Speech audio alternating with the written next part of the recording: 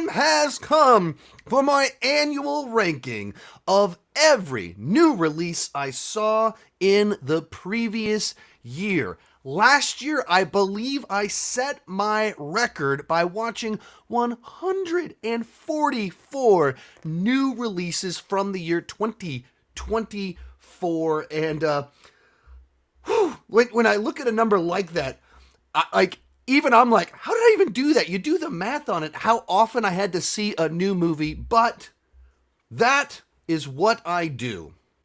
Because that's what heroes do.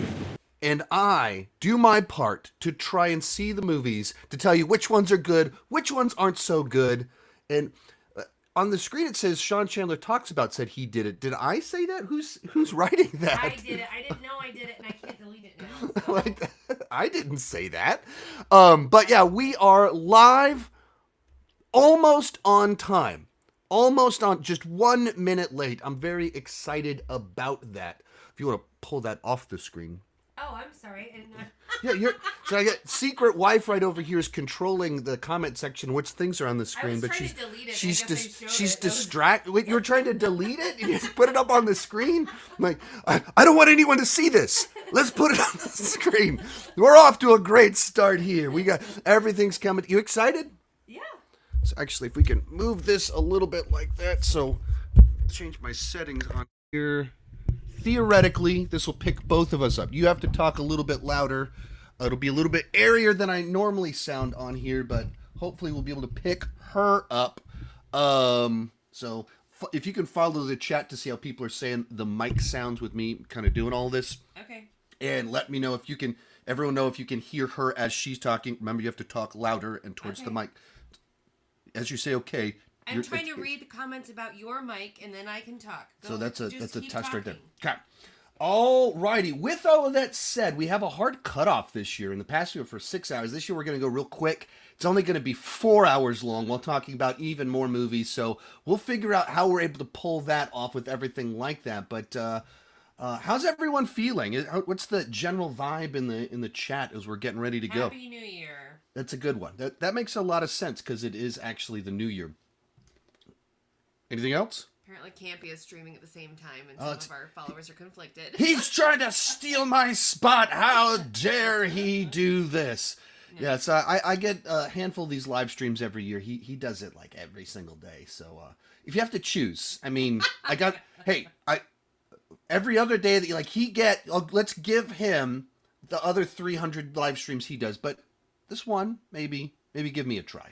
Or if that'll get me in trouble with him. I don't want to get in trouble with him. Love it if you had me on the show next week when I'm in LA. Anyway, let's go ahead and get started. Coming in last place at number 144.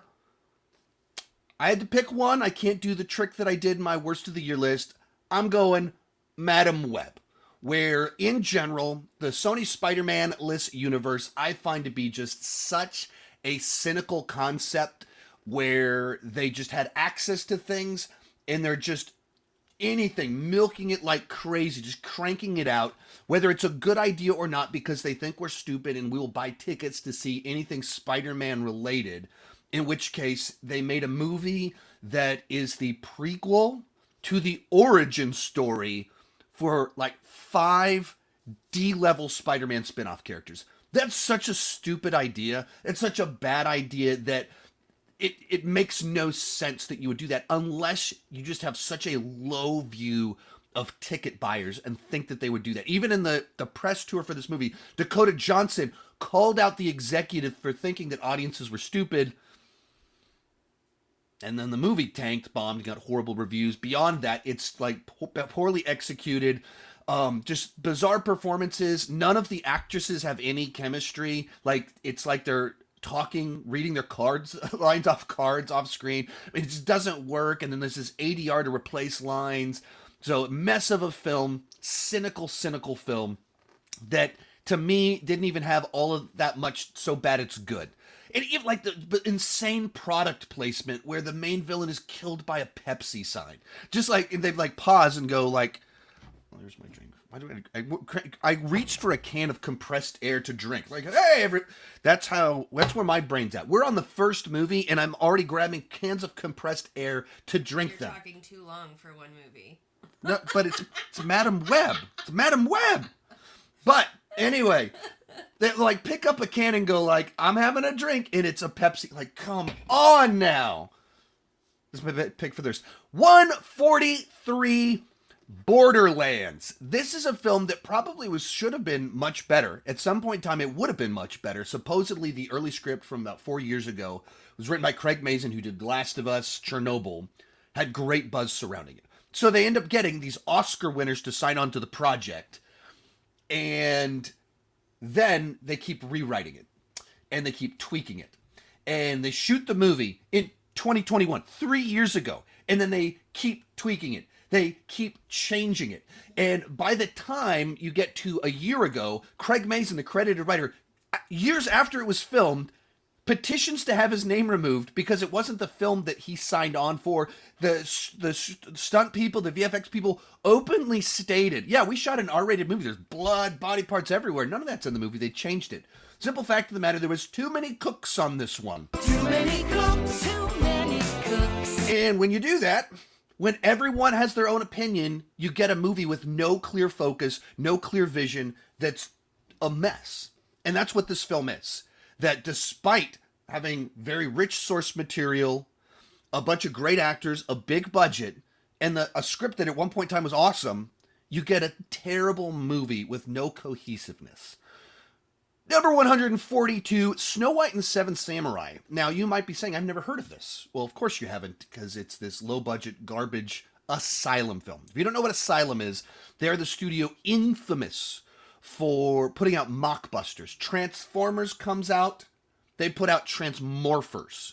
Like that sort of thing. They try and trick people. Or if a movie comes out that's the source material is in public domain, they'll put out their own version of that movie that's this horrible. Or like they've got their movies that look like the Cars films that have that that Pixar Cars vibe to the Cars. Like I said, Cars too many times there because the Cars stars Cars and they have their own Cars in the spin-off, rip-off thing of Cars. But just trying to exploit people's foolishness. This time they came up with a good title, thought maybe there's something there. No, there was not. It's just dreadful. The action, the plot, the acting, there's nothing of value here. It's not worth watching for so bad it's good. It's just incompetent filmmaking with a really, really fun title that they utterly wasted. Number 141, Rebel Moon Part 2. This is the Zack Snyder version of Star Wars. I actually really like Zack Snyder. I went into these movies very hopeful because I think that he's a director that actually has a flavor, a vision, a style in an era where so many movies, when we're in like the 80s, 90s, 100s on this list, these mediocre studio products, they're entirely watchable, but they have no flavor. They have no distinct vision. Zack Snyder has this distinct vision. But even directors with a great vision that can put out great movies can put out bad movies. Sometimes people drop stinkers. And in this case, Snyder dropped a stinker with the Rebel Moon movies. They're just not good scripts. He's got great visuals, and he's a bad writer. And despite the fact that he's had this idea in his head for like 30 years, it's not good. And it's so derivative of Star Wars, of Magnificent Seven, Battle Beyond the Stars, Seven Samurai. It's so derivative. It's just beat by beat with stock characters with nothing interesting about them. And so part 2, I thought it was a little better because it's all action. It's like an hour straight of action in this one. So like mildly more entertaining. But it's also like an hour straight of people like walking through wheat fields and stuff. So just like, what? Why? Zach, why? Why can't you bring in outside writers? Not your buddy that tells you what you want to hear, but someone else to take your ideas, the thing that you're excited about, and make a good script out of it. And then do your visual polish on it. But even visually, like this one felt like a caricature of Zack Snyder's work. Number 140 on here, and then if you can give me an update on the audio and everything like that. A Family Affair. This is a Netflix original film starring Zac Efron. Nicole Kidman and that girl that's in a lot of Netflix films. It's the kind of movie where you just go like, why did any of you sign up for this? Like Zac Efron did The Iron Claw a few months before this, where he should have gotten a Best Actor nomination. It should have got like fantastic film. And then he does streaming slop. There's nothing here that's interesting. There's nothing here that's new, captivating, anything like that. It's 100% streaming content. No art, just content to fill it out, where you create this generic script and then you put movie stars in it. And so then people like us go, oh, Zac Efron, oh, Nicole Kidman, I'm going to click on that. And you get a family affair. Yikes. All right, what are they saying about the audio? It's good. All right, they can hear you. I mean, I haven't talked a lot. That's why I wanted you to talk earlier. Okay. I know. They said that I was harder to hear than last time, but they could hear me. But I also have a stuffy nose. Just talk louder. Okay. Talk toward. There you go. All right, number 139. Once we finish the 130s, then we'll pause. We'll tackle a few questions. We'll get a few of your picks for the worst of the year, that sort of thing. So be on the lookout for people's picks for the worst of the year, which ones they felt I should have added, which ones they're furious that I included in here. Number 139, The Killer. This one, like, legitimately was disheartening to me. So The Killer from 1989 is a classic action film from John Woo that was groundbreaking and like the most dynamic shootouts that had ever been seen. And to this day are some of the most dynamic shootouts that have ever been captured. It's the style that the Wachowskis copied for The Matrix that became very popular in the US. Even like some of the stuff that Zack Snyder does with the slow-mo and how dynamic it is traces back to what John Woo was doing with his heroic bloodshed films from the 1980s and early 90s with Chow Yun-fat.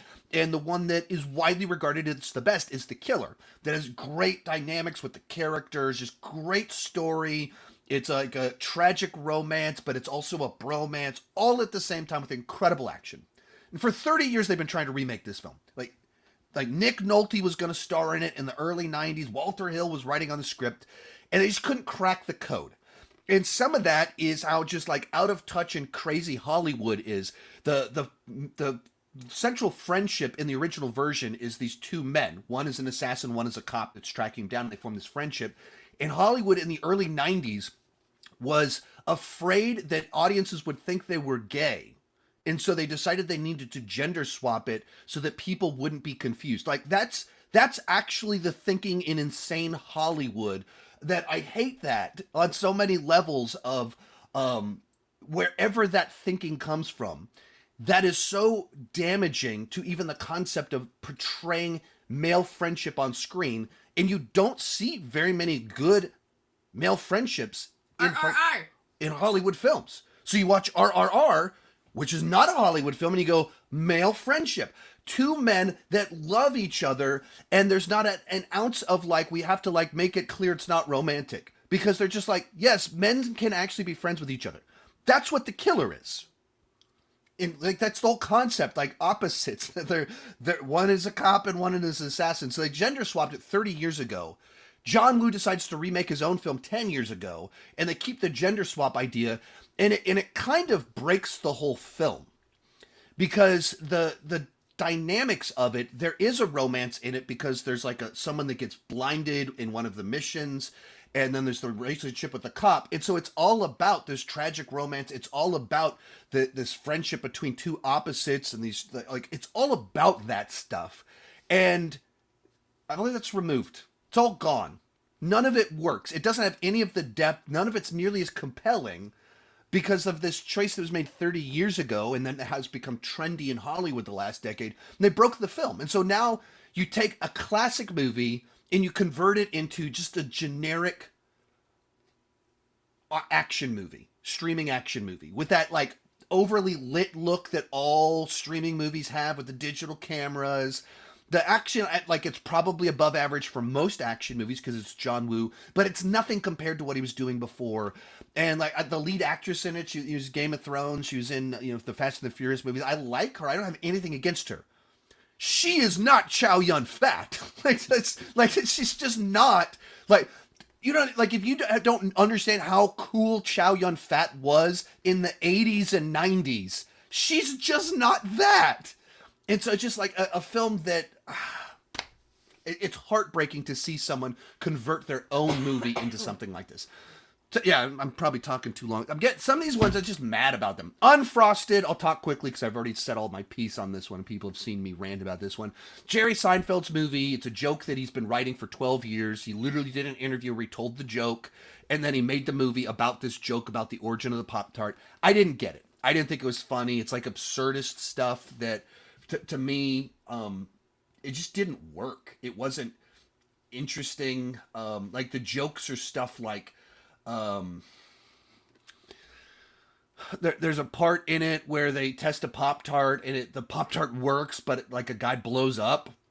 It's the sort of thing of like, just like random chaos, weird stuff happening that I just didn't think it was funny. And I like Jerry Seinfeld's comedy. Like his stand-up or his other stuff is so like clever and witty. And this was just like base level wacky humor. There was like observational humor for people that were born in the 1950s. So who's this movie for? Like I just didn't get it. Imaginary. This every year Blumhouse will put out a couple of great movies and then like 20 terrible movies. And I kind of dig that. I like the fact that they take chances and they tell original stories, but a bad movie's a bad movie. And I didn't see some of the other awful films they put out. So the one I did see, Imaginary, is the one that comes in near the bottom of this list. And this should have been an easy win. You just do Child's Play with an imaginary friend. It's like takes a familiar concept and does a spin on it that is different. And imaginary friends, the kills would be different. The nature of people not believing would be different. So there's all sorts of imagination you can have with that. This movie has none of that. It goes in a kind of a weird direction in the third act that could have been interesting, but it felt like it belonged on a different movie than this movie. So I just didn't think it worked all that well. Do people want to chime in, or are you just reading your phone? Mousetrap. People, that's one of their picks. Uh-huh. So I kind of wanted to see it for obvious reasons. Sometimes it's fun to watch terrible movies because they just give you great material to just roast a movie. But this year, I'd already seen 144 movies. I already had enough movies that I was like, I'm very comfortable roasting these films, and I'm going too long roasting these films, so I skipped out. But we'll come back to those in just a little bit. But I skipped out on that one. Number 134, Mean Girls. I think the original Mean Girls is like a really good high school comedy with commentary that is fairly universal, that has stood the test of time. We watched it with our 10-year-old earlier this year, and she dug it and like became obsessed with Lindsay Lohan this year, which is kind of fun. Just when you have those actresses, those child actors that really do, you realize there was something magic there. They had that spark, that magnetism that has stood the test of time. But this, it felt so pointless to me. It's an adaptation. It's not really a remake of the movie. It's an adaptation of the musical that is an adaptation of the film. The problem is, in the last 20 years, so much has changed with high school politics, high school dynamics. The nature of bullying in high school now is different than it was 20 years ago because of social media and these little doodads that's in everybody's pocket, that the movie, it just felt out of touch. And so there's songs thrown into it. I'm not super into musicals, so that didn't like help my experience. So that did nothing to add anything. All the times it does the big moments, like it pauses to be like, get in, losers, whatever the line is. It pauses and zooms in on the face, and you're like, you're doing the line. It ruins it when you do that. You're just repeating it. You're doing a bad cover of it. Like, you're covering your own movie poorly. And then the big problem, the previous film starred Lindsay Lohan, like a one-in-a-generation child actress that just cut through, had that magnetism, in Rachel McAdams, an actress who's been a movie star since Mean Girls came out, so really great. And that's not who stars it. Like, you just don't have replacements for them in this film, so it just feels like a cheap bar cover of your favorite movie without anything added to it. 133, My Spy, The Eternal City. I'll just fly through this one. I don't know why we made a sequel to this movie, and I don't know who this movie was for. Like, it starts off with like this very Nickelodeon, Disney Channel movie, goofy action sequence, which is fine. And then the movie's filled with actual raunchy jokes. We're watching it with our kids, and I was like, what? Like, they're like, these are actual raunchy jokes. Who's this movie for? It's so childish. The previous movie was about a little girl, but now she's in high school, so it's like they aged it up. I didn't think it worked. Despicable Me 4 at number 132. I just feel they've lost the plot. Superficially, sure, it's entertaining enough. Sure, superficially, if you had fun with it, I get it, I guess. But the whole concept of a villain as the protagonist and raises these girls, it's just gone now. And he's not really a villain anymore and hasn't been for a long time. And there's always heists and there's a million subplots. It's just all about these little bits. It's like it's designed for the TikTok generation. And so there's just all these little segments where they go to a martial arts school and they're rescuing something over here. And there's a little bit in the kitchen over there. But there's nothing cohesive about any of it. It's just a bunch of setups for bits bookended by a plot with a villain that I did not care about. Number 131, Kraven the Hunter. Now, this was a bad movie, but at least it was a fun time in the theater. This is some of the most fun I had in the theater. I wish that like Jennifer could have gone with me or someone else that I could like have shared that moment from my household with. I sat next to some of my YouTube friends on there, Jones Vibes Reviews, check out his channel, see a lot of movies with him. I was sitting next to him and Robert from the Cinefanatics, a bunch of people that like go to film festivals and stuff. We were sitting there, and so we got like, as my little community, got a great memory out of it. If you know the YouTube channel Double Toasted, they're from Austin too. They're at the same theater as me, and so Corey and Martin were in the row in front of me. Julian was the row behind me. They told if you want to know about like the most fun Austin critic screening this year, it was Kraven. They told the story about the insanity that took place in the theaters. We all started laughing at the theater. Go check that out over on Double Toasted. But movie itself is just terrible. It once again is a bad idea for a movie from this very cynical studio that is taking advantage of us. Kraven is a villain, and a fun villain. And I think I saw in a Jeremy Johns, maybe in his video, he said like, why don't they just have Kraven hunting Venom? If we're doing a shared universe, have Kraven hunt Venom. If you don't want to do Spider-Man, like I think he proposed that. Someone else said that's not my idea, but like there's so many things you could have done here that make it a cohesive shared universe that would be interesting. No, we didn't do that. This is like borrowing the templates from the comic book movies of 20 years ago, but just once again, just overcooking the entire thing. This was supposed to come out a year ago. They spent a year re-editing it, reshooting it, ADRing it. If you don't know what ADR, it's automated dialogue replacement. So in the movie, where if lines of dialogue are muffled or if line's not good, you replace it afterwards. And every movie does that. But the bad version is something's wrong with the movie. So we're cutting scenes, we're reworking scenes. So you do ADR in order to fill in gaps in the plot and make things make sense. So you have shots where you're seeing the back of someone's head while they're talking and their head's bobbing a little bit, but they're saying something totally different from what was said on set. And they say that to like patch together scenes that are deleted, reworking the movie, stuff like that. This movie's filled with that. And it's still filled with some of the worst lines of dialogue I've ever seen in a movie and the worst performances. The lead actress in this won an Oscar for West Side Story. She was like, had her statue in hand and then got in a plane to go out and fly this movie and gives an abysmal performance. I don't know how that happens. I saw her at Fantastic Fest. She opened another movie we'll talk about here, House of Spoils. She's really fun. She was so fun during the Q&A, so charismatic and lively. I don't know how they sucked the life out of her as a person that's very fun and her as an Oscar winner to give the performances and the line reads she gives in this movie. But she literally says in the movie, afterwards, my grandmother died. I have not seen her since. The delivery's horrible. The line itself, insanely stupid. And this is after they cut the movie and reshot it and ADR'd it. That made the cut. They're like, that was still good. That's one of the better things we captured.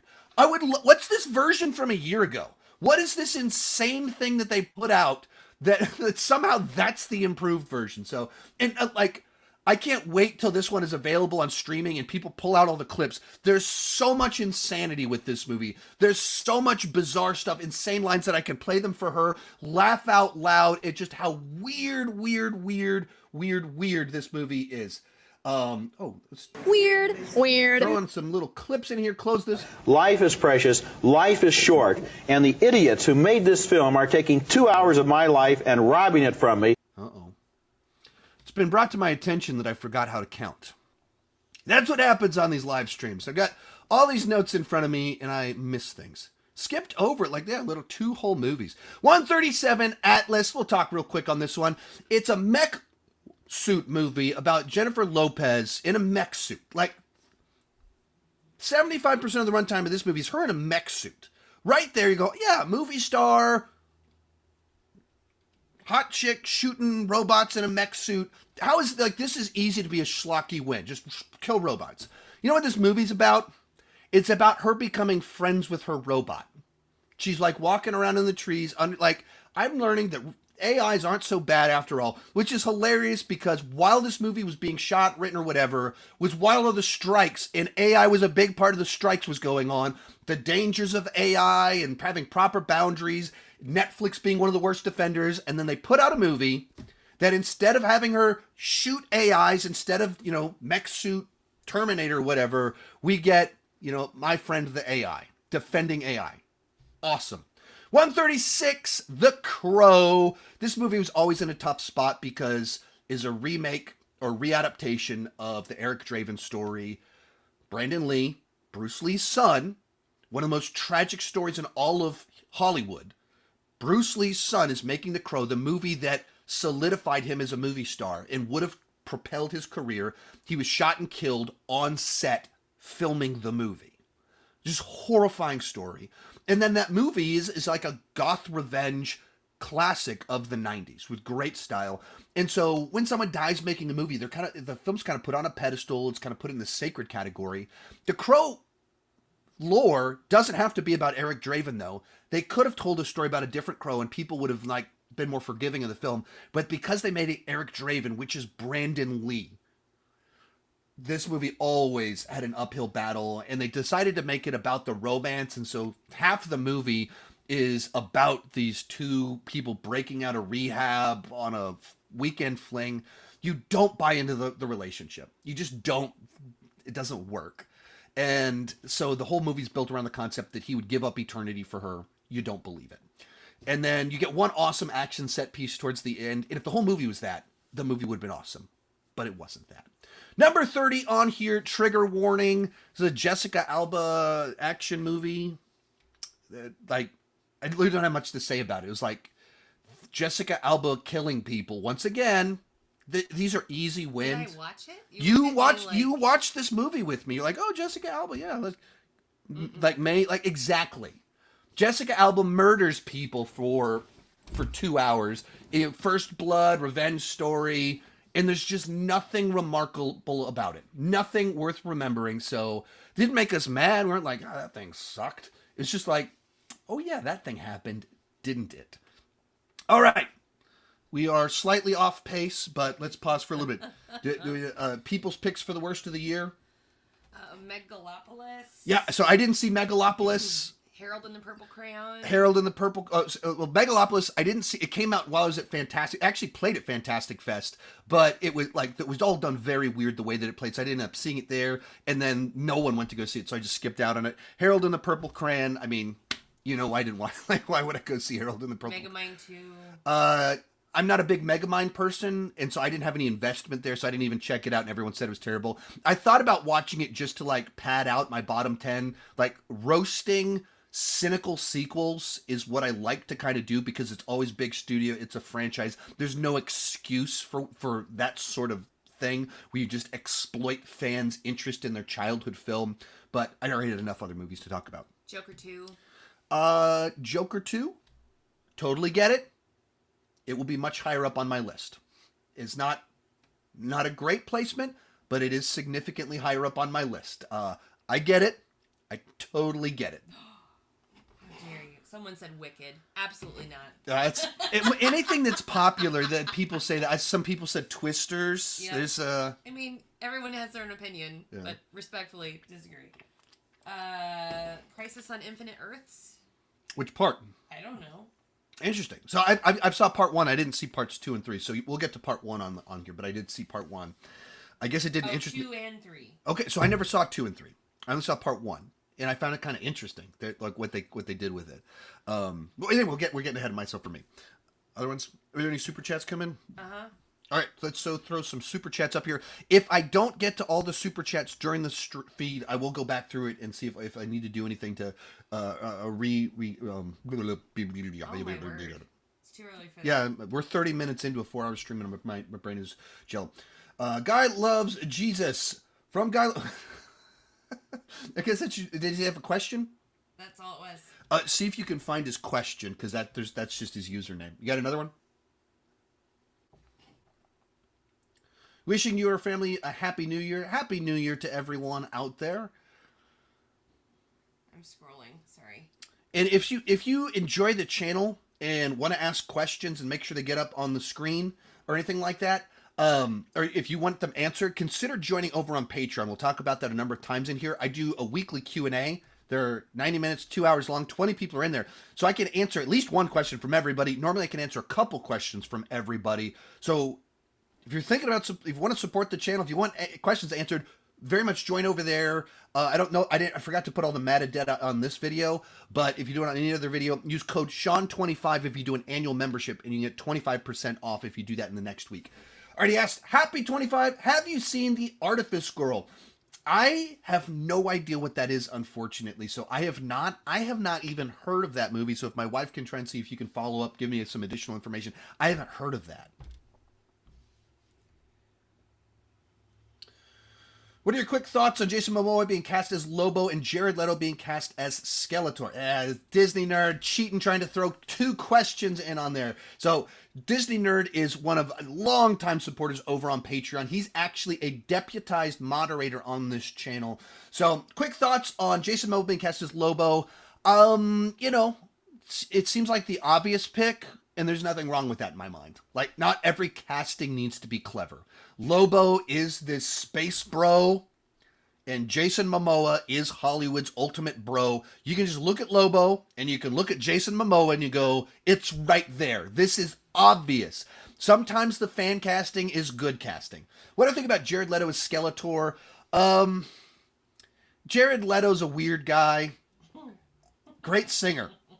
30 Seconds to Mars. Dig his band. Probably an actual vampire. He is an Oscar-winning actor. Sometimes his antics, sometimes his choices have stepped on toes. But like in Morbius, he was not the problem with Morbius. I got no problems with Jared Leto. If Jared Leto wants to do Skeletor, sure. I'm way more okay with that than the guy they got for He-Man. Dug him an Idea of You. We've watched the Idea of You. By we, I mean she's watched Idea of You, what is that, 7,000 times this year. So I've seen that guy a lot kissing Anne Hathaway. I don't understand him as He-Man. Jared Leto as Skeletor? Sure, whatever, cool. Jason Momoa as Lobo? Obvious casting, nothing wrong with being obvious. But that Nick as He-Man? That guy is 100 pounds too light and not tall enough to be He-Man. You got anything else for me? Mm-hmm. Uh-oh. Borderlands is Kobe, another supporter over on Patreon. There's all these different tiers, and where do video chats. I've talked with Kobe many times over video chat. I've actually gone to go see movies with him. So fun times, all that stuff to consider about joining over on Patreon, where I can actually get to know people a little bit better. So thanks for the super chat. Look forward to talking movies with you in 2024. Really wish you were here with Super Chat. Thank you so much. Breathe is my worst film of 2024. It's the most nothing boring lifeless experience I've had watching a movie. Do not watch. I have no idea what that movie is. I don't think I've even heard of that film. If you want to throw in at least 2 non-Super Chat ones, and then we will move forward. Okay. And if, like, on Super Chats, if I miss any, I'll try and do a follow-up video, because there might be a ton of them that come in as always, like I said, if you join over on Patreon, if you want to ask questions, if you're like, Sean doesn't answer my questions, right now there's 683 comments. like we couldn't even read all of those in this feed. So join over on Patreon, and you can I go through every single comment, every question in order. The way that this is working, I can't put it up right now. So But you can pull this one down. Sorry. But are we gonna watch more Indian films in 2025? Yeah, so I fully meant to go see and review an Indian film every single month this year, and we utterly failed at that. Some of that is that they kind of had a bit of a dry spell in the spring, and then I got busy, so just got out of the cycle of it. Some of it is it's tough to I don't know which ones people are really excited for. I don't have a broad enough knowledge. And so I'll just have people messaging me two competing thoughts, and then there'll be people that really want me to watch kind of more obscure things and kind of dig deeper, and there's other people that are just pushing me the most mainstream stuff. It's tough for me to sort through the information I'm getting. I think both of us would very much like that to be a monthly thing. And I would love for that to be a monthly thing. The more that you guys can do to help me know in advance what I should be looking for, who the big stars are. Ram Charan. And he's got a new movie coming out. know. He's got a movie coming out That's too. what So I said in we my should probably put that. I made a note at some point down, but yes. Final one. Sorry. My bad. Oh, you should be He-Man. Like you, Sean Chandler, should be cast as He-Man. Someone said. Oh, not a terrible idea. If I hit the gym, talk to Alan Richardson, and get I'm only 20 pounds behind him, so just 20 pounds of raw muscle. Put that on in 6 weeks, as one does, and I'm He-Man ready to go. I am so on board for these great ideas. All right, number 129 on here, VHS Beyond. Simple fact of the matter for me. It's probably an understatement. I would call this the barf bag movie of July. Simply put, these movies make me sick. I physically cannot watch them. There's some clever segments that I found interesting, but I as a reviewer, I don't detach myself from my own experience watching the film. This was the most unwatchable film I watched this year. I literally, that Jones vibes I mentioned before that I saw Craven with, I was sitting next to him at Fantastic Fest watching this movie, and I was watching it like this. By the second segment, I was doing this because I was just getting nauseous. These are the only movies that do that to me, are the VHS films. And some of, whether it's the shaky cam, the low res, the crackle, the way that they're cut, they make me sick. So there's a couple really interesting bits, but otherwise just, it literally made me sick, so I have to put it very low on my list. If that's not your experience, don't be mad at me that I have it really low. I just have to give my honest take, and that's for people that are made sick by these films. They need to know this one will make you sick too. 128 Blackout. I no joy in roast. I don't want to roast this film at all. It's a micro budget indie film that I saw at the Outlook Film Festival, and I just didn't like it. It's a werewolf movie that I found to be very repetitious in the first half about this guy coming back after disappearing as he started to turn into the werewolf, and just keeps having the same conversation. And then as it moves into the back half, I just thought it was just so improbable. Everyone made bad choices so the plot could move forward. So I just didn't think it was very good. No joy there. Didn't think it was very good. 127, I'm sorry, Jennifer, Damsel. Jennifer, why do they keep making these Millie Bobby Brown weird streaming movies? Because Jennifer watches them on loop. So she's seen the movie. What was this one? You've only seen 6,000 times? Is this movie? 100 times. 100 times. So it in a sense it's fine because it's professionally produced, and Millie Bobby Brown is obviously has a screen presence, and there's dragons in it. But if you're going to do a movie like this, I don't think the script was very good. I don't think the story was compelling enough given what we're doing. So sad. Yeah, I mean, I don't know. Just I've hesitated to show Chloe because of that. I don't know if she'll like and it. she 'cause it's she that showed close. it to Chloe, and Chloe's been in a deep depression ever That's since not- we I showed. haven't shown Why it. would I just said why I would did the not girl show it. from Stranger Things be in such a film? That's how Chloe talks now. One. She's like an English orphan. Yeah. What was that? Yeah, right. I'm great with impressions. 126, The Union. This is another one of these just so forgettable streaming movies. It was fine. I wasn't offended by it. You remember this one? I'm sorry, what? The Union.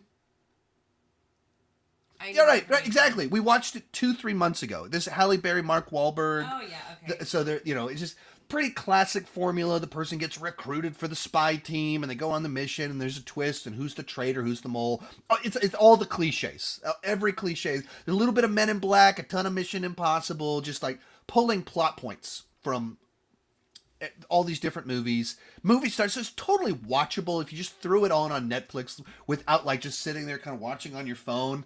It's fine. But if you're making a spy movie with Halle Berry and Mark Wahlberg, your movie should be a lot better than fine. And like all the supporting cast is great too. So it's that stuff. Just totally lifeless movies that irritate me. Venom: The Last Dance, number 125. This was just a real disappointment. I wasn't crazy about the first Venom when it first came out, but it grew on me because she actually liked it, which surprised me. And then Liam loves Venom. So I actually really dug part 2, which a lot of people don't like that one, but I actually really dug that one. So I was very excited for this one. The trailers made it seem like it would have a big emotional payoff. So much there I was like, oh, this could be really cool. And then the movie itself has a cool third act. But the first 2 acts, it's just generic road trip stuff. Where you think, what's the unique value that this movie can offer? What can we do that other movies can't do? And the third act has that. The first 2 acts are a road trip movie that offer goofy antics that you can see in any other movie, where they're like riding in the car with the hippies. That feels like something other movies have done, and like bantering. Do you like sing-alongs? Do you like sing? Like just that sort of stuff that I just thought it wasted so much of its runtime. And therefore, when we got to the third act, in the big ends of everything, it didn't feel earned or deserved. 124, Garfield. Now, I grew up on Garfield and Friends. Like that was a big part of my childhood. I can't say like Garfield's not like one of my favorites or anything like that. So I wasn't superly emotionally invested in this or anything like that. I just thought it was such a waste of Garfield that instead of, once again, what makes Garfield unique? Fat cat, lasagna, little antics and adventures. He just wants to stay at home, pick on Odie and John, all that stuff. What's this movie about? It's like a ripoff of Mission Impossible, except Garfield has daddy issues. What does it have anything to do with Garfield? That's the stuff that frequently annoys me with certain movies. And that's kind of the case with this film. 123, Dog Man. This is a secret screening at Fantastic Fest. I actually saw it in 2023, but it came out this year. It's the new film from Luc Besson. And they said, we're showing Dog Man. My kids read the Dog Man books, which is something totally different. And a movie comes out for that at the end of this month. So when they said they were doing Dog Man, I was like, the Pilkey books? Like, what are you talking about? And they're like, no, it's a new Luc Besson film. And Luc Besson's kind of been #MeToo'd. He's not on good terms with Hollywood. So like, as soon as they announced it, people were like walking out of the theater immediately. And then we watched it, and it's this very strange movie about like a drag queen performer that was raised with dogs that's also kind of a crime boss. And the story's told essentially with the Forrest Gump storytelling mechanism. So make of that what you will. If you hear that and you go, that's so weird and random, I would love to see that, you'll probably really appreciate this very weird and random film. As someone that went in without any proper expectations, anything, I was like, what is this? And afterwards, it got even funnier because they did a Q&A with Luc Besson, who was like standing in the middle of the street in, I guess, Paris, trying to do this Q&A, and the tech wasn't working, so we could see him, but we couldn't hear him, and he couldn't hear us, and so he was just doing this for 5 minutes straight with some famous statue from Paris in the background, and we're just laughing about this weird movie we just saw. It was fascinating, weird stuff. 122, Little Bites. This is a little film. I saw it at Fantastic Fest. It was directed by Spider-One. That is the lead singer of Powerman 5000, the band, and he's also Rob Zombie's brother. And it's a vampire story that's kind of like a metaphor for addiction and toxic relationships. I just thought it was boring, and I didn't think the metaphor worked. It was just like, there's just too many gaps in it that I was like, I I think I see what you're going for, but this just doesn't work for me. And it's like, even the title, Little Bites, is about the little bites that this vampire that's in this person's basement are taking out of them. It's their secret that's sucking the life out of them, but they can't stop. Very obvious what they're kind of going for. You're pretty on the nose. And I just didn't think it came together all that well. 121, In a Violent Nature. This is a... essentially, it's if you did a Friday the 13th movie from the perspective of Jason. That's what it is. Like, it's overtly that. It's its own lore, it's its own character, Johnny, that has his own look, but he's in the woods and hunts down campers, and it's a slasher. So it's like you're following him around, which is an interesting concept. But as soon as you play it out, like, what does Jason do when he's not killing people? He sits in the woods and he walks around in the woods. So watching that for 90 minutes, you can see the problem here.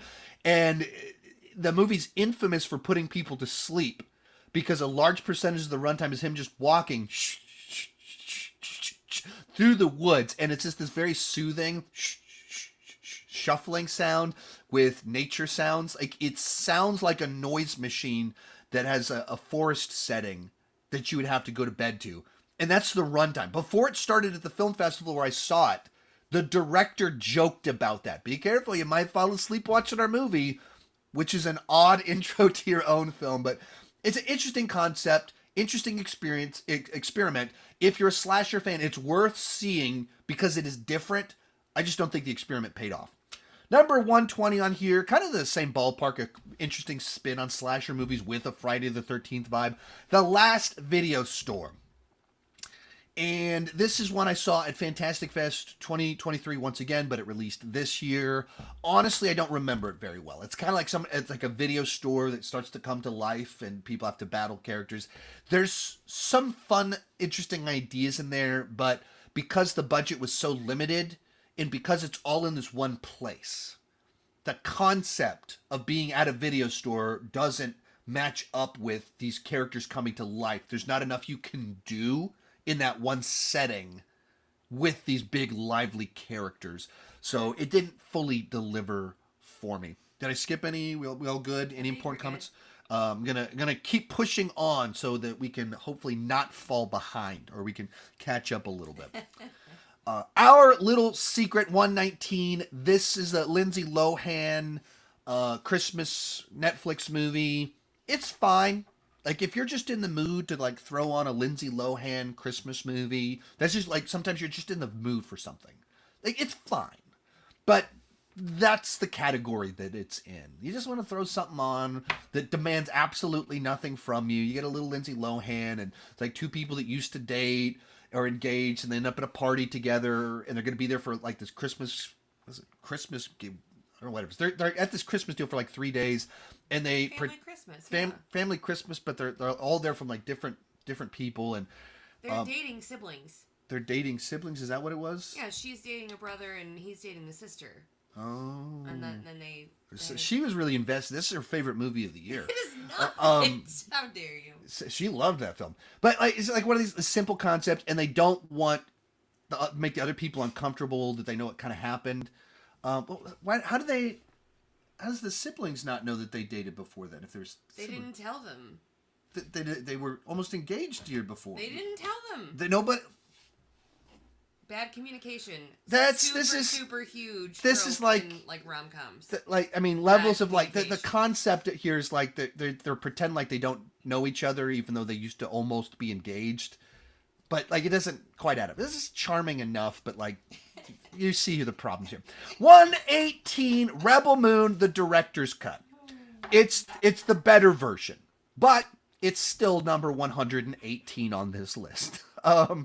Where I just feel like the whole thing was ill-conceived. That the idea of doing the two cuts felt like Netflix trying to manufacture, release the Snyder Cut, trying to manufacture that where it didn't fit.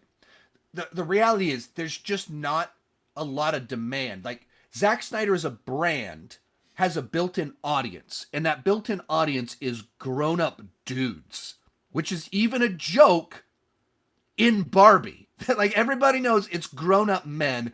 It's not 13-year-old boys. 13-year-old boys are not like, man, I want to see the PG-13 version of Rebel Moon.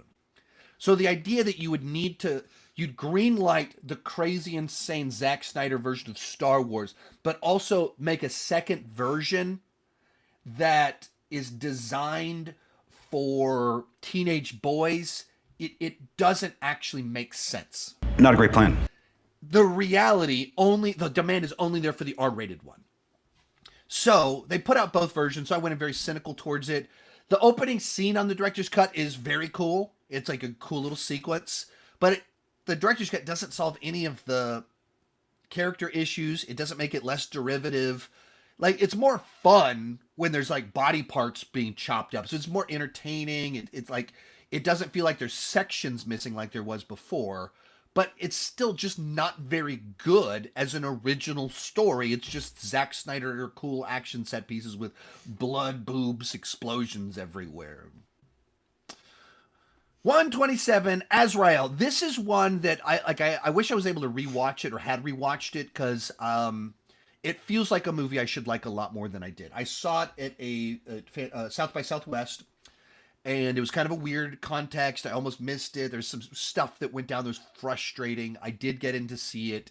I didn't really know a lot about it. Essentially, it's like a post-apocalyptic movie where there's these things called the Burnt. They're kind of zombies sort of deals. It's it's after the rapture, so it's kind of biblical. And people have like cut out their voice boxes so they can't talk. So it's basically a silent film. But and Samara Weaving's trying to survive. There's a lot there that seems like something I should enjoy.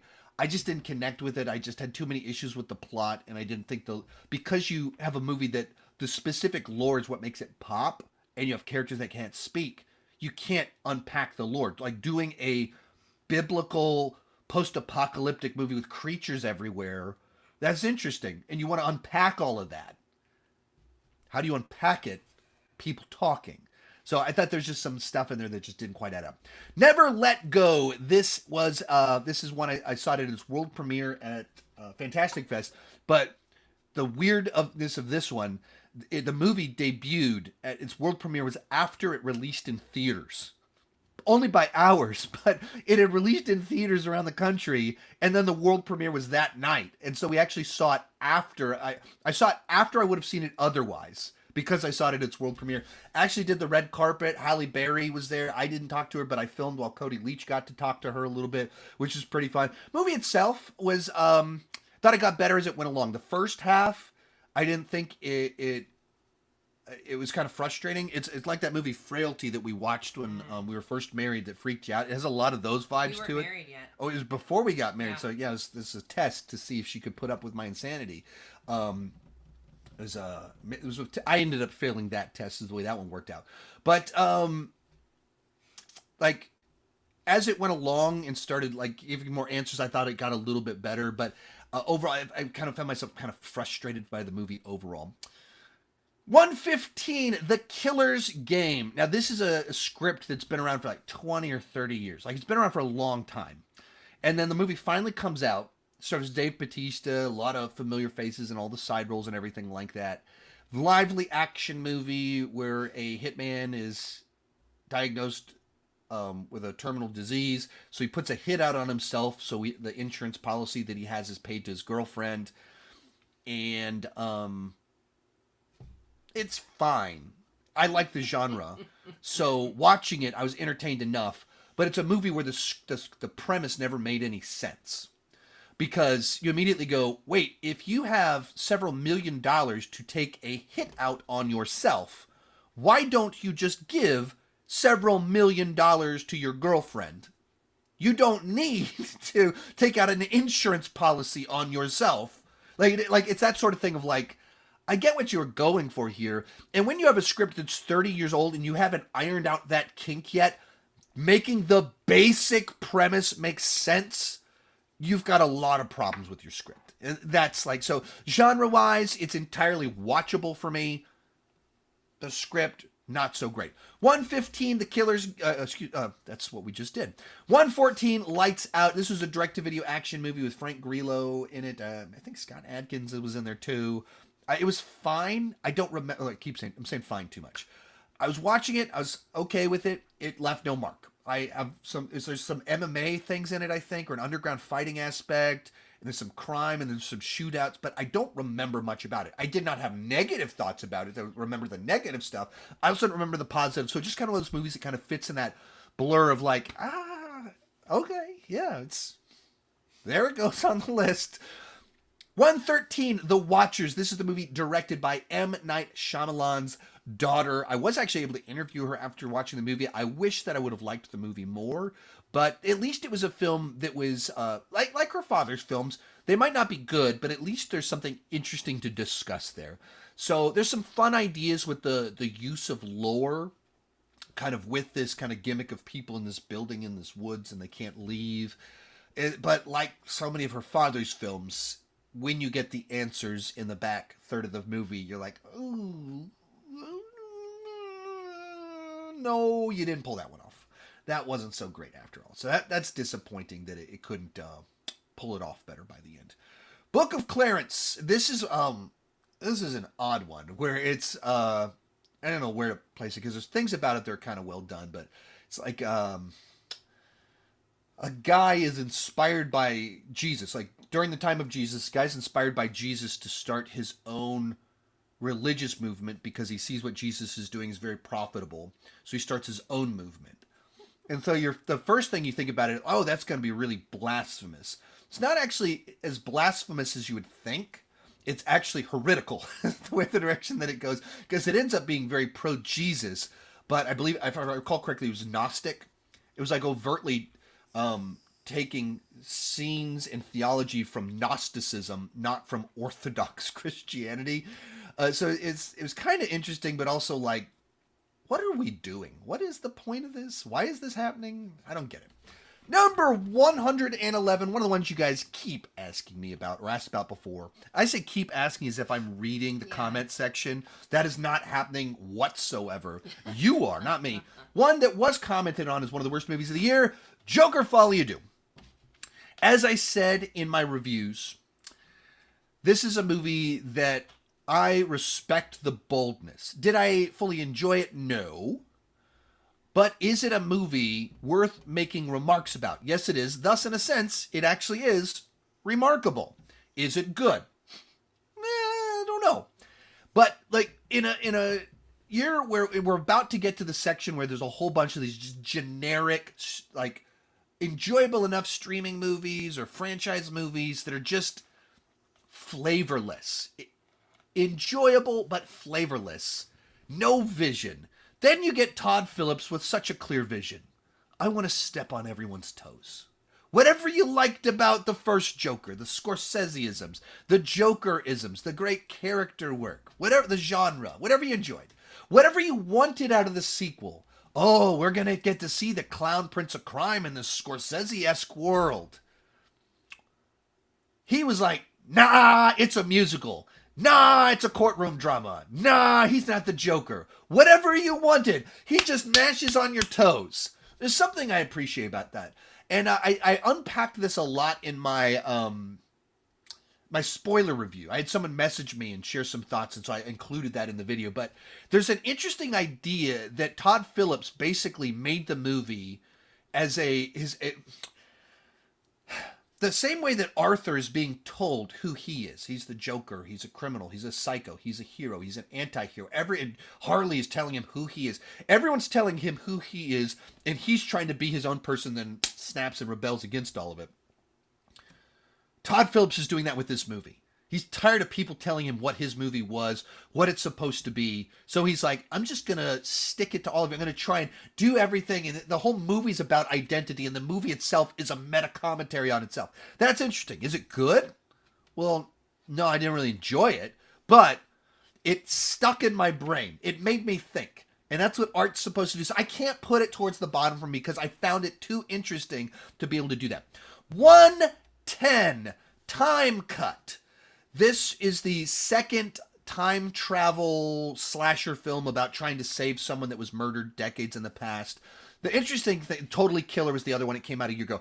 Interesting thing about it, this one was shot first, sat on a shelf.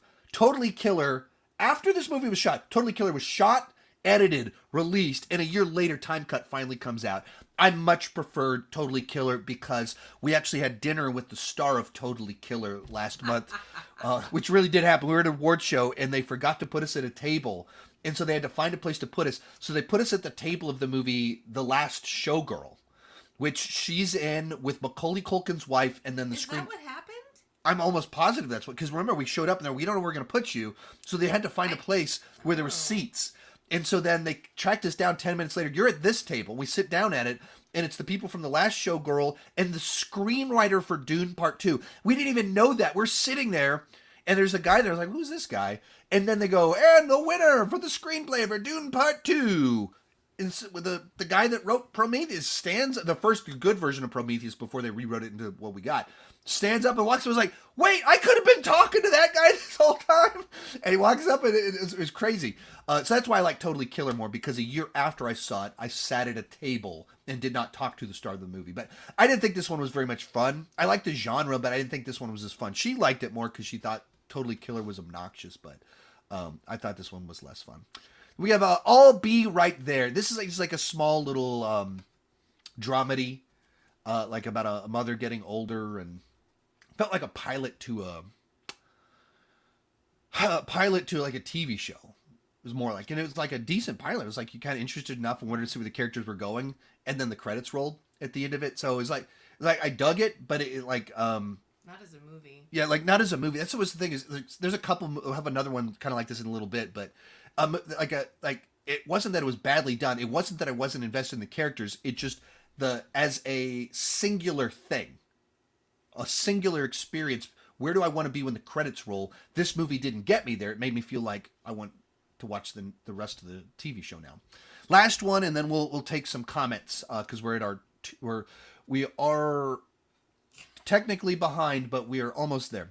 108, The Last Kumite. Now, this is a small budget film. It was actually crowdfunded, and it's essentially designed to be a niche film for people like myself that grew up walking the aisles of Blockbuster and Hollywood Video, in particular the martial arts section. Which that was, what was I doing in 1999? What was I doing in 2002? I was at Hollywood Video, walking the aisles trying to pick which obscure martial arts movie I was gonna check out.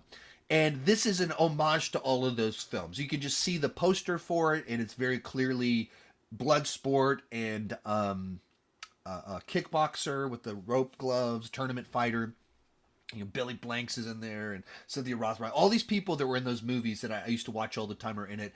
And a fun thing, a YouTuber that I watch pretty frequently and friends with on YouTube, Viking Samurai, that he loves Van Damme movies and Seagal, all those movies I grew up watching, like he covers those. And so like I watch his stuff, and he's a martial artist, and like he can do the Van Damme split kick, like he's in tremendous shape. He's in this movie, and he does the Van Damme split kick in this movie.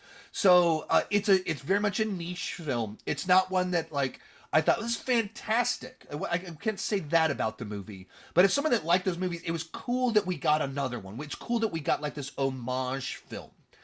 Like what I said about the Mean Girls movie as a negative, I'll say as a positive here.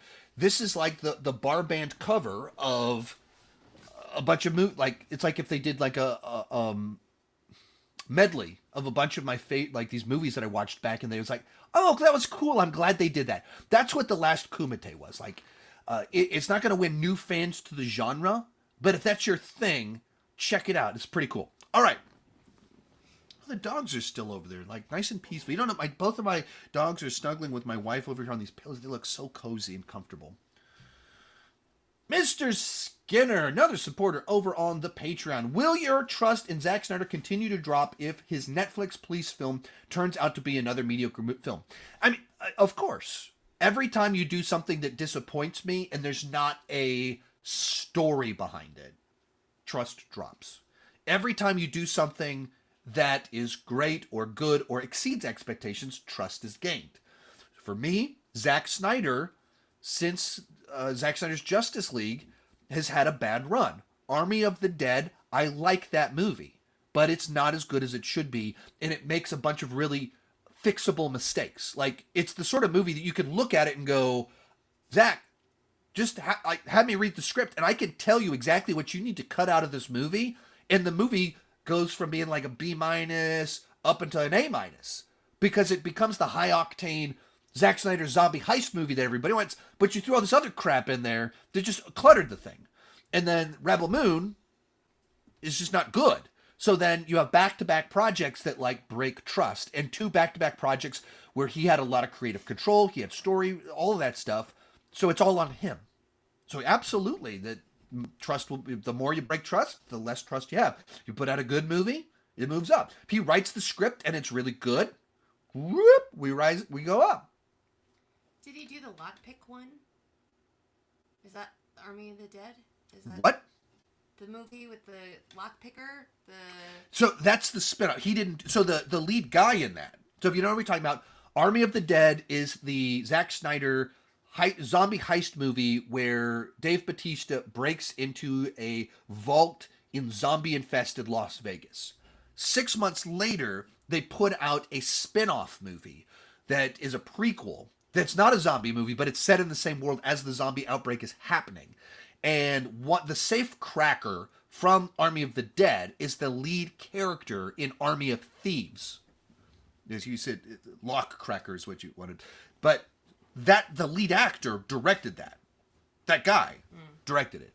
So I think that's a movie that pops less. Like, it doesn't cut through. Zombie heist movie cuts through. Dave Bautista killing zombies cuts through. Army of Thieves doesn't do that, but it's an overall better movie. Or it's a movie that you go in with less expectations and then therefore it meets them better than Army of the Dead. We got a super chat. Thank you so much. Howdy, Sean. Hope you and your family are doing great. Do you plan to do more animation studio film rankings like Leica, Sony Animation, in Image Movers? Also, what are your thoughts on the film Mud? I've never seen the movie Mud, so I can't comment on Is that the Matthew McConaughey one? Yeah. Unfortunately, I can't comment on that one. I mean, I'm always looking to do, like, what is the ranking I haven't done yet? The question is, do people think of things in this category? I don't think Sony Animation and people think about it like that. I don't think they think of it as a brand. Leica, they absolutely do. I had a guy come to in Portland. I'm blanking on his name. We communicate a lot on Facebook, but he came and we talked about Leica. He gave me the movies. I have them. I have a full plan when their next movie comes out. It might be this year to do a Leica ranking. Like it's absolutely on the table. It's everything. It's planned. Because Leica has a built-in audience that love the thing that they deliver. I don't know how big the audience is for a Leica ranking, but I know the people that love Leica, that's something that they would be very excited about. And there's not a ton of movies there. Sony Animation, I just don't think people think about it that way. I don't remember which one Image Movers is, so that might be a blind spot for me. But absolutely, like, I'm always looking for those. So Leica, of those ones, Leica's the one that I have told someone I'm going to do it. And I told them that, like, it's now 2 years ago. I was in Portland. It was almost 2 years ago. Wow. Time flies by.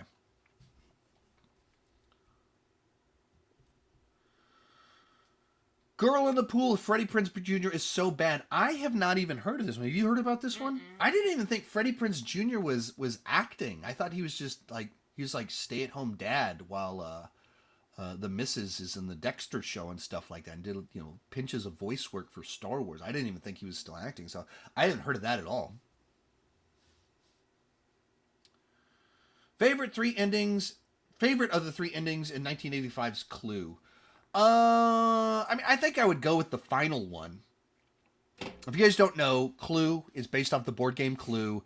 Fantastic whodunit comedy. That, like, and the cast is fantastic, both in their performances, but also like just how like the people that are in this movie. It's just so I grew up watching it, and then Clue is the board game my family plays the most, and so we've watched it as a family, I don't know, like 5 times over the last couple of years. So we watch Clue pretty regularly in our household. We play Clue, and it was when it first came out, when you went to the theater, you could get one of 3 different endings for the movie. And when you watch it on home video, they just do the 3 in a row. But back in the day, to try and trick you to go see the movie multiple times, you just got one ending and you come back and try and watch a different one. It's kind of fun, kind of a terrible idea. It's hilarious. Yeah, it's hilarious, but it like if I rewatched the movie and I got the same ending, I'd be mad. Like if they like see ending 1, ending 2, ending 3, and you know which one, like I'm good game. But if you don't know and you're doing grab bag, not cool. What's my favorite? I think I would go with the final one they at the end of it, because it pulls it kind of pulls it all together. I mean, I guess it's kind of the Agatha Christie thing of everyone was involved, but that's the one that I would go for on there. It doesn't matter. I see little things on here, and I was going to tell you to move that pillow, but I can also see your legs in the computer, so it doesn't matter. Yeah. So normally when there's not a person there, I'm like, oh, I can see the pillow. I gotta. Oh, I nitpick this thing, You can but see my computer so, and my phone if you want me here. yeah, and That's like part of people it. have been commenting in the chat. They're watching what you're seeing on your phone. I'm watching you on my phone. Oh, So well, my bit didn't work then. nope.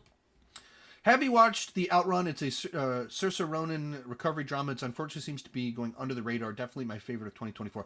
I know I haven't even heard of it. Like that's what's so crazy is like so many movies come out, and there'll be great movies that just get lost in the noise. Or they come out at the wrong time, or they don't have distribution. We'll get to some of those that I saw at South by Southwest that I was like, that was really good. That's like a really funny comedy that's relatable. I bet this is going to do great. And it barely got released. And it's like in the movie stars, it's Saoirse Ronan. It's one called The Order, came out this last month. I got people saw it at a film festival a few months ago. They told me I would love it. And then by the time it came out, like it barely released. So I didn't even watch it. So it's just frustrating. Do you have any good tournament movies to recommend? Tournament fighter movies. Uh-huh. So I mean, like of course, Enter the Dragon is the tournament fighter movie, of course, and then the tournament fighter movie. Both of them have Bolo Young. Is Bloodsport with Jean-Claude Van Damme. Those are the two definitive tournament fighter movies, and then. Not exactly a tournament movie, but in that ballpark is Kickboxer. It's more, not quite a tournament, but it's ring fighting and training for ring fighting. And then Lionheart, your favorite Van Damme movie. That's underground fighting tournament. So I guess that they're all underground fighting tournaments, but street level underground urban setting versus... Bloodsport, you go to Hong Kong and you're like in the underground ring with this is like in parking lots is what Lionheart is. So like those are the big ones. It's not knowing what you've seen.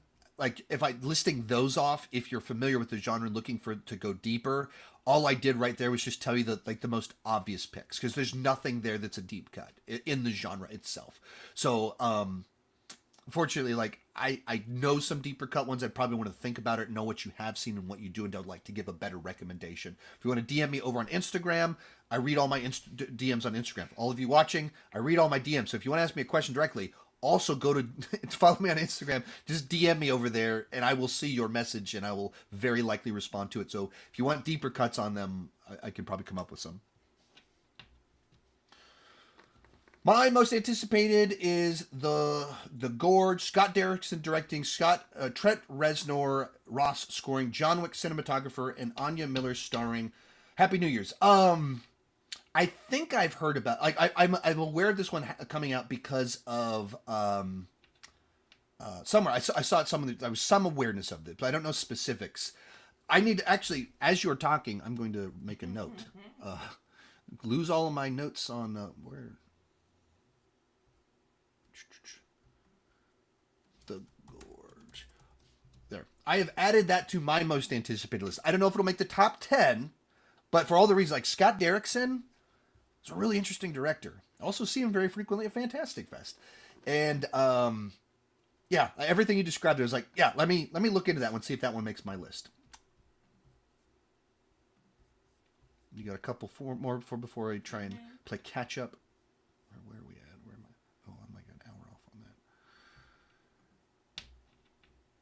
Mike, you're trying to get me in trouble. Mike the Great Studios, the super chat. Thank you so much for the super chat. Les, thank you for trying to get me in trouble. But also, sometimes it's fun to get in trouble. Do you think Melissa Barrera being removed from Scream 7 was reasonable? I have very conflicted feelings on a lot of this because, in general, I feel like a lot of actors are extraordinarily foolish with how they handle their political opinions. The nature of their work is that they become the spokesperson for a company, that company being the movie that they're promoting. That essentially a movie, the director is the CEO of this company that is a movie, and they're the face of that company, that movie, that promotes it. And I think it's totally fine to have your political opinions and put them out there. There's a lot of actors that are just so loud and so abrasive with their opinions that I think it's foolish. Like, I think it's very unwise because you create a weird situation where you are now the face of my thing and you're saying very polarizing, divisive things. You're taking something where people are very split and saying the caustic version of it. So right off the bat, I don't think actors should be doing that. I think that's foolish. And if, like, when you do have any job nowadays, they look up your social media to see how wacky you are. With movie stars, they are paying you millions of dollars to be the face of their thing that has to make hundreds of millions of dollars. So why would you, if like that's a responsibility, I think you probably should be careful with what you say and how you say it. Also, I think there's just a lot of just blatantly irresponsible behavior of, if you have a large audience because you play the Incredible Hulk in Marvel movies, having an audience has nothing to do with your expertise in politics or the environment or anything like that. So as soon as you leverage your platform as an athlete, as an actor that is built because of this skill set over here, and you comment on really important things over here where you have no expertise and might be really out of touch with reality because you're a celebrity that's super rich and lives in a bubble where everybody tells you yes, I think there's a little bit to that that's irresponsible. Not like, once again, it's not so much that you can't share your opinions. There's a way to share your opinions that, like, this is who I'm voting for and this is why. That's not really the flavor that you get from a lot of celebrities. The people that want to share their political opinions and aren't nervous about doing it tend to be very, very vocal and abrasive about how they do it. And it's it's joke to me that on Facebook, I have muted and unfollowed so many people I love in real life that are crazy conservative. And on Twitter, I've muted a bunch of people that I love and care about deeply in real life because they're crazy liberal. And I live in both worlds, and people that just kind of get that like crazy online share your opinions without a filter or without considering how it will affect other people, I just mute and unfollow people like that because I get sucked into that world. So all that to say, I don't really want to chime in on a specific person. I think there's a lot of knee-jerk reactions in Hollywood that are ill-advised on the studio end of things.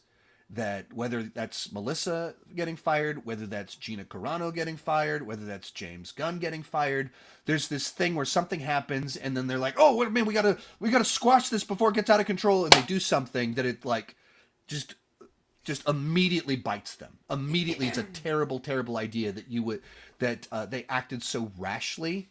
But I also think that a lot of studios need to be more upfront on the front end of like, hey, we want to hire you. Stop being crazy on social media. If you're crazy on social media, we will fire you.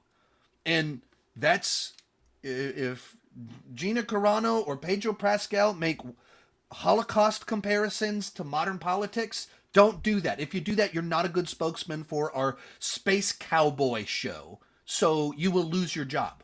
And be consistent. Oh, yeah.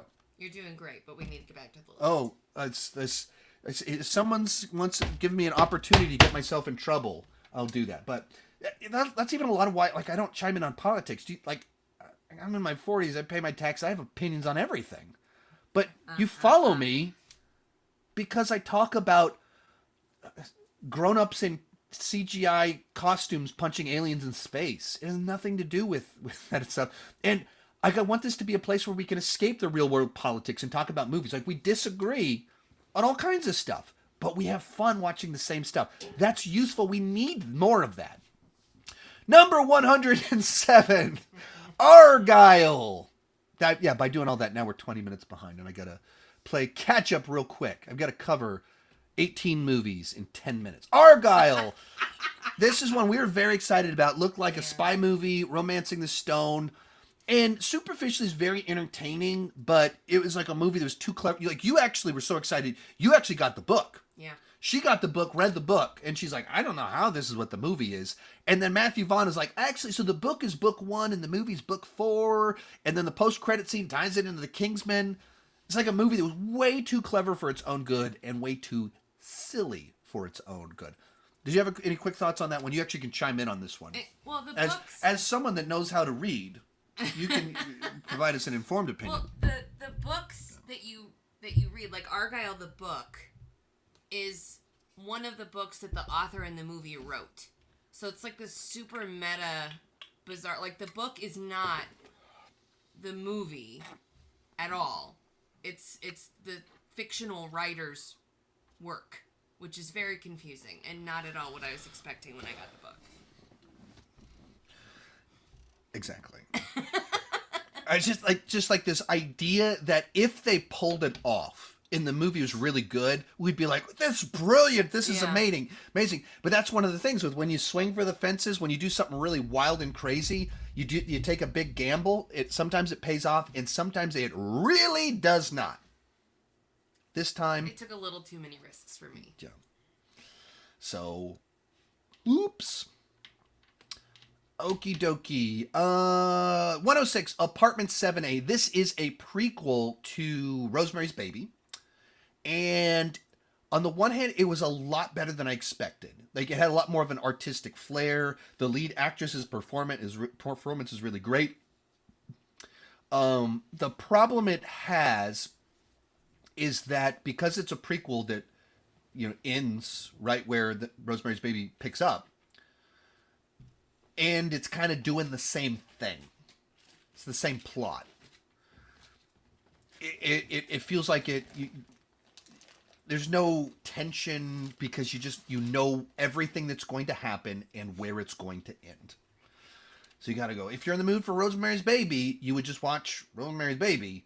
This doesn't really even answer all that many questions. It's just that same thing happens, but with the ending that we know is already going to happen if you've seen the classic original. 105, Immaculate. This is the Sydney Sweeney pregnant nun movie. There's 2 of the same movie came out this year. There's Immaculate and The First Omen. I thought The First Omen was quite a bit better. Of course, this has the better memory. I saw it at its world premiere at South by Southwest. I was in the front row. Sydney Sweeney was in the room. So she's now also my close personal friend. I've never spoken to her, but we have been within 10 feet of each other, which is basically the same thing as being best friends as someone. I'm not really into nun horror movies. So the first half of this movie is like, okay, it's like, yeah, Sydney Sweeney is a nun. Okay. And then the back half where it started like unpacking what's going on and the weird wacky stuff happened, pretty cool. The thing that you remember about this movie is the last 2 minutes. Like crazy, like, whoa, they went for it and it's a single take. And there's some people that say she can't act or she's too monotone or whatever. Maybe she's got limitations.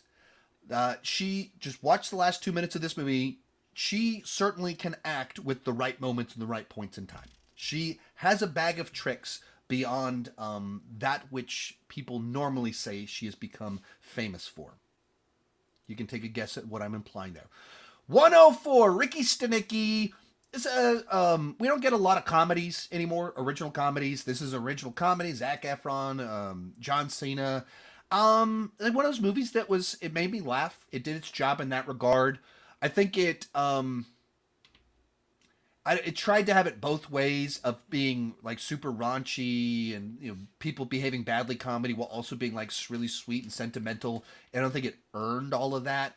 Also, a movie that I don't remember all that well. Like, what was it? Like, I remember being like, it did make me laugh, but I was like, I don't know if this fully works. You went to see this one with me, didn't you? Ricky Stick. Yeah. Yeah. Do you remember anything about it? Yeah. Okay. What do you remember? What do you remember based on that noise? What do you remember? I just don't remember liking it that much. Like, I don't know. There How are parts dare of it you? that This were is my funny. 104th favorite movie of the year. How could you... That is not what this list is. Well, I mean, it is my 104th favorite, but we're not at the part where they're favorites yet. Yeah. But yeah, right. Like whatever it was, I don't remember. Like, it didn't kind of left a weird taste in your Some mouth. of it was really tacky, like in not a funny way, like in a. Ugh. Yeah. Number 103. This is a tricky one. The Apprentice. So this is the Donald Trump movie that has two great performances in it of Sebastian Stan doing Donald Trump. At the beginning of it, you're like, this doesn't feel like Donald Trump, but the movie takes place over decades, and you watch Donald Trump become Donald Trump, and thus you're watching Stan become the character that is Donald Trump. And so then the mannerisms, the speech patterns, you see where that comes from and as it evolves. And so it's like, oh, this is actually quite good. This is interesting the way you did that. And then I'm not as familiar with it as Jeremy, the other guy in it. Really good as well. But essentially, the movie plays as a villain origin story for Donald Trump. And it came out a month before an election.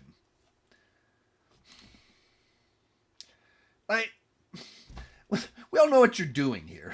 It's the sort of movie that I was like, I know what you're trying to do, but who's this for? Because if you're a big Trump person, you don't want to watch this movie because it's real obvious what the agenda is. And if you don't like Trump, you don't really want to watch a movie about Donald Trump.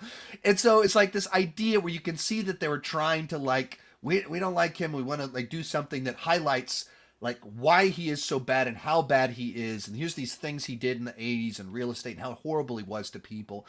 And I think the inherent problem somewhat with the film is that you're also watching it being like people that their grid is he's just a supervillain, and we're not seeing the humanity to him. We hate him, despise him, think he's did terrible things. That's not like the point. Is that he's still a human. And when you portray it as like this very simplistic narrative of he was a normal guy and then he met this one lawyer, Cohen, who turned him into a supervillain. We've all met humans before, and we know that life is more complicated than that. And there's more nuance to it than that. And so the whole thing kind of rings hollow. Great performances. It also does a really neat job of capturing the eras where the movie's taking place. Like it'll do like news broadcasts and things like that. And it feels like you're watching a 1980s news broadcast. There's things about it that I really enjoyed.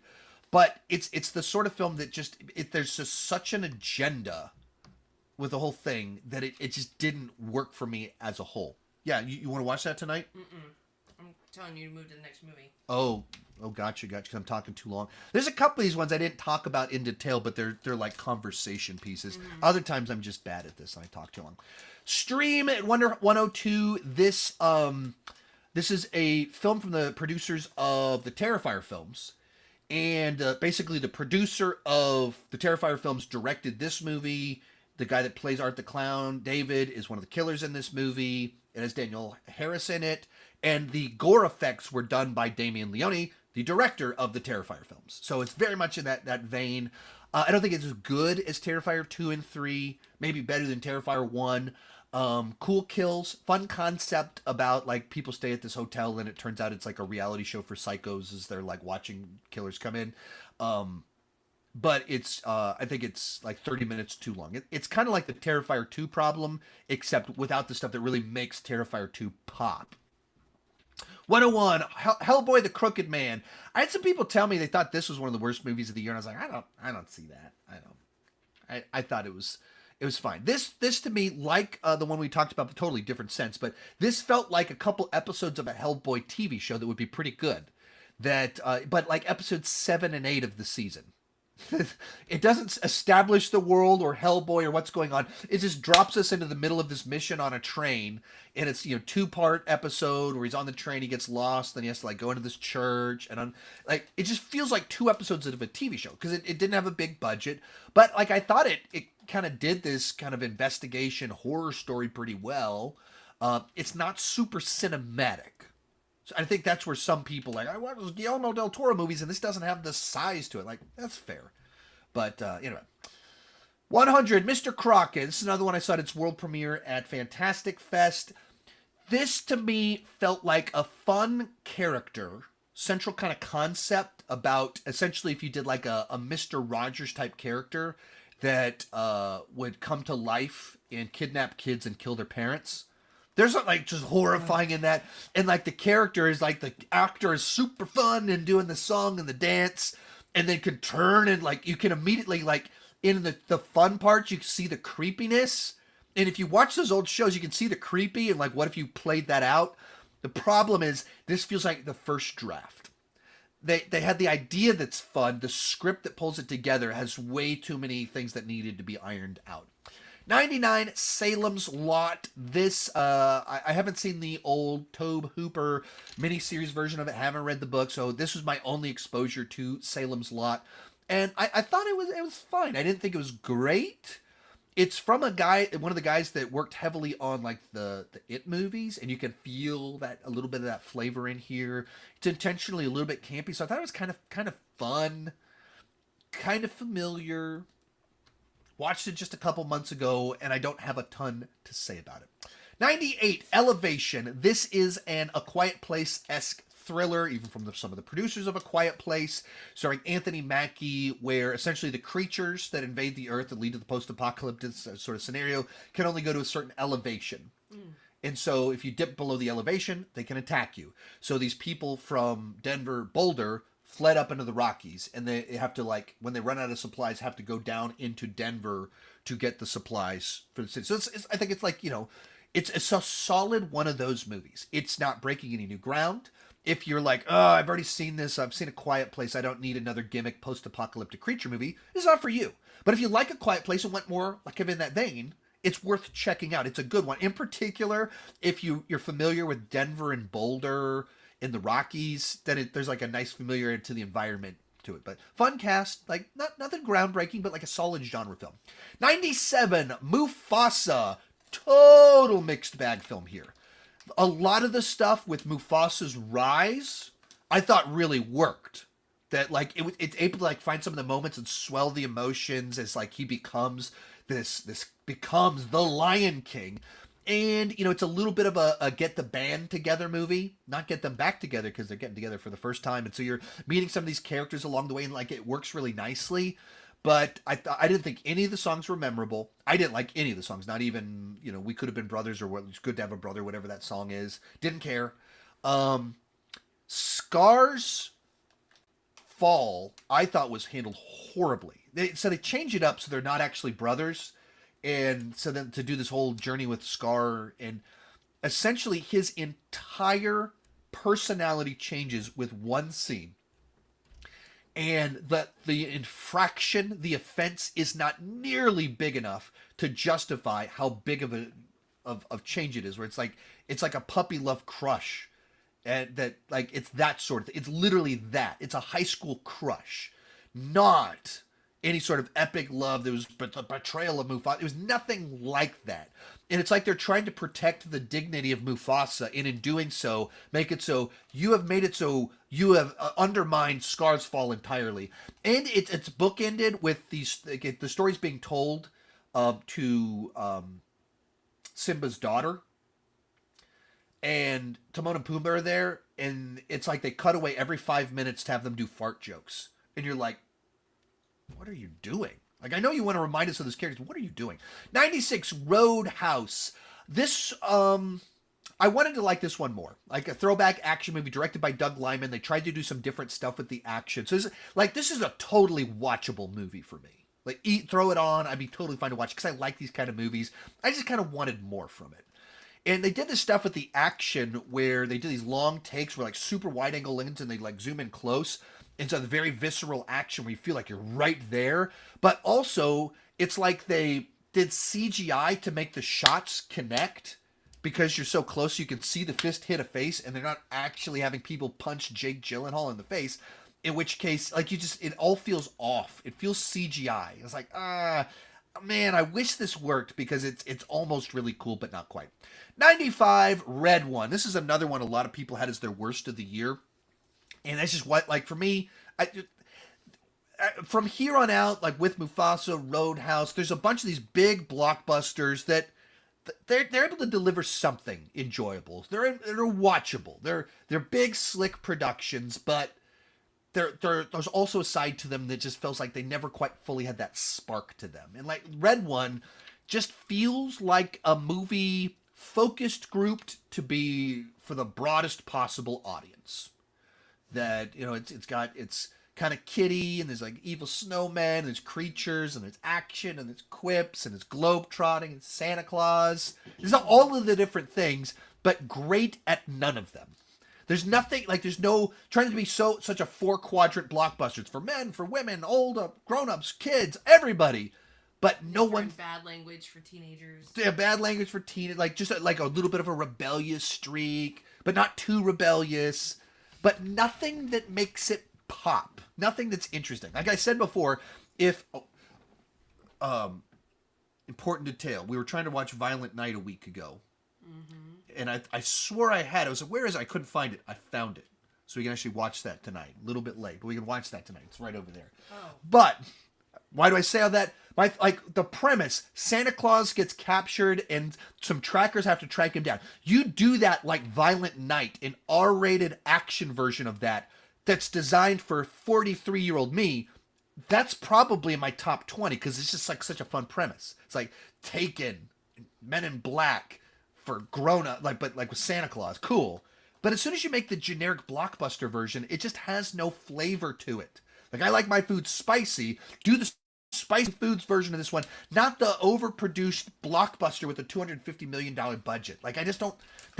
That's not interesting to me. I've seen this blockbuster. It's literally from the screenwriter of a bunch of the Fast and the Furious movies. And that's what it feels like. 100 Yards. This is a kung fu film, period piece kung fu film.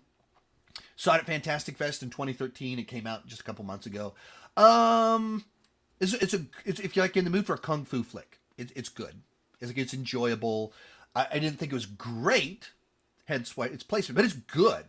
If you're in the mood for a kung fu flick, a new kung fu movie, maybe check this one out. I didn't think it had anything with the choreography that made it like cut through, like, oh, I haven't seen anything like this, or they did this with the camera work, or with this with the fights, and it wasn't anything specific, but it was all really well done. But just didn't cut through to make it higher on the list. 93, Moana 2, totally fine follow-up. But when you're Disney and you're making a sequel to a beloved film, good enough is not good enough. It just should be better. I can't say it's bad. I don't think it was bad. But it's not good enough. Good enough is not good enough. And it's a movie, we know the backstory. This was supposed to be a Disney Plus show. And then Strange World and Wish bombed. And they went, oh crap, we need a big hit. We need a safe bet. And so then they upgraded this TV show into a movie.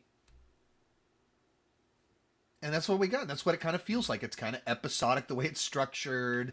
And it doesn't, like, it does have big stakes, but it feels like it's forcing the big stakes.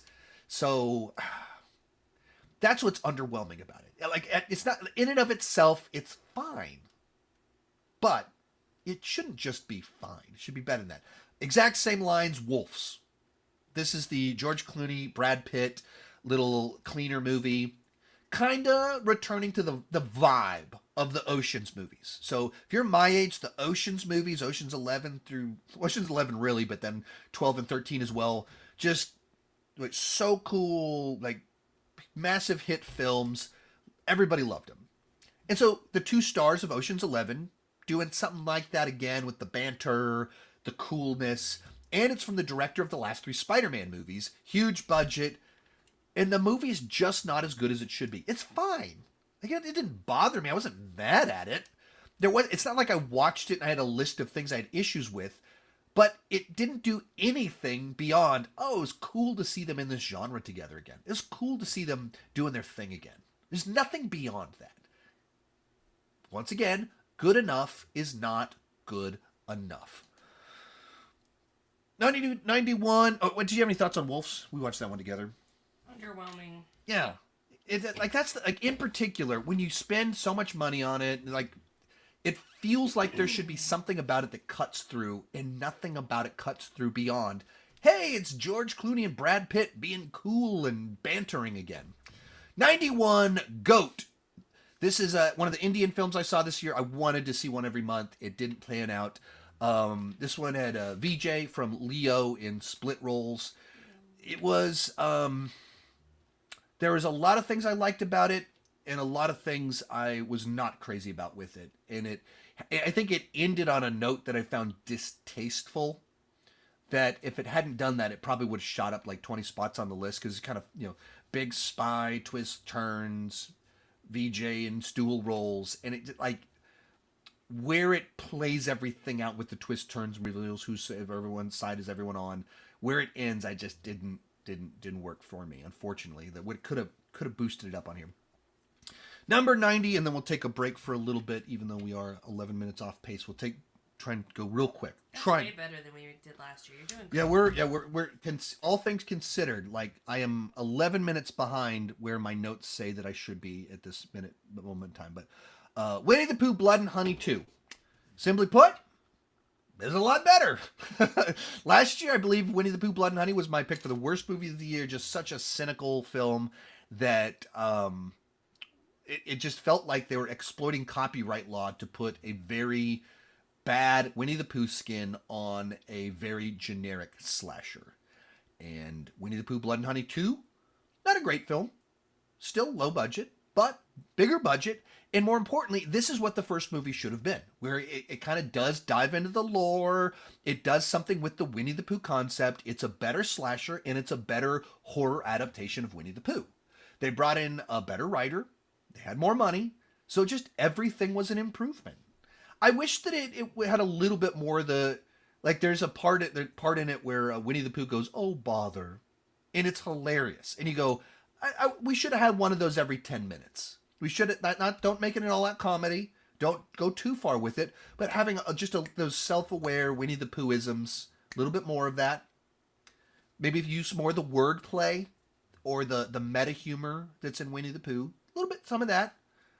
Once again, you could have pumped yourself up. But immediately, massive improvement over the previous film.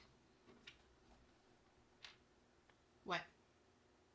Questions. We're at the break point, remember? How are you enjoying? I thought you meant break. I thought you meant break. So I probably should do an actual little break and jump up and down or whatever. But I'm strong. Are you enjoying Skeleton Crew? Yeah. So we're well, I guess this is Wednesday, so I guess we're 2 weeks behind now. We didn't watch last week, and we didn't watch yesterday's episode for the same reason. Both of them were right before holidays. Yeah. So here's, like, I'm just enjoying it in general. I think, like, I've complained that Star Wars has become very incestual, in that modern day Star Wars is inspired by old Star Wars. The best of modern day Star Wars is because it reminds us of old Star Wars, or brings back characters from old Star Wars. It's not bringing in outside influences for the most part. I went to Lucasfilm a couple months back, and when you walk the hallways of Lucasfilm, there's these gigantic posters everywhere that are George Lucas's personal collection of these rare movie posters. Huge. They're 8 feet tall. And we weren't allowed to take pictures. That was the one thing they said we couldn't take pictures of with George Lucas's posters, because they're like that rare that they want them to be like sacred. And they're all these different movies: Western, samurai films, Citizen Kane, all these influences that are what he pulled all this stuff together to make Star Wars. And that's where Star Wars is at its best. And I thought the Acolyte did things that were new and different, but it did it by breaking Star Wars. And it wasn't, let's add on top of it, let's expand it, but it was like, let's turn it on its head. Like, here's reframe everything. The Jedi weren't so, like, I don't like that. That's not That's not expanding it. That's deconstructing. I don't want you to deconstruct Star Wars. Yeah, I like the way that it was constructed. The Jedi were flawed, but we don't need to fully deconstruct them. The Skeleton Crew, what it does is it pulls in some new influences that are compatible with Star Wars. And it kind of makes sense. These Amblin movies from the 80s that Steven Spielberg produced, directed some of them, that, you know, these little kids on adventures, little kids that talk like actual kids that just want to explore and get lost in the wilderness. That's very much the influences on Stranger Things. Pull that into Star Wars and you go, that makes sense. That's compatible, and it's a new perspective on the world of Star Wars, but in a way that feels like it fits right in. And it doesn't, where you don't have to break anything. And someone says, on Skeleton Crew's not for me, but like, I like that we're doing something different. It doesn't do it in a way like Acolyte steps on toes. You either buy into it or it steps on your toes. And if you don't like Skeleton Crew, it's like, yeah, maybe it's not for me. It's a little bit too kiddie, but you're fine with it. This is the right way to expand things. So maybe the next 2 episodes will, I don't know, like the big problem with Disney Plus shows is that they have a great kickoff and then they get lost in the middle and flop in the end. Hopefully it holds it together. But anyway, that's my thoughts. Too long of an answer.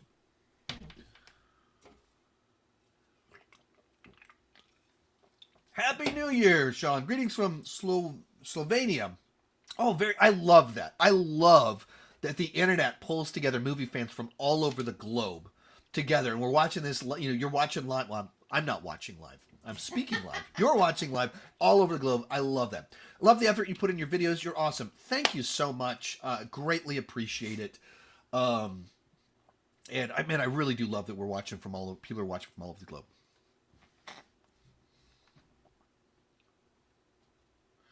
Any 2024 movies you missed that you wanted to see? The Order, Horizon. So The Order has Jude Law, and it's like a crime thriller based on real life events. Horizon, the Kevin Costner Western. Was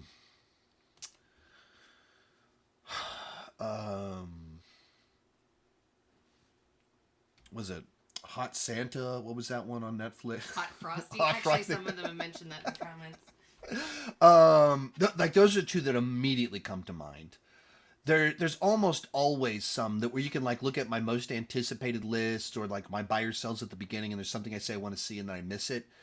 And for almost like a Morbid Curiosity, Megalopolis, I didn't think I would like it, but that was one that I was curious about. Horizon is one like in the order ones I legitimately wanted to see and were interested in. And then it just didn't happen. There's always movies kind of like that kind of slipped. Was it We Live in Time? The tearjerker with Yelena and Spider-Man. Yeah, I don't know if I can watch that. So she kind of told me that, and that's kind of one of the reasons we didn't end up seeing it. But also, it just kind of came out and I missed it. Next, Oh, sorry. Heretic is. Why did you... What was that? Heretic. I saw the word wonderful and went, Heretic is. That's my favorite. That's amazing. Heretic is a wonderful made movie. Just honestly was too hyped up, and I was it was kind of disappointing. Yeah, I mean, I think some of that's the problem with some of the, like, what happens with those kind of smaller budgeted films like that is that it's an original story. It's not a big blockbuster. Like, it's the smaller thing. It's not designed to appeal to everyone. So inherently, it's a little bit more niche.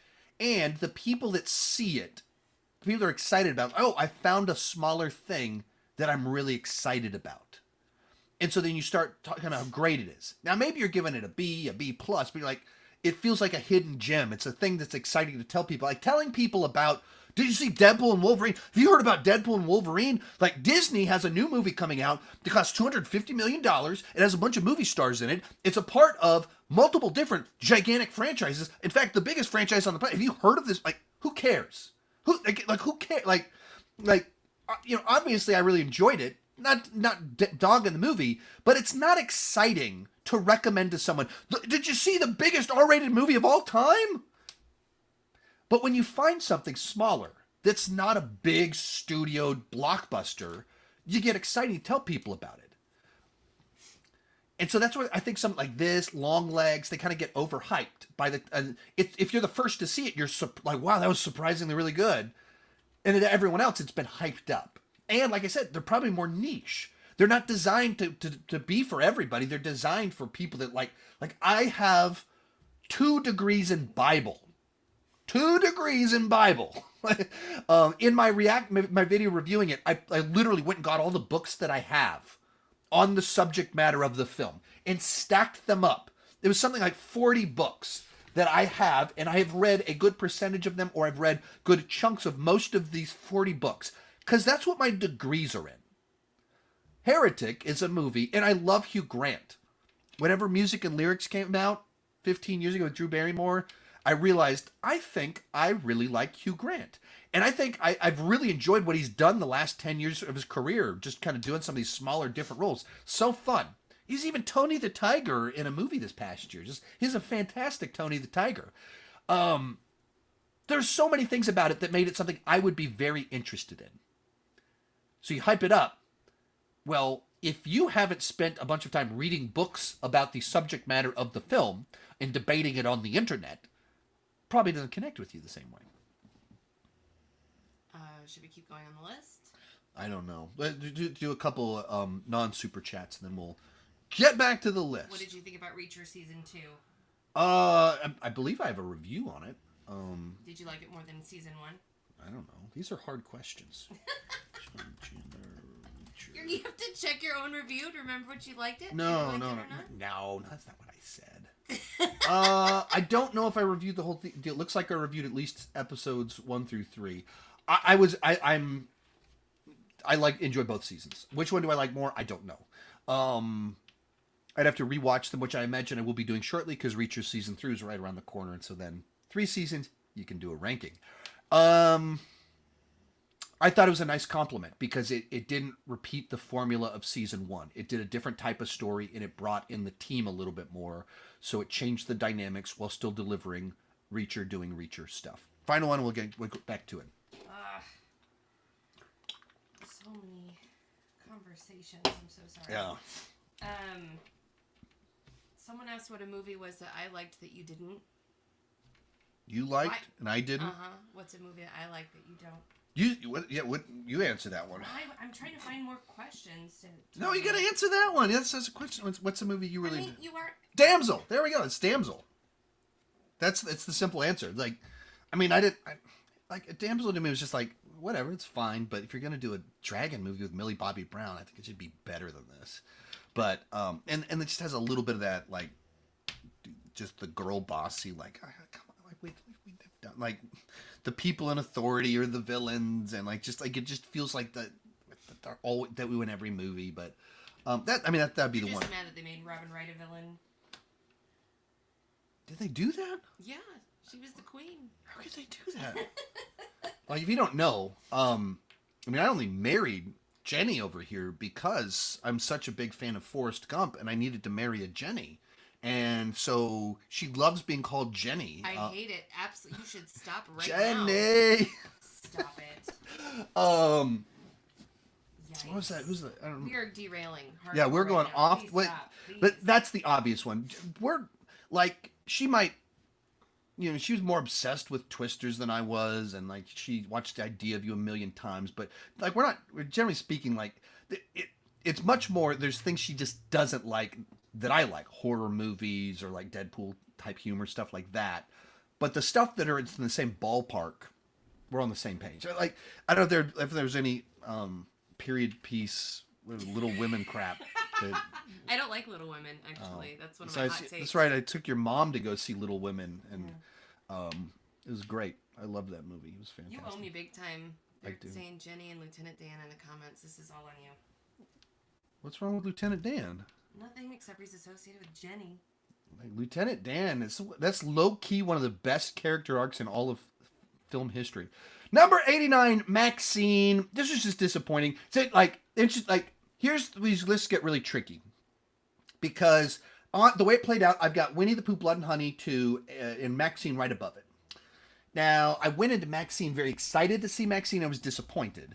And I went into Winnie the Pooh, Blood and Honey literally following up the worst movie of last year. And they end up like this. I think that Maxine's much better made, but it also left me more disappointed. I thought it kind of lacked some tension in the kills.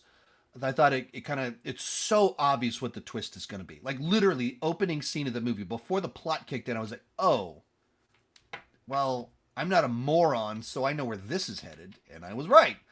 And then the third act, I think, got wacky. But the vibe is great, the aesthetic is great, a bunch of the performances are great, so it's just frustrating.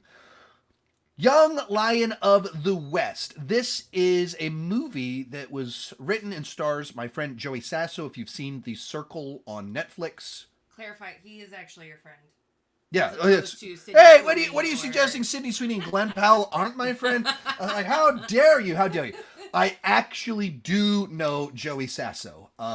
Through he is the way it was pretty wild. See, Fast. everything's a rabbit trail, but he subscribed to Cody Leach's channel because he loves horror movies, and he worked for Blumhouse for a while, so he just started following Cody, and then we did MegaCon this year together, and so he's hung out for a whole week. It was fascinating because we're like hanging out there, and then girls would walk by and see him, and they'd be like, "Are you Joey Sasso?" There's literally one point in time where there was a girl like standing, like almost like crying, like just like, "Is that him?" And she like wanted to talk to him, but she was scared, and I was like, "Hey." Like, he would love to talk with you. If you want me to introduce you, I'll introduce, like, he would love to talk. No reason to be nervous. He loves to talk to people. But is there, like, actually friends with him. And he made a movie. And so it's, the comparison I'm going to make is always a little bit tricky because it's such a loaded term. But it's very much like 1970s Scorsese. That's very loaded because Martin Scorsese, widely regarded as one of the best directors of the last 50 years. So much of that was his work in the 70s. So you say that and immediately, like, oh, you're saying it's one of the best films. Like, that's genre-wise. It's in that vibe of movies that kind of put you in a time and a place with these broken characters where you kind of watch their rise and their fall. It's that flavor, kind of in this modern setting, in exploring that. So, they literally made it for $13,000. There's a lot of really cool stuff in here. Micro budgeted films. So you have to go in knowing that, but you want something kind of like a support true indie film with a bit of that Scorsese flavor. Maybe give it a try. Blink Twice. This is the Zoe Kravitz film. There's a lot of things I loved about this film. Like, directorially, she did some very cool stuff with the way that she filmed the first half of the film when they get to the island and they're trying to be disorienting. And it does a bunch of stuff where when you're filming sequences, they talk about not breaking the line. And there's like when you have a shot and you have two characters talking, you don't want to put the camera on the other side of the line because the human eye, when you're watching it, it feels like you're disoriented. Like the person should be on the other side. And so if the camera goes too far across the line, the character, when you cut to them, is on the wrong side. And the movie intentionally does that. So two people be talking, and the camera's put in the wrong spot. And so it's just disorienting. And you're like, what is happening here? And they'll show characters running during the day, and then it'll cut to them doing the same run at nighttime. Very cool, disorienting stuff. When it gets into its actual message and the answers, I felt it kind of lost itself. Like it went too far. And the note that it ends on, I don't know what the movie was trying to say with the note that it chose to end on with the final scene. So a bunch of really cool stuff. I'm interested in what she does next. I didn't fully like what she did with that film. Trap, M. Night Shyamalan, classic Shyamalan, fun premise, fun performance from Josh Hartnett about a psycho taking his daughter to a music concert of M. Night Shyamalan's other daughter. So he's got a couple daughters. One of them is a singer and the other one is a director.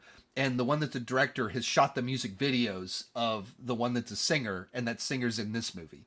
And the one that's a director put out a movie 2 months before this. But the movie itself feels like it's duct taped together with improbabilities of convoluted explanations. And so it's the kind of movie that there's something in there that I really enjoyed. And it's fascinating. There are people that adore Trap, and there's people that hate Trap. And it's which side do you latch onto? Like the fun side of the Psycho and the Josh's performance, or the fact that the logic doesn't really hold up. 85, One More Shot. Now, this is a funny one because One More Shot is a sequel to One Shot. This is a single take action movie from Scott Adkins. That's the star of the movie, not the director. And I like Scott Adkins. He's one of our leading direct-to-video actors, action actors. I like those sorts of things. So as soon as you do a single take movie, it just kind of cuts through a little bit. And it's set in an airport. It kind of feels... It's almost the plot of several actual episodes of the show 24, except with Scott Adkins, who's better at action than what Kiefer Sutherland on television can do. Though it is a low budget film trying to do a single take, so it's like you can see that where the cuts are at. The choreography can get a little bit sloppy because they're doing it in a single take, and that's really tough to do when you're doing fancy advanced stuff. But I got what I wanted out of this movie. The funny part, though, is I never saw the first one. So the first one, single shot action movie, this one picks up where that one ended. I never saw that movie. So I actually haven't finished it, but I went back to rewatch it. I still haven't finished it, but I normally don't do that. Now the movie Jennifer wanted me to talk about, 84, Crisis on Infinite Earths, Part 1. This was the first of 3 parts in a direct-to-video adaptation of Crisis on Infinite Earths. What are you, like, listening to something over there? No. What's that noise? I don't know. I'm here. I might be going crazy, like having an auditory hallucination. I'm hearing like a noise coming from right over. Maybe it's the dog snoring. Dog? Is the dog, like, you can see his little dog face right there. That's him right there. I think maybe he's like snoring and something. I'm hearing out of the corner of my ear. The corner of my ear. Many phrases. Crisis on Infinite Earths. I mean, I dug it. They did something interesting with the Flash and the way that they handle what they're doing with him with time was, I thought, really interesting.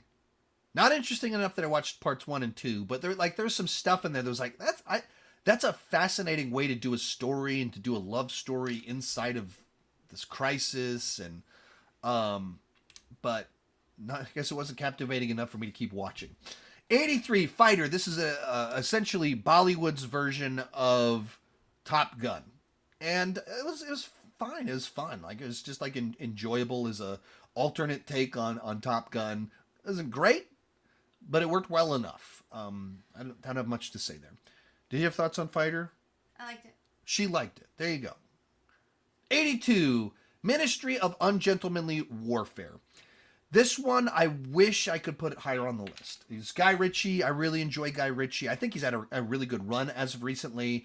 It stars Henry Cavill and Alan Ritchson and Henry Golding as these guys killing Nazis. I haven't seen that one yet.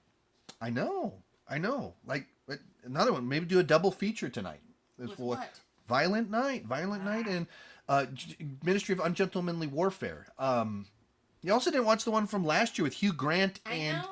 Do You a double got feature with that. I don't want to watch Violent Night. Yeah, with triple feature with Violent Night, whatever that, Jason Statham, Josh Hartnett, Hugh Grant one, and Ministry of Ungentlemanly Warfare.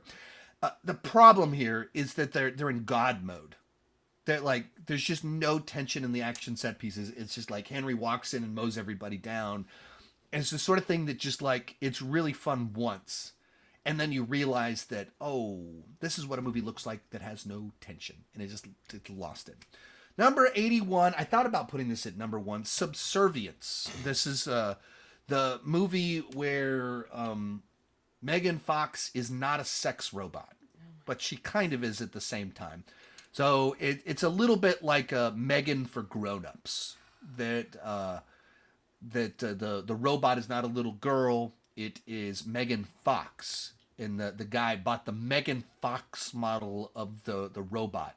And it gets jealous of the wife and really likes the husband.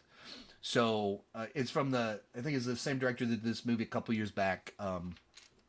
There's a thriller with Megan Fox as well, where they're like out at a cabin. I thought that was well done. It's just the direct-to-video thriller. It's on Netflix right now. A bunch of people thought this one was awful. obviously I didn't. Just some of those mid-budget thrillers, they just hit the right spot for me. Like I just like that they're not trying to be the biggest movie. It's just tension in this small environment. I dug it. You too? Is that also one of your favorites? No, it was fine, but What did you not like about it? go to the next movie. What's the problem? Yeah, when I tried to order one of those robots, she got so mad at me, and I don't know why. House of Spoils, right? Is that right? House of Spoils. This is The Bear plus Hocus Pocus, where this former chef. There are people like anything with a chef, they call it The Bear. Like, no, it actually is kind of like The Bear, because it's about a chef from a high-end restaurant that goes off to start her own thing and struggles to get it launched. That's very much like The Bear. She has PTSD from her former job. That's like The Bear. But it's a witch story about, like, she ends up at this weird place with, like a witch backstory. It's not as good as it should be, but I found it interesting enough. Like, there's this odd blend of genres. I hadn't seen anything quite like it before. It doesn't fully come together. The recipe didn't quite work, but I dug what they were going for. Did you see what I did there? I didn't. I'm sorry, I was reading. What? comments. I did a recipe pun. I thought you'd really like that. Nice. 79, Godzilla X Kong: A New Empire. I kind of forgot this came out. That's kind of why it's so low on the list. Like, I don't remember what I scored it. I remember being like having a good time in the theater, but it's like a new Godzilla vs. Kong movie came out this year, and it's like, oh yeah, that was a thing, wasn't it? It was weird. Didn't it have all the monkeys in the middle of the earth? Or Yeah, there's something? evil monkeys in the middle of the earth, and Yeah. they're like backstory and like all these weapons. yeah, and but it's like all this stuff. There's like, oh yeah, but a Godzilla movie shouldn't be like, oh yeah, that came out. And that's what I feel like a lot of these blockbusters kind of fall into that category. That $200 million, big franchise, big important stuff, and it's like, oh yeah, kind of like that. 78, Ghostbusters: Frozen Empire. Now I enjoyed this film, but it's another one of those. Oh yeah, we got another Ghostbusters movie this year, didn't we? And coming off Afterlife, which I really enjoyed, like I think it's really good.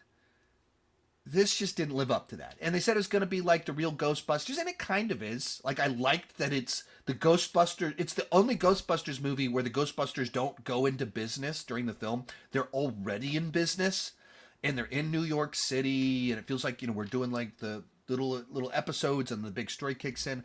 I dug all of that, but it just felt so scattershot, and the script was underdeveloped, and it felt like it's There are pretty. too many people. There are too many characters, and like that. There was a side to that you liked, that we're doing the old cast are there and they're prominent, but we also have the new cast. But then we also bring in Kumail Nanjiani, who's like really involved in the plot, and then there's like the ghost relationship, wherever that was. Like, just it's so many different things kind of happening, and also pretty clearly there was stuff that was reworked and cut. Like, you can see, like, the posters have them in these orange jackets, and they don't wear the orange jackets in the movie. 77, Arcadian. This is the other A Quiet Place-esque movie that came out. This one has Nicolas Cage and very cool creature designs. Once again, if you like A Quiet Place, that genre, and you want more, check out Arcadian. Especially if you like Nicolas Cage. Just another one of these kind of slight gimmicks on post-apocalypse creatures, families trying to make it, that sort of stuff. Maybe give it a vibe. Give it a vibe. Making up a phrase. Give it a vibe. 76, Infested. This is a movie where a very rapidly reproducing spider gets released in an apartment complex. Ugh.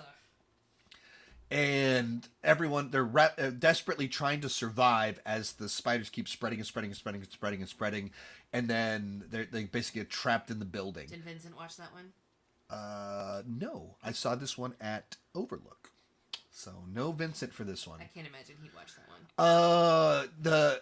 The big thing that was cool about it, like the camera work was really well done. So much so that the person that directed this was hired to do one of the next Evil Dead movies. There's 2 different Evil Dead movies in the works, and this person is directing one of them. So if you like spider movies and are interested in the Evil Dead franchise, check out this one. I think it's French Canadian. It's definitely in Frenchy. I'm doing really well over here. But which French, I'm not sure. Crumb Catcher. This is what I saw at the Fantastic Fest 2023. Just a quirky thriller. Like about two people get married and they go off on their honeymoon, and this guy follows them to where they're at for their honeymoon to try and sell them a crumb catcher for his business model. And he's a really pushy salesman. And so... Is this real? It's called the crumb catcher because this guy's trying to sell a crumb catcher, and then it keeps like when the wife the wife of the salesman discovers that they told him no, like, hey, we're on our honeymoon, please leave. Then she gets like offended, and it just keeps escalating. It's crazier. This very weird thriller about a crumb catcher salesman. So he's like, imagine you make some bread and some sandwiches, and there's crumbs everywhere. The Crumb Catcher. It's so high on your list, it sounds dreadful. What? Quadruple feature. We'll watch No. Gentlemanly No, Warfare. I'm not signing up for this. What? No. You don't want to watch The Crumb Catcher? I don't want a quadruple feature. So that, once again, like this is what, like when you go to when people say there's no original movies anymore, they're referring to big blockbusters, big Hollywood movies. That there's too many sequels and stuff. And if you go to film festivals, you find these weird movies that she sees it and she hears about it and she goes, I would never watch that. And then someone else goes, a crazy murderous thriller about a crumb catcher salesman? I would love to see that. Like you discover these weird niche things and you go, I don't want to watch the Spider movie. And someone else goes, that sounds really cool. I want to check that out. That's kind of one of the appeals of getting to do what I do. I get to see all of these little niche things, and some of them I go, Dog Man, yikes! What woof? What was that? That's not for me. And then I watched Crumb Catcher, and I went, that was kind of cool. 74, My Hero Academia. You're next. There it is. I asking for that in the comments. who was There it Chloe? is. Was No, Chloe's asking? not in the comments. Chloe's in the comment section. Wow, she's I'll watching. find the person. Chloe's Go, keep excited to talking. watch my She's videos. not in here. Go. Chloe's not here. No. Oh no. Oh my word. Let me get a drink from my air canister. Stop it. Wait. Go. I just startled him. He was sleeping. I didn't do anything to actually. He just woke up from it. And then the other one snapped at him because she's crazy. There are the dogs. There we go. See, liven things up. Getting my brain working again. I'm shot and we're not even halfway through. We're about halfway. But My Hero Academia, I've never seen the TV show. So this was my introduction. I took my daughter because she's a big fan. I thought it worked well enough. I can't say I was like, man, well, I can't wait to check this out. Like, it wasn't anything like that, but I was like, hey, cool, I get it. We got to experience this together. I'm glad I got to take you, learn about the lore. Like, I could see that why this world of characters worked. It established a villain. It made you go, that's messed up, and built to a crescendo nicely at the end with little humor throughout it and big action set pieces. I got it. Cuckoo. This is when I actually saw it 2 different film festivals months before it came out. I was at its world premiere at South by Southwest, and I saw it a month later at Overlook Film Festival. Another just kind of weird little quirky horror thriller about this family that moves in at this resort and something weird's going on. And has a nice sense of humor where the lead character can tell something's up and that Dan Stevens is a real creepy weirdo and he's really good at playing charismatic creeps. And she's like, this guy's weird. And she keeps calling out what the audience is thinking and keeps getting ignored by people. So it's a movie that I don't know that all the logic of whatever's going on ties together by the end of it, but an enjoyable ride. We'll pause right here. If you want to text Melissa, the next movie on the list is Baby Girl. But if we want to talk about some questions on here real quick. You're having me do 2 different things at once? Well, no, you can throw up a question and then you can text Melissa about getting what she's always wanted. Did you see Turtles All the Way Down with Isabella Mercedes? She had a rough start with Madame Web, great in Alien Romulus, but this is my number 2 of the year. I've never even heard of this movie. This, like, once again, like, there's if when you get outside of just the big main release blockbusters that are in every theater and get all the marketing budget, there's so many other movies out there that are not made for everybody. They're not made to make 100, 500 million, $1 billion. They're made so that a handful of people will love it. And that's the fun ones, but also it's tough for those movies to find their audience, and sometimes they get lost in all the noise. So I have no idea what this movie. I have not heard of this movie, unfortunately. But as you said, it's your number 2 movie of the year. So there's something about it that you absolutely connected with it, and there's this other sense in which it wasn't a movie that like cut through. But that's where, like, if you dig deep and you keep looking beyond the big stuff, there's so much originality that still happens. It's just like the big studios, the movies that are getting $200 million, they're sequels, they're remakes, they're adaptations.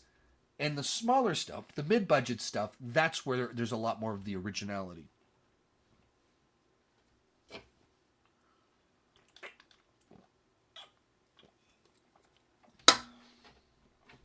Have you seen the 1997 Jack Frost horror movies? If so, what did you think? I actually never have seen it. I know what movie you're talking about. I've seen some of the the little clips or here and there. I've never seen the movie beginning to end, unfortunately. What was the kids' favorite movie of last year? I don't know. They're asking. I have no idea. Oh. What would you say? Was that Hot Frosty? Chloe No, really. nobody watched that one. Chloe really. Let's see, for Liam, he didn't have a. Last year was easy because it was Five Nights at Freddy's, but like this year, what? I mean, he likes Sonic 3 a lot. Yeah. But he's a little tough because it's like Five Nights at Freddy's is, cinema to him, and then everything else he's like, it was good. It's like everything is good. Or if you've seen like the internet roasting a movie, then he'll join in on some of that stuff. Chloe's a little bit more kind of discerning and has preferences on stuff like that. So like, what did Chloe like? Wicked, I'd imagine. Oh yeah, that's a stupid question. Yeah, Wicked. She loved Wicked. Yeah, but Liam, I don't remember if he had one that he really dug Planet of the Apes, like ape movies. He's down for that, which I'm down for as well. Karis loved Moana. Moana, yes. And Moana 2, Obsessed. obsessed with Moana. Alex P. said, reminder to watch the upcoming Dogman film because I worked on it. And I asked him if he was an animator on it.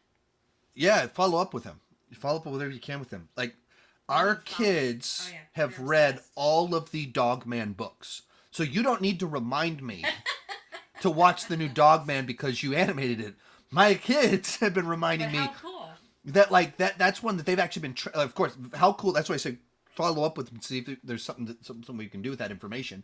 But they've read all the books. We whenever a new book comes out, we order it, and then Liam will read it in an hour, and then Chloe give me that, and then she reads it immediately afterwards. So that one is not only on our radar. I've already started talking to Chloe when that comes out, do you want to do maybe do a full review, not just have her do a section, but do something more expanded. And see if she's able to carry a full review, because she's actually read all of the books and knows what she's talking about as a fan. As a former youth pastor, why do you think movies about faith are making a comeback? I think the industry is just, they're making better films. I think there's a studio, Angel Studios, I think gets it a little bit more, that the model for 20 years was 20 years ago they were all Left Behind knockoffs, and then they were all these sermon illustration movies that appealed to a very niche group of people, that they wanted a sermon illustration as a movie. There's just very on the nose, very preachy. There were the Kirk Cameron movies where they would always pause for a moment, and Kirk Cameron would do Ray Comfort's The Way of the Master, literally pause and do the bits that he did with Ray Comfort. And I think over the last decade, the studios that have kind of emerged are telling stories from a Christian perspective. They don't feel the need to pause and tell you the message of the film. They don't feel the need to overtly have a stated Christian message. They're films told from a Christian perspective. So, like, we rewatched Ordinary Angels just a couple days ago. And there's absolutely a faith element to it. The main character, the guy, is struggling with his faith over everything. But it doesn't get to the end and say, and if you turn to Jesus, like, it doesn't do that. It just tells a story that's it's not heavy-handed. It's in there, but the characters are allowed to be flawed. Like, the main character that is the person that's being incredibly generous towards this guy in a very difficult situation, she's a mess of a person. Like, she is a really, like, a disaster of a person. And the movie portrays so many of her good actions as a symptom of her addiction. It presents really good, generous actions as part of her sinful nature, which is a very complex thought. It's a very difficult thing to communicate if you get it wrong. That's why the movie's really good, because she's a real person. She's not a cartoon character. She's not overly good. It allows her to be deeply flawed. And that's what they're doing a better job of, just telling good stories with real characters from a Christian perspective. Okay, quick question, then we need to get back to the list. If Sydney Sweeney is your close personal best friend, and she is, so is Glenn Powell, he is, should we make an Anyone But You sequel with them and you in it? I don't think so, because rom-coms are not designed for sequels. But you can always do a spiritual sequel. That this is the classic formula where you go, man, Sleepless in Seattle was awesome. What if we got Meg Ryan and Tom Hanks in a movie together again? And then you get You've Got Mail, the one that she watches all the time, much more than she watches Sleepless in Seattle. So we do that spiritual sequel, same genre, same sort of ingredients, but we add in the secret sauce that will take it to that next level. This guy right here that I think we are all waiting for. All right, I'm going to take a quick break. We're going to hear a word from our sponsor, myself, and then we will get back to it. Hey everybody, it's Sean from the past. Actually, every video you've ever seen of me is Sean from the past. I'm on a quick little break, so we're going to talk about Patreon. Patreon is my membership site where if you enjoy my channel and you want to support it at a deeper level, you want more videos or you want more access, that is the place to join. You can join for as little as $2 per month or under $20 per year at the lowest tier. And if you use promo code Sean25 this next week, you can gain access to all the exclusive live streams, all the exclusive videos, and there's literally hundreds of them for little $2 per month, under $20 per year with promo code Sean25 for 25% off. Right now, I currently do 2 live streams every single week that are exclusive over there. I do a Q&A. There's normally like 20 people in there, so I can answer everybody's questions. We go for 90 minutes, 2 hours, something like that. So everybody can ask a couple of questions. The other one is a box office show. And to kind of break down the box office, talk about what it all means. If you're into that sort of thing, I've got a whole channel where I talk about that stuff. $5 per month, you can have your name on my end card. And at the top tier, you can do a 30-minute video chat with me. So if you've ever thought, man, I would love to talk movies with Sean Chandler, you can if you join on Patreon at the top tier. We can have a 30-minute video chat every single month. You're at that level. As I said before, if you use promo code Sean25 and sign up for an annual membership, you can get 25% off. So at the lowest tier, that's under $20 for something like 75 live streams in a year, plus the other exclusives, plus the full archive of hundreds of past exclusive videos and live streams. If you like my content, want to support it, that's the #1 way to do it. Join that community over there. It's a lot of fun. I get to know people. We talk movies. I get to know what they like. They get to ask kind of like more niche questions that I wouldn't normally make a video about, but they can like ask me about this niche thing. It's a lot of fun. It's the thing that reminds me of why I do all of this, which I say all the time over there, because the comment section on YouTube, Twitter gets crazy, gets toxic, it gets weird. But over there, it's just a fun community of people that love to talk movies way too much. If you like the channel, consider joining over on Patreon. Use code Sean25 to get 25% off an annual membership. That's under $20 per year at the lowest tier. And let's get back to it.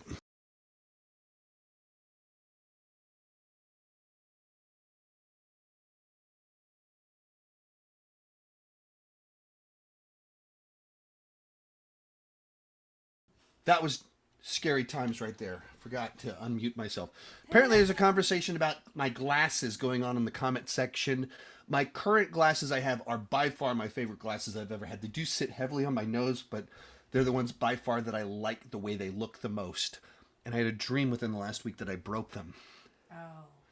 And I woke up. Ooh, Sean Chandler, Glenn Powell, buddy cop film. Yes. Like all these ideas, I think we all want all of them, as long as my glasses are not broken or if we can find a replacement for them. All right, is Melissa here? I don't know. I texted her. You go for it. Okay. We cannot... Number 72, Baby Girl. So this is a strong contender for my number one for the year. Shut up. This one gave really got like a nice spark of energy. It was like a Red Bull or a C4 Starburst plus some cocaine for our marriage.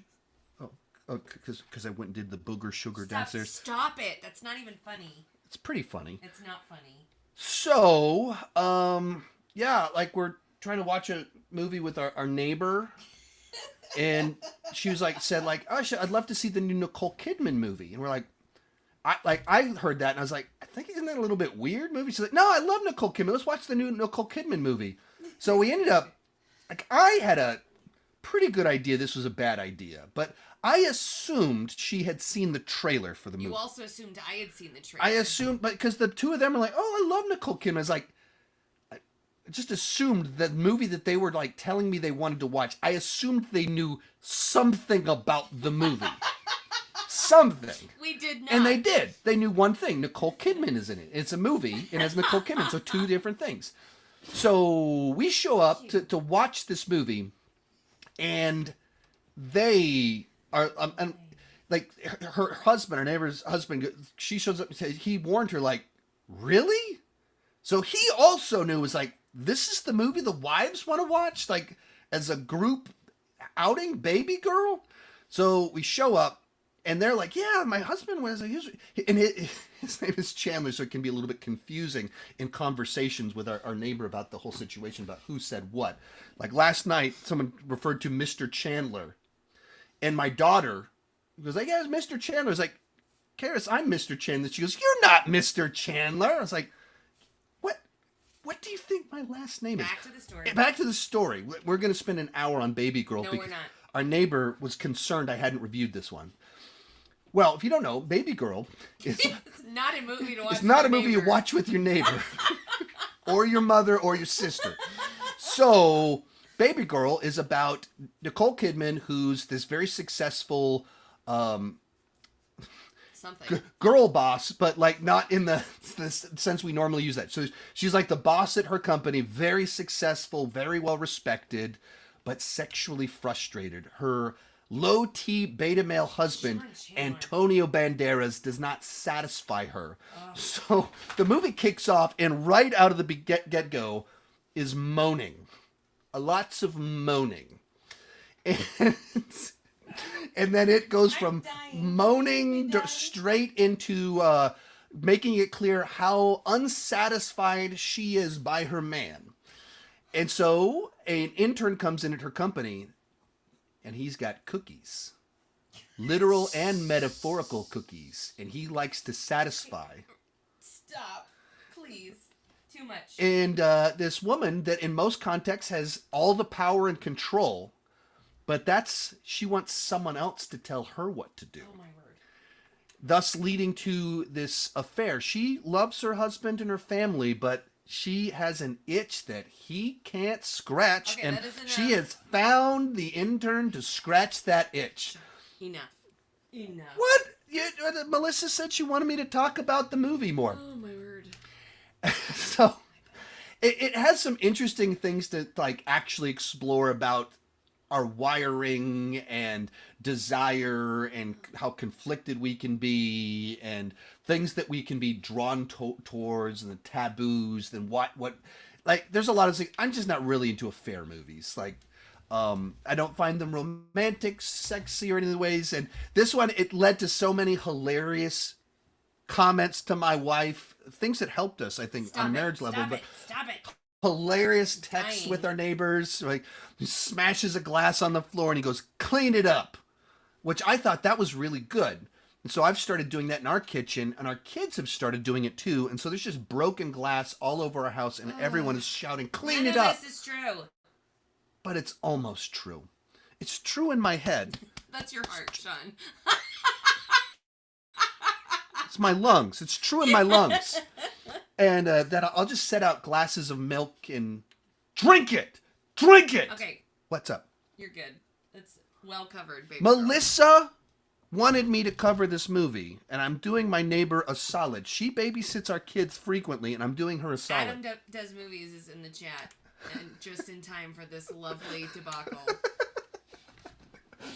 Next time Adam and I are hanging out, I'm ordering a glass of milk for Adam, and then I'm going to smash the glass and tell him to clean it up. Yikes. Anyway, I'm just not really into these types of movies. Like, it's well made. It's the sort of movie, like, to me, a big part of placements on some of these, did they cut through? Did they do something I found interesting that actually distinguishes itself? This movie did something that got us talking. So it gets We really do make jokes about it all the like time. constantly. This is like dominates now our relationship with our neighbor. Our entire sense of humor is Baby Girl.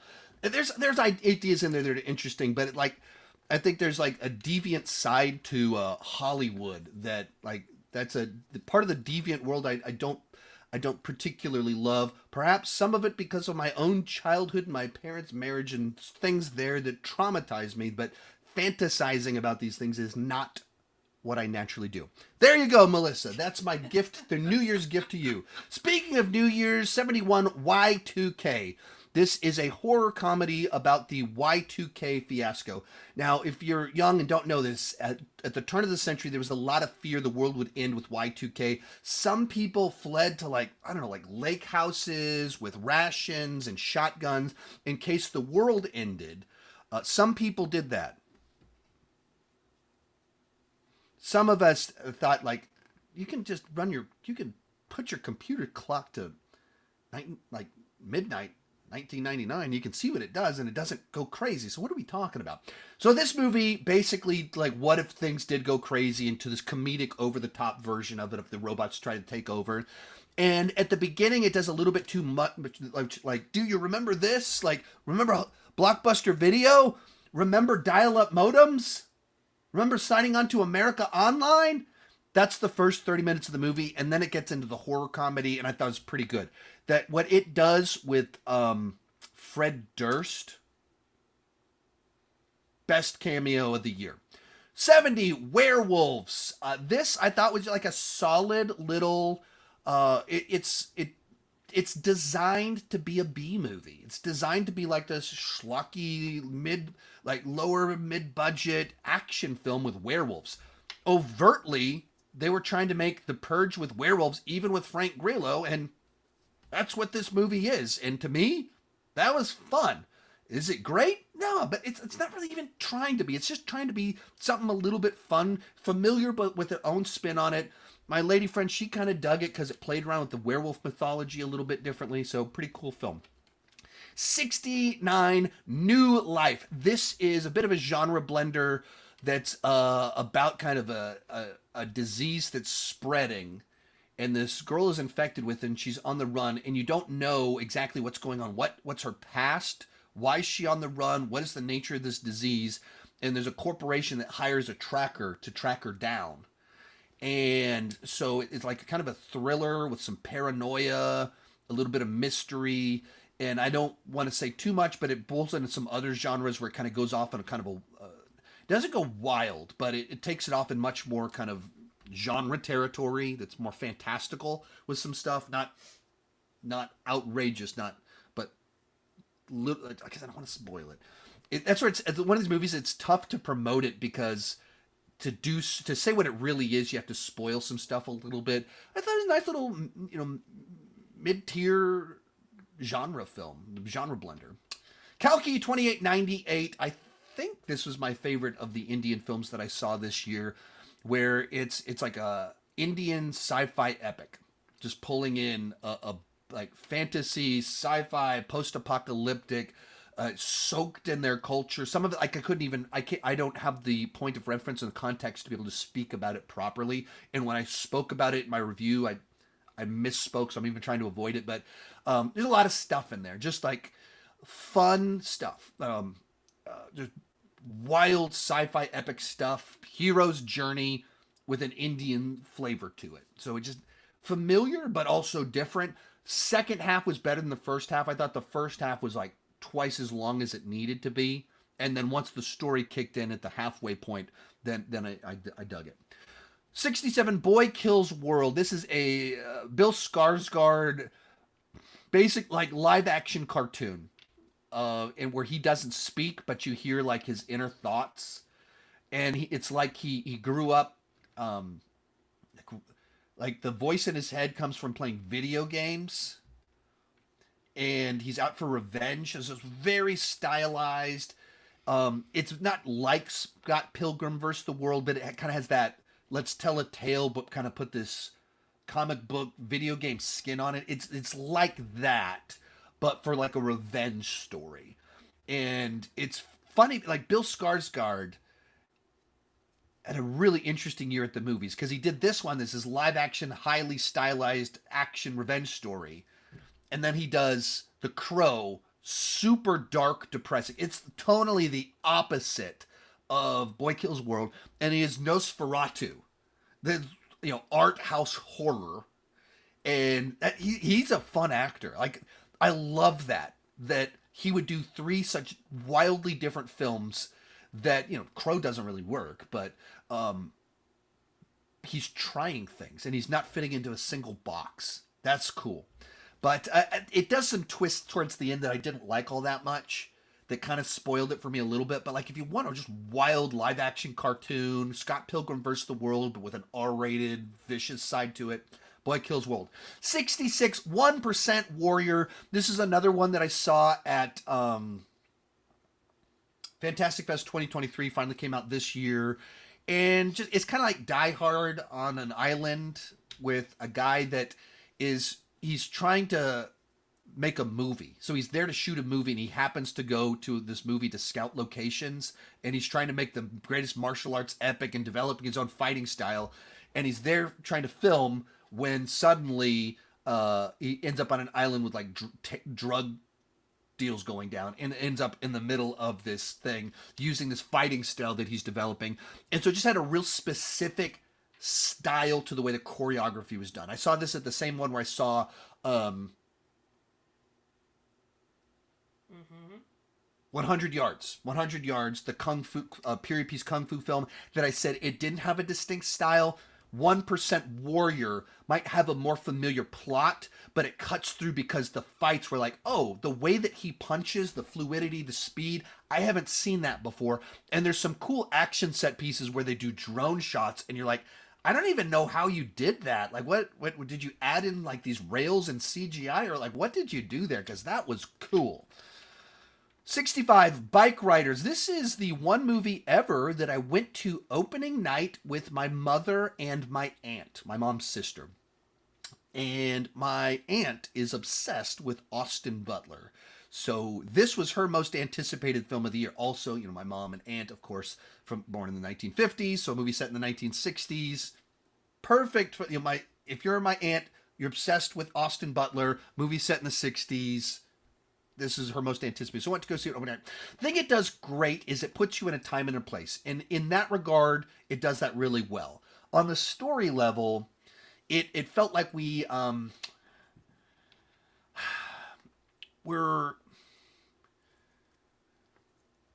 it's like the prequel to biker gangs turning to violence. it's like everything before they got really thrilling and exciting, and it ends with the part where things are turning really bad. And so as soon as that happens, then the movie ends. So it's like the prequel to the part that's really interesting. That's kind of the way the movie felt to me. That I enjoyed being in the world, but the story, I was like, it feels like this is the first half of that more interesting story of when it got wild. 64, Lisa Frankenstein. I actually watched this one right before I went to Zach Pope's wedding. One of my good YouTube friends, and I had a couple hours to kill before I was supposed to be at his wedding, so I went to go see this movie. It was actually directed by Robin Williams' daughter. It is a weird film. Very weird about this guy brought back to life by a tanning bed, and he's been dead for hundreds of years, and then she falls in love with him. It was a very odd, quirky, oddball film that, once again, we're talking about that idea of like having a flavor to it, a distinct vibe. There's a thing that they were passionate about, and that's what's in this movie that makes it cut through. That's what I dug about this one. It maybe at times way too weird for me, but also I appreciated that it even would be too weird for me. 63, Code 8 Part 2. These are the sci-fi action films from the Amell cousins, Stephen Amell and then Robbie Amell, and where it's like that they have like superpowers, and there's like robots that are the police, and they're kind of in this underground world of crime. They're like just kind of the sort of movies that mid-tier little action films that you don't get in theaters all that much. And, this was a Netflix original, and I just kind of enjoy them. Like, do they most memorable film? No, but did it hit the spot when I watched it? Yeah. Like blending together superhero stuff, sci-fi stuff, underground crime stuff, all with the Mells. I dug it. 62, Things Will Be Different. This was it's a time travel, time loop. It's a time bending story, but a very different sort of lore. That saw at the Overlook Film Festival, and it's like people use this time travel device to commit a crime in the past, and then they use the time travel at this house to use the house as a safe house in a different point in time. So no one's looking for them at this point in time. But then outside of when they're at in the timeline, they get stuck there at this house and they're not allowed to leave. It's tough to, so sometimes these smaller, what makes for a movie that they give a big budget to is that it has an easy pitch. And a lot of times what you see at a film festival or the smaller stuff, it's really interesting and different, but it's not easy to explain it with a pitch. Therefore, it's not easy to market it. Therefore, the big studios don't want to make those movies because it's like, how do you get people to go see it if you can't pitch it, if you can't sell it with a trailer?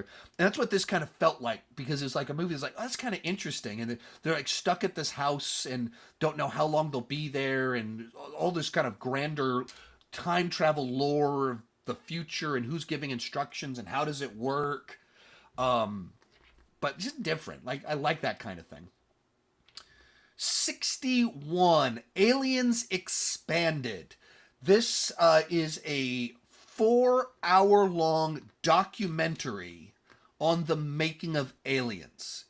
It's from a group that they do a lot of these, and they crowdfund them, and then as they get an interview with Sigourney Weaver, then they'll do more crowdfunding and hey, we were able to get this, this, and this, and if we get more money, then we'll be able to get James Cameron, and then each person they add, they kind of expand it, and by the end of it, you're doing a 4-hour-long documentary, and then there's 30 minutes of credits because they'll list everyone that crowdfunded and stuff. So they're kind of fun to see. It's designed for deep dives. So we got a new Alien movie this year, therefore I was doing a deep dive, so I watched it, and even in my review I use segments from it, and this is pretty cool as someone that loves them. It's not, is it the greatest documentary of all time? No, it is entirely for Aliens fanatics. If Aliens is one of your favorite movies and you love behind the scenes stuff, it's must watch. All right, number 60 on the list. Whew. I'm gonna drink me Starburst before I dive into this one because there's no way to not get in trouble in this next one. Number 60. Am I Racist? The one that when Jeremy Johns reviewed it, the internet tried to cancel him just for reviewing the movie and not roasting it. It's a film documentary that, because it was made by the Daily Wire, because of the provocative title, because it's from Matt Walsh, for obvious reasons, entirely fair reasons, it is a hot button polarizing issue. Just immediately, the movie itself, just like, it's a culture war before anyone had seen it. Like, it just always was that. And so one group of people, if you watch this, if you platform it, if you review it, how dare you? How dare you? You're supporting evil, the other side. And the other side, if you don't review this movie, it's because you're a coward and you're supporting, like, can we act normal? There's a side to it. It's fair to say that this one actually is part of a culture war. It's designed, the product itself, the film itself is designed to be that. Can we at least to some extent step outside of culture wars and be able to talk about things, some sort of objectivity or whatever? Like, everything doesn't have to be like a lash out loud fight. So it's tough to know where to place this one because it's just, no matter what you do, someone puts a target on yourself. But the movie's not what you would think it would be. It's not really even about racism and what is racism. It's about the racism experts that charge exorbitant amounts of money to tell people that they're racist. And you kind of go, is that really helping? So the role of Matt Walsh's role in the film is trying to make them look stupid. So you're watching it and you know that they're editing to the pieces that make them sound really ridiculous. And a lot of what they say is just kind of flat out ridiculous. There's not a way to like make some of this stuff not crazy. And some of the people they interview are very, like, they say things and you're just like, you're tearing the country apart with what you're doing. Like, you're making things worse. This is not the answer with what you're doing. Problem also with the product is that you have someone that is so smug, self-assured, and is like, it's a movie designed to preach to the choir, the already converted. It's designed to be provocative. It's designed to be offensive. So people that already think the way that Matt Walsh thinks go, yeah, there it is. And everyone else aren't even going to watch it. It's just, he's so off-putting. He's so abrasive. He's so unpleasant. And it's not in any way designed to make it so that we're actually having a conversation about what are the merits of what the racism industry is providing. It doesn't do that at all. And that's where I think it misses. Like, it's designed to get the people that want to be laugh at this to buy a ticket. It's not doing the version that actually has the hard conversation. It's taking easy jabs at very ridiculous statements about dressing up as Moana and things like that. So did it make me laugh? Sometimes it did. Other times it was just, certain segments were just cringe and physical comedy. Were there useful observations? Yes. Were the observations packaged in a way that I think was the best? No. They were packaged in the way that would sell the most tickets to people that followed conservative media. So I don't know. Make of all of that what you will. It's no way to talk about that one without getting yourself in trouble. 59, Your Monster. This was a fun spin on Beauty and the Beast that kind of lost me in the last 20 minutes, but the rest of it I thought was kind of a charming little quirky take on things. I thought I think it unwisely played around with whether things were real or not in a way that made for an unsatisfying conclusion and got too dark. In particular where it ended, I was like, I don't feel like this fits with everything else. But I enjoyed how charming the rest of this movie was. Oh, yeah, what? No, it was an accident. Oh, well, it's just like you wanted to chime in. Did you want to chime in on Am I Racist? And I have not seen it. 58, Kung Fu Panda 4. A lot of people were like super disappointed by this one or said it was terrible. I didn't grow up on the Kung Fu Panda movies. I didn't have any emotional investment on it. We did watch the first one last night so that right at midnight he would go skadoosh. And because of that, we're having an amazing year. Like we kicked things off, started Top Gun Maverick at midnight at 12:15. So I'm running on a lot of sleep. So I had an amazing year because we watched Kung Fu Panda last night. But as for Kung Fu Panda 4, I thought it was good. I enjoyed it. I got what I wanted. I didn't think it was as good. It was not great, but I also don't have any emotional investment in Kung Fu Panda to be, this didn't live up to my child or anything like that, or whatever other people were disappointed by. I just didn't go in with any of those expectations. I saw an enjoyable little film. That worked for me. 57, Monkey Man. This, according to I'm going to catch up. Go for it. We're going to be ahead of schedule in just a few minutes if I keep this up. Well, not if you keep saying Yeah, it. if we want to toss to take questions real quick. Stop it. Monkey Man. This stars Dev Patel, who also co-wrote and directed the film, and is kind of, this is a bad comparison. I don't like this comparison, but it's the one that a lot of people have used. It's kind of like his version of John Wick, that calls to mind certain expectations that the movie does not deliver on, but certain expectations that it does. It's an action movie. He wears suits, very stylized. He goes to nightclubs and stuff. Imagery that is very reminiscent of John Wick. The John Wick movies, however, kind of have this like constant pace to them. And this is more of like a slow build, explosion, big action set piece. It lasts a long time. Slow, rebuild, build back up to it, payoff. So they're paced very differently, and it brings in a lot of Indian culture into it and lore. And so it's if you think of it as just a John Wick knockoff, that is a bad read on the movie. It's a solid directorial debut that I think shows promise of what his career can look like.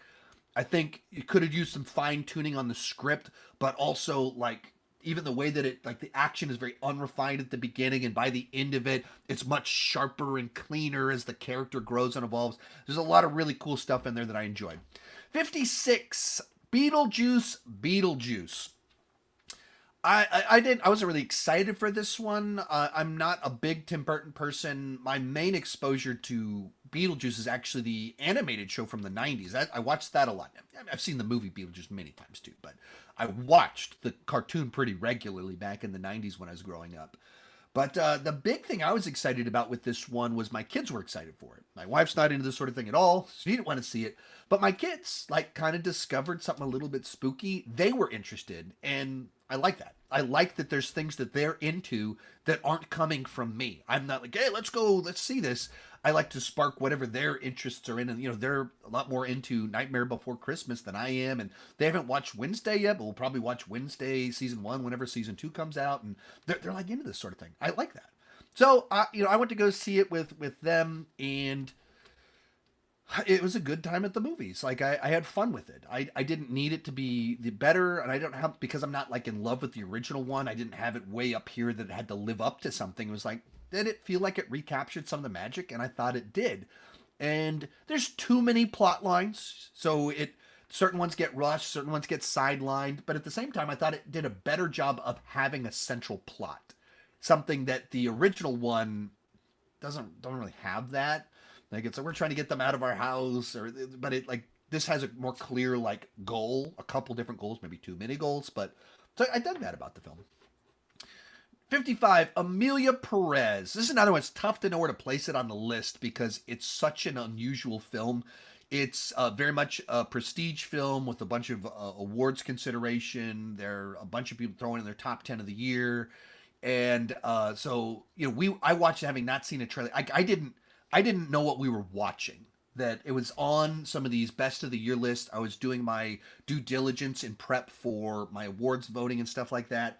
And so checking out some of the ones I had access to. This was on a lot of lists. So we checked it out. And all I read in the paragraph was like drug cartel. I was like, oh, drug cartel. Man, what's this going to be? Well, it's not at all what I thought it was going to be. So essentially, it's about Zoe Saldana, who's a lawyer trying to help a drug cartel boss disappear and start over in life. Right? Okay, so a cool like drug thriller kind of movie. No, that's not the way this works out. So the request is to help the drug cartel boss transition. They're trans and they want to start over their life as this new person.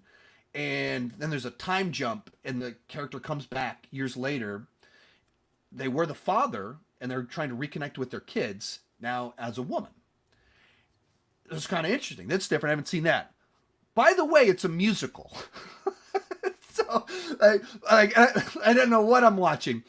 And there's a lot of really cool stuff in here. I've never seen a musical done like this before, where they'll be doing a dialogue scene, and then Zoe Saldana starts being very rhythmic with how she's talking, and then it turns into singing, and then we're in a dance number. Even the way the choreography was done, like the way that the movement on, it's very different. And there's a lot of ways it'll be kind of like we're in normal mode, and then the camera will pan over, and then we're like in dream musical mode, and we pan back, and we're back into dialogue. Really cool stuff in there. There's some interesting ideas with what it does with the narrative of this drug cartel boss and their regrets and connecting with their family and how can you change? Do you ever really change? Are you always the same person? All of that stuff. It's kind of fascinating. Is it a movie I would rewatch? No. But did it capture my attention, make me think? Yes, it did. All right, let's take some questions. And we are 4 minutes ahead of schedule. For now. We won't be when we're done with this, but we are for now. I haven't seen Mufasa, but I'm guessing they should have done what Transformers did with the whole friends turned rivals thing. I mean, like, Mufasa does that. Like, that's what it does. And the problem is almost that it does that, because Uncle Scar, you assume he's actually Simba's uncle, that they're brothers, and that Scar feels slighted because his brother is the king and he's been slighted. And then Mufasa, what it does is it says, no, Mufasa's an orphan with no right to the throne, and it's Scar, under his original family name, is the one that had blood rights to the throne. And because of the adventure that they're on, they end up in a different place. You have Scar has been raised to believe he's meant to be the king, and because of the way the things play out, that Mufasa becomes the king. So you think right there, that's the origin of the spite, is that Mufasa stole his throne. But that's not actually the way the movie plays out. They make it about a love triangle, but not even a love triangle. They make it about a high school crush that doesn't play out the way they think it's going to play out. And that's where the problem is. I mean, there's other problems in there too, but it's just like they redid the whole thing, and they didn't. It's like they couldn't commit to Mufasa took this other guy's thing, and he's mad about it. But the other thing that's kind of built into it is, and maybe this is where it maybe kind of rubs me the wrong way, but the original Lion King is built on the concept that Simba is meant to be a great king because of who his father was. It's built on this very old-fashioned ideas of bloodlines, run who leads and who is royalty. And so because he's the son of Mufasa, he's destined to return and be a great king. He has greatness in him because of who his father was.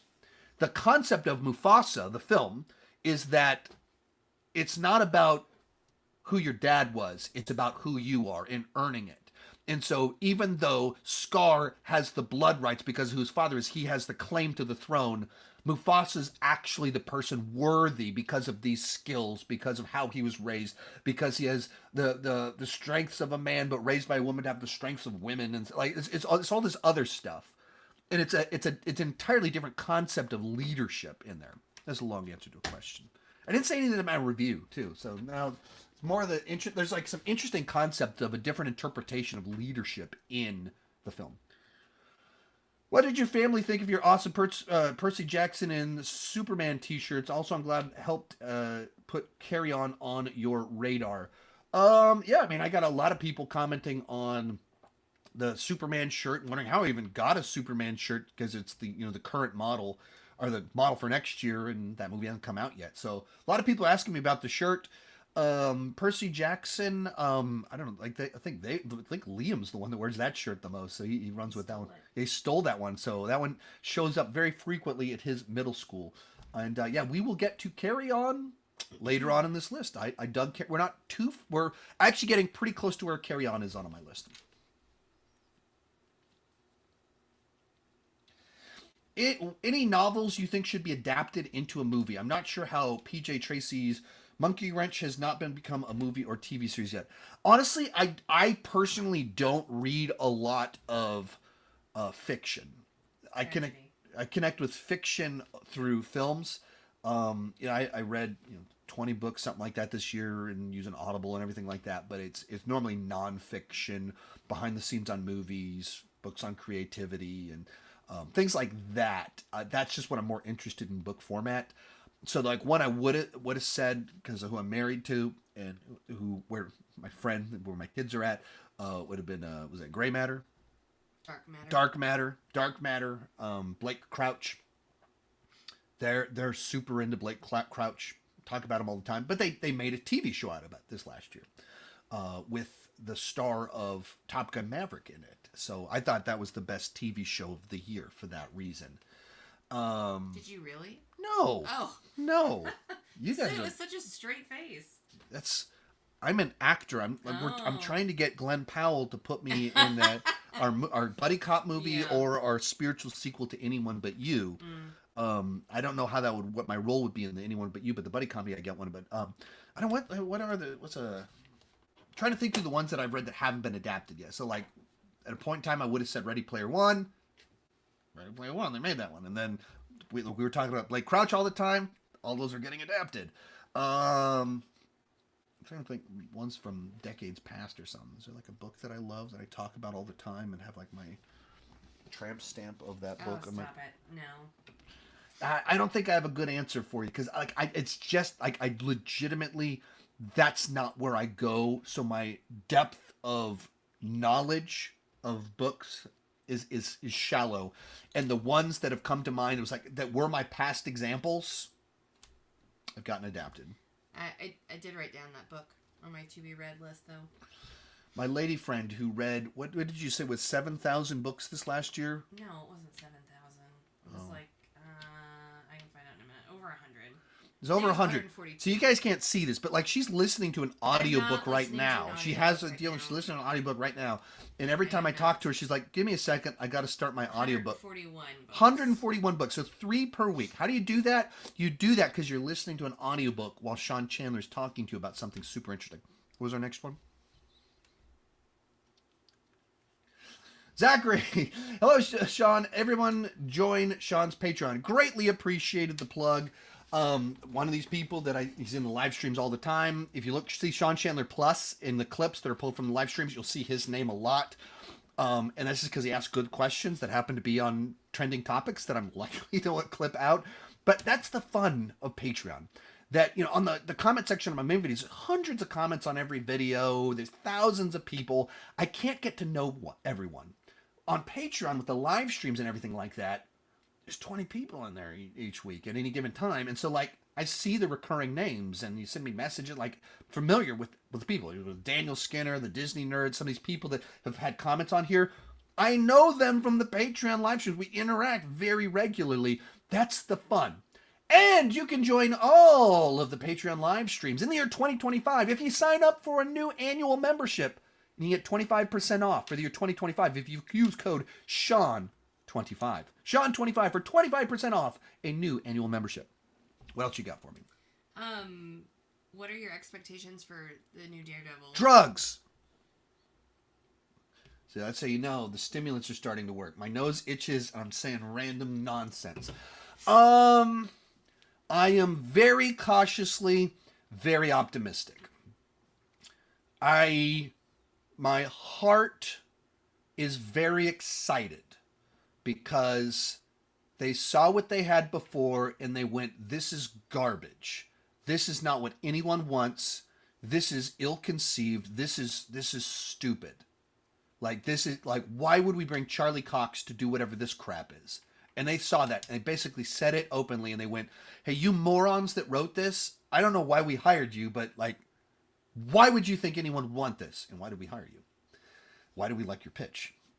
Why do we film these terrible scripts? But they went, no one wants this. And then they went, what do people actually want? Well, if you're going to bring Charlie Cox back and Vincent D'Onofrio, people want Daredevil season 4.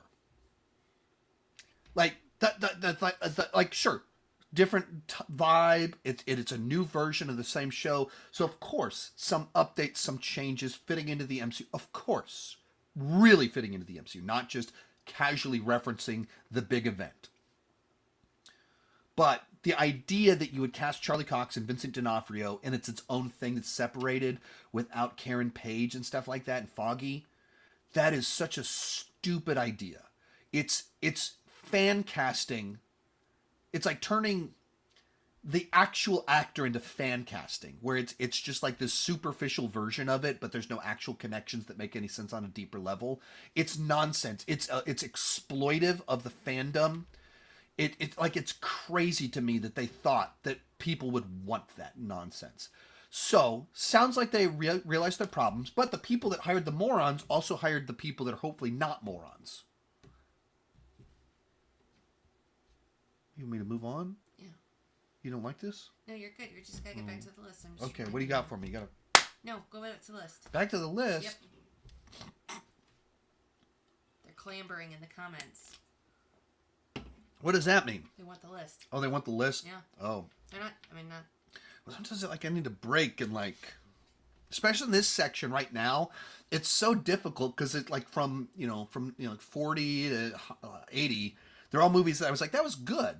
I enjoyed that. Here's what I liked, here's what I didn't. And so it's like I can get lost in my brain. The ones at the bottom, it's fun to rant about them. And the ones at the top, like, check this out, this is amazing.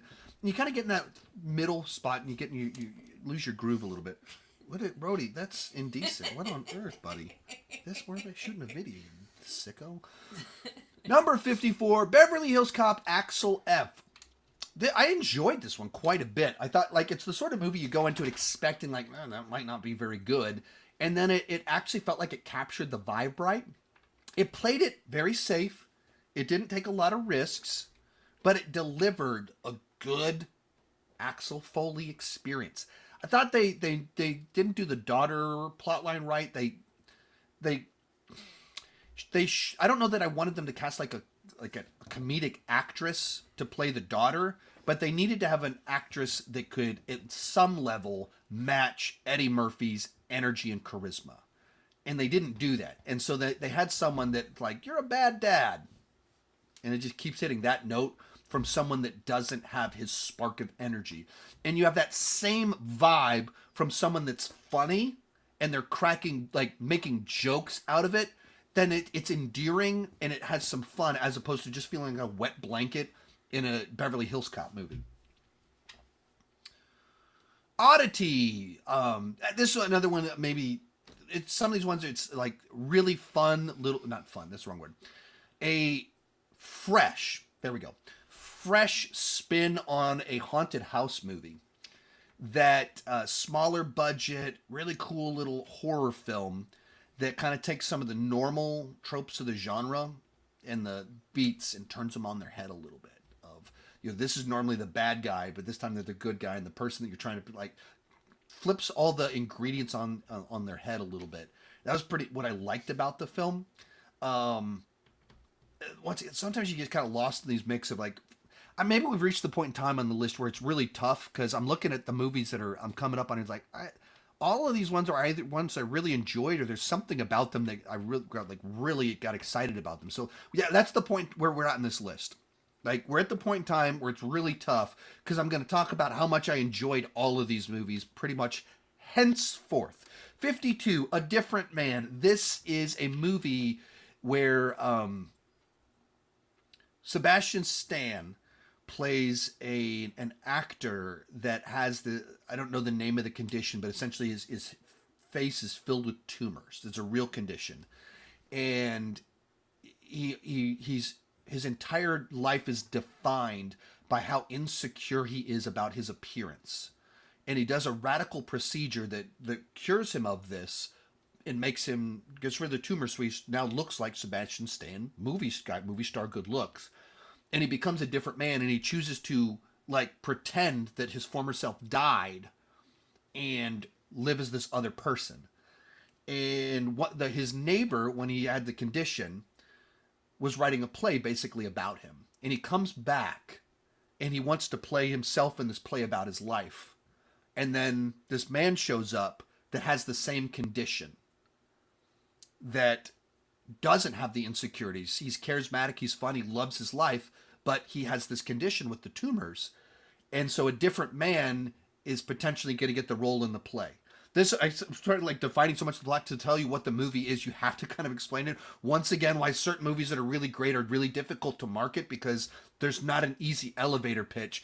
But it's a fascinating look at character, identity, insecurity, and how two people can have the same condition but respond to it so differently.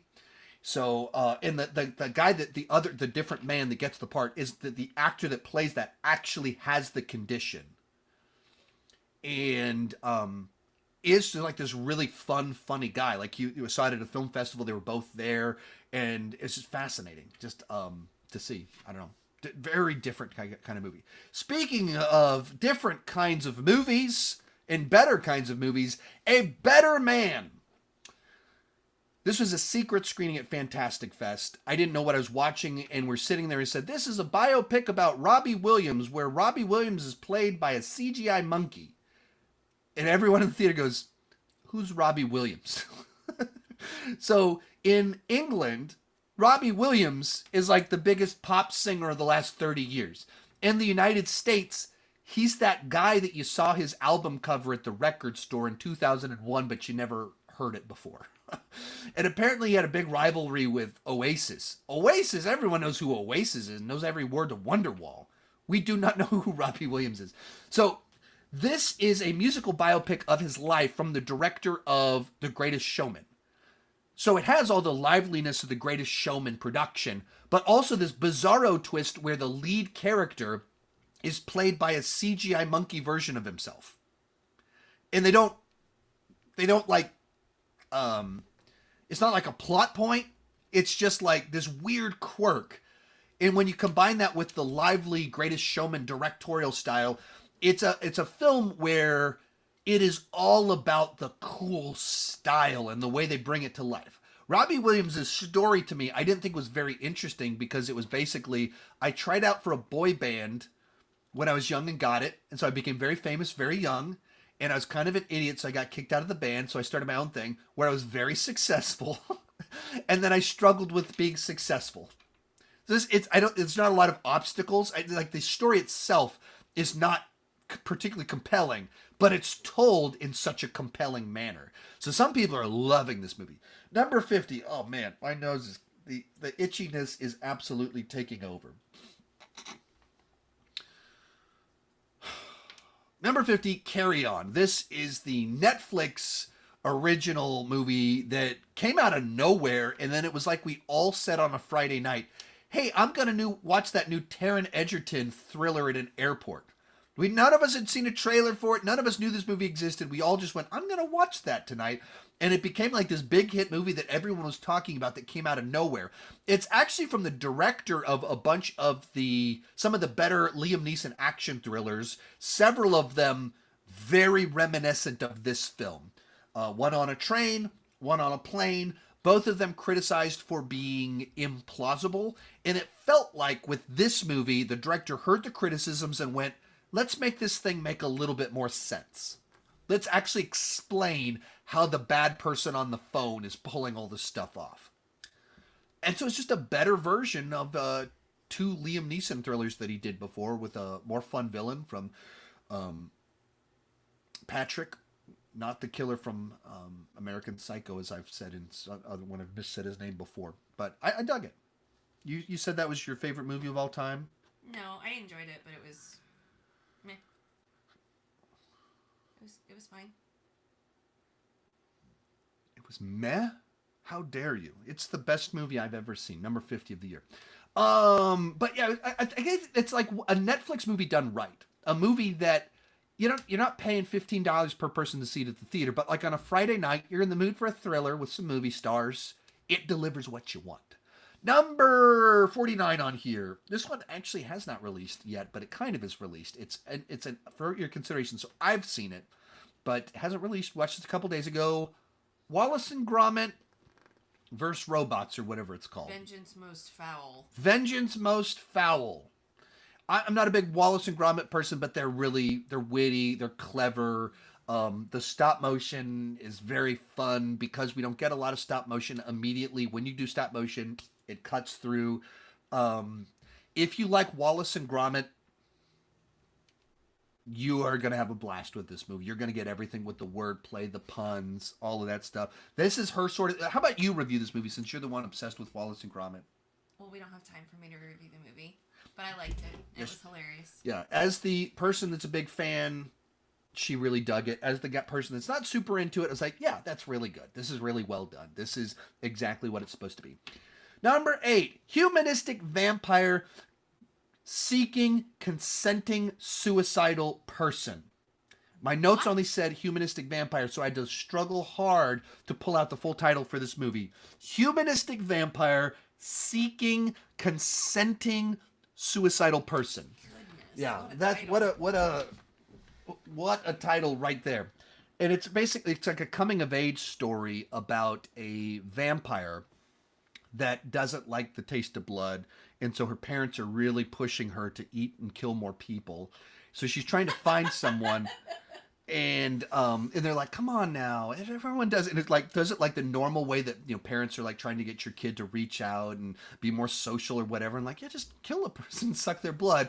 And so she's trying to do this, but without hurting someone's feelings by murdering them. And so She plays an ad? I don't remember exactly how it plays out. I watched it a while ago, but so she loves people, so she doesn't want to kill them. So humanistic vampire, seeking, consenting, suicidal person. So she seeks out like this depressed guy that wants to kill himself because he's bullied. Which was like I'm laughing, and it's played lighthearted. And so she meets this guy that wants to kill himself because no one likes him, and then they end up liking each other.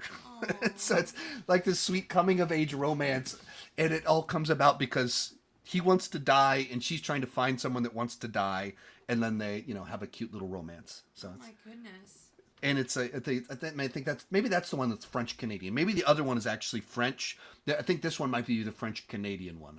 I saw both of them at Overlook Film Festival. I saw this one. Overlook Film Festival is a horror festival. I was there with a bunch of horror TikTokers. A bunch of them loved this movie. Like if you're really in the horror space and you like kind of offbeat horror films, coming of age stories, you might love that movie. Once again, that's what's cool about film festivals is you watch these movies like, that's not my thing. That's not like, oh, coming of age, like that, like this is not me. But that doesn't mean it's like for the niche that this movie's for, they loved it. This is one of their favorite movies of the year that they wanted to tell everybody about it. Number 47, this might have been my first date night of the year with you. 40. Sometimes when you add little clarifiers, it doesn't actually clarify things. 47, The Beekeeper. This one was unbelievable. That they found all the ways for Jason Statham to be just an awesome action hero. That you go into January, you see Jason Statham action thriller, you're like, is this going to be any good? Well, believe me, this one is one of the better ones. That it knew its job, it knew what people wanted out of it, and it knew to deliver all the bee puns you expect from the trailer. It's ridiculous, but it's also tons of fun. And off the top of my head, I couldn't come up with. Could you riff a little bit more with bee puns? You did well. Yeah, I wish I'd prepped that a little bit more. 46, The First Omen. I went into this one with very low expectations because I don't like nun horror films, and this is a nun movie.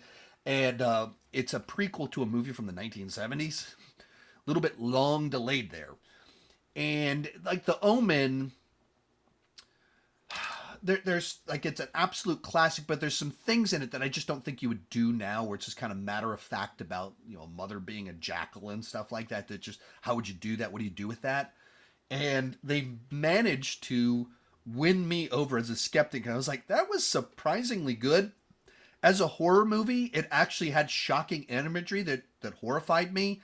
There's a lot of pregnancy in it, and it goes for it, and it shows stuff where you go, whoa, I didn't think you could do that, and I'm weirded out. But you're supposed to horrify me with your horror movie. You did. It also has the paranoia of The Omen, so pulled it off. Land of Bad. So a couple days ago, I was debating if I was going to show you Ordinary Angels or Land of Bad. I went with the one that made you cry a lot. But this is like it's the kind of movie that would have been a hit soldier action movie if it came out 20 years ago. They're just not big hit movies anymore. Has 2 different Hemsworths plus Milo Vegetables is in it. And just like a good old fashioned soldier action, guys stranded, trying to save the day. And it allows soldiers to be heroes. It doesn't like try to deconstruct them or tackle grander issues of anything like that. It's just soldiers are there to save the day, and it lets them be sacrificial and all of that stuff. Just like, it's not breaking any new ground. It's, if you're in the mood for one of those movies, it's a fun one of those movies. 44, Piece by Piece. Speaking of movies that don't break any new ground and don't do anything fresh, new, and original, Piece by Piece is not in that category. This is a musical documentary Lego movie about the life of Pharrell Williams. This is the year of unexpected musical biopics, with Better Man being CGI monkey version of Robbie Williams. This one being the life of Pharrell Williams as a Lego documentary. It is a documentary. I had people on TikTok telling me this is not a documentary. I was like, yes, it is. It is interviews. It is people being interviewed about his life, but it's visualized with Lego, which is so interesting, so original. For me, I like this one quite a bit more. And some of that is that I think Pharrell Williams' story is more interesting. There's more setbacks. There's more conflict, where he had these big victories early on, and then he didn't know what to do with it or how to transition it. And doors were opened, but then he had to like keep hustling to find something. And it, like, his career kept evolving.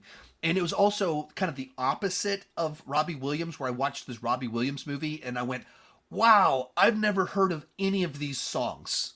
Not one of them have I ever heard. One of the melody was a little familiar. And then with Pharrell Williams, I did not realize how many songs that I love or that I know that he worked on, that he produced, that he wrote the rap in this one verse back in 1992 on the song, was it Informer or whichever one is from 30 years ago? Like, he worked on it, Rump Shaker or something like that. From when I was in the 5th grade, I remember that song, hearing it at the skating ring for my 5th grade graduation trip to the skate ring. And the song, there's a couple different songs that they played that I remember from that same skate trip, that he worked on it. And then, worked with No Doubt, and then of course had his own solo career as a singer, and then as a judge. Like, there's so much in there that was really interesting, and it was Lego. So it's a cool little film. Like, is it one that I'm gonna like keep rewatching or anything? Like, no, but like, I was not all that interested in this, and you won me over. 43, Saturday night. This was a secret screening at Fantastic Fest, and just a really interesting, a movie that, I've used this language a couple times in here, but puts you in a time and a place. This one in a very specific time and place, the 90 minutes before the premiere of the first episode of Saturday Night Live. It's kind of chaotic. It's not really a classic story. It's not really a beginning, middle, and end. It's not a classic character arc, but it's about this place with this ragtag group of influential comedians and television people coming together to create something that changed television. And one thing that was so fascinating about it is because, Saturday Night Live's been around for 50 years now, that it's become the institution that has overstayed its welcome. And, Saturday Night Live hasn't been funny since and everyone fills in a different date, which lines up with when they graduated from high school. But everyone says this, you know, it hasn't been funny for so long. And this is a reminder that when it came out, it was the disruption in the market. It's the one that turned all the foundational, institutional things upside down. It did that. It reminds you of all of that. So it's like another one where it's like, I didn't fully love it, but I really appreciated seeing it and seeing that story told. Here's the one we watched a couple days ago, Woman of the Hour. This was directed and stars Anna Kendrick. It's kind of a thriller about this actress that's struggling with her career and if she wants to keep on doing it, and she goes on the dating show. Just like that's what her manager could get her, and she tries to like let her personality pop through and see what that looks like, and she ends up winning a date with this guy. And this was a real event that happened. She wins it like the guy that she's like likely going to go on the date with is a serial killer. It's really happened. It's a real life event. There was a serial killer that worked throughout the 70s and 80s, and he competed on the dating show. So what it really does really well is that this guy was around for a long time, and there were people were reporting him. He was arrested, but he kept being released. This is horrifying that this would happen. And so the movie finds ways to kind of like everything that happens in the movie didn't really happen, but they symbolize a thing that did happen. That was a pattern of behavior of people ignoring warning signs, reports. And so this guy was preying on women for over a decade. And they don't even know how many victims he had. He was like convicted for 8 murders, but there's reason to believe maybe there's more than that because he would take pictures of them, and they found his collection of photos, and it's over 100 people, and they haven't been able to track down all these people, and they're trying to line them up with missing people. It's a fascinating story. So it's not like it's a sort of movie that makes you really interested in something that really happened. The movie might not fully capture how great it all is, but it sets you down a path where you like want to read all the articles about this horrifying real event. That was one you wanted to check. What did you think about that one? I don't know which one you're talking about. Sorry. Woman of the Hour. Oh. Anna Kendrick, the movie. Yes. It was okay. I don't know. I think I was more excited about it than I enjoyed it, if that makes sense. Like for me, I really resonated with it. I was like, finally, a movie that I feel seen. I was like, this guy in this movie is just like me. You're trying to go in for a high five? Oh, I thought I'd get a high five out of that one.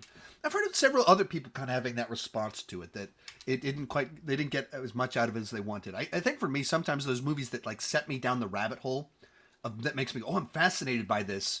The whole journey of discovery makes it better for me. Maybe. 41, A Complete Unknown. This is the new James Mangold biopic about Bob Dylan. And tell us what you thought about this one. Which one? A Complete Unknown, the Bob Dylan movie. You love this one. You said it was your favorite movie. You got you got Complete Unknown tattooed on your lower back. I did not. Oh.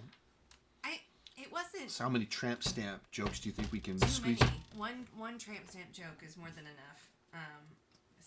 One is too many. I just don't understand why people liked it as much as they did. Like, I'm always surprised when that's the best movie of the year, and I'm like, what? Yeah. That's my personal take. Hot take, maybe. Well, so I'd agree with that. You're more negative on it than what you just said. Because everybody is like sweeping. See, she has a contrarian vibe to her, that if something's overhyped and she watches it, what are you talking about? It's like, that movie is terrible. You don't mean it's terrible. You mean it's dramatically overhyped. I've taken a very satisfactory nap during that film. She found it very boring. I generally agree with what you're saying. Like, I don't know what someone would see in this movie and go, that's the best movie of the year.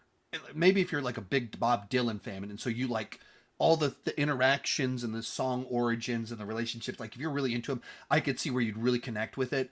That's not me. I've never really liked Bob Dylan. I generally speaking like the covers of his songs more than his versions. Besides, like a Rolling Stone, the one that's the source of the title of the movie, that's the one Bob Dylan recording that I actually like. So I didn't really know his story. The movie, another one of these, puts you in a time and place films. Kind of interesting for me, and just kind of seeing how he was influential. I felt this is kind of the premise of the movie, that he's a mystery that you can never get an answer to what's going on there. But that's also when you go into a movie that's about why did he do what he do? Why did he treat the people the way he did? Why did he influence music the way he did? Why did he embrace folk and leave folk and turn to rock? Like, why did he do all of that? The answer is we don't know. He's mysterious. You can see why that would be unsatisfying. 40. If this is the John Krasinski movie that very reminiscent of, and I felt like a lot of family movies from like the 80s and 90s that they'd have a cutesy element, but they'd have this melancholy. There's a very somber essence to the films. And that's what I thought this movie did really well, is kind of being a family movie that isn't afraid to linger on subject matter that's not the most pleasant. I don't think it stayed with me as well as I would have liked. I probably would have been more positive on it when it came out back in May, just for being an original film, being something that did kind of like a family movie with weight to it, emotional weight to it. And we don't have enough I love escapism in films, but I also think that there should be movies that challenge children, and having stories about death and loss and moving on. Telling stories of that helps prepare children for experiencing it in real life. So I enjoyed that, but it's a movie that I didn't feel like it stayed with me with time, the way some other movies on this list stayed with me. Sometimes people are like, hey, in May you had this one higher and you had this one lower. What happened? Simple answer. Certain movies with time, they stay with you. You think about them more. You re-explore them. You want to talk about them more, so they go up. And there's other movies that leave a good impact in the theater. There's something you're excited about with time. You're like, I mean, that was enjoyable, but like it didn't impact me the same way some of these other ones did. Did you have a bunch of thoughts on If? No, I think you said it well. 39, Babes. This is when I saw it South by Southwest. Essentially, it's Bridesmaids for pregnancy, where Bridesmaids is about female friendship and how that changes with wedding parties and marriage. And in different phases of life, you're friends with different people. And sometimes you're friends with them on different ways, and there can be weird rivalries in there. And so it kind of touches on that concept. Babes does that with pregnancy and the idea of children, of how when you have kids, that changes your friendships with other people. And when you become pregnant, that changes your friendships with other people.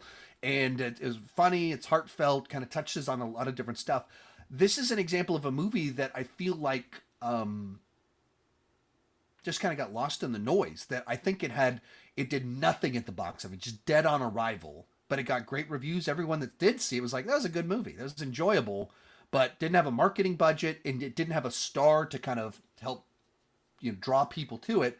So it just kind of got lost, and no one saw it. And that's the sort of thing that is unfortunate, that movies like this don't cut through. A bunch of people asking me like, hey, Sean, did you see this movie? It was my second favorite film of the year. Hey, Sean, did you see this? And that's kind of like with Babes, of like another one of these movies that like feels like if more people saw this, more people would like it, but people didn't see it. 38, Kill. This is an Indian film that I saw at Fantastic Fest in 2023. It came out this summer, and it is a more straightforward action film than you would normally see from India. Some of the stereotypes about, dance moms, musical numbers, the melodrama. There's none of the dance moms. There's none of the music. Even the melodrama is way cut back, and it's much more in line with kind of a tonally with like a Hollywood action film, intentionally so. And it's a film that took a while to get released, because they wanted to make it the way they wanted to make it, which was very violent and bloody, and the censors were holding it back from being released like that. It was released in the United States by Lionsgate, which it's very rare for a Bollywood, an Indian film to be released by an American distributor. They play here all the time, but they're distributed by themselves. This was distributed by Lionsgate. Fortunately, for whatever reason, people didn't go see it. If you're looking for an action movie, just like good old-fashioned action thrillers with visceral violence, go see this movie. First half of it, you'll be like, all right, it's Die Hard on a train, gotcha. And then it hits the midpoint. If you saw it probably in India, there's probably where the intermission takes place, where the title card drops. They're basically the midpoint of Indian movies, they crescendo to something happens, and then the title card drops, and there's an intermission. That happens in this movie, and there wasn't an intermission, but at the film festival, this thing happens, title card drops an hour and a half into the movie, and everyone goes, oh, it's about to go down. And the whole back half of the movie is this guy just ripping people's heads off. It's pretty cool. 37. Gonna get myself in trouble with this one, and we'll take a pause as we hit my next breaking point. We are now behind schedule again because of my long rants on the last one. Nosferatu. This is an interesting one because there's a batch of people that are like, Nosferatu, best movie of the year, top 10 of the year. Why isn't one year in top? This movie's incredible. Last night, I go outside. Someone knocks at my door. They go, I want to play with fire with your kids. So my kids go outside to play with fire. And they got sparklers, this Captain America thing. The Melissa, if you've been around for the whole live stream, baby girl, Melissa. She invites my kids to play with fire, walk outside. Her husband that warned her about baby girl, he's there too. He goes, Nosferatu. Disappointed me.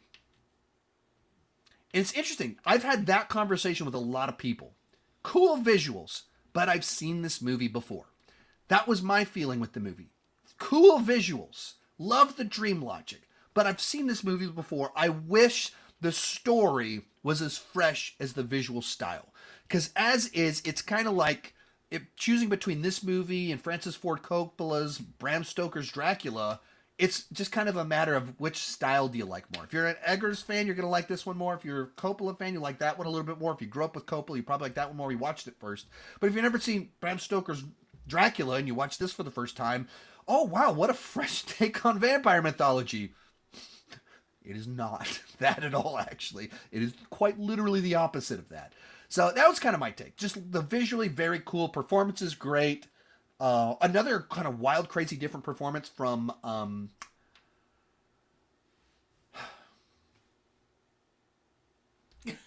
I don't know who you talking Bill about. Skarsgård. You just hit that moment when like the record went off the track. Gonna break in just a second so that I can refresh, itch my nose. Do more of that. What's that? What you call it? Booger Stop. sugar? No. Stop Booger it. sugar downstairs. Stop it.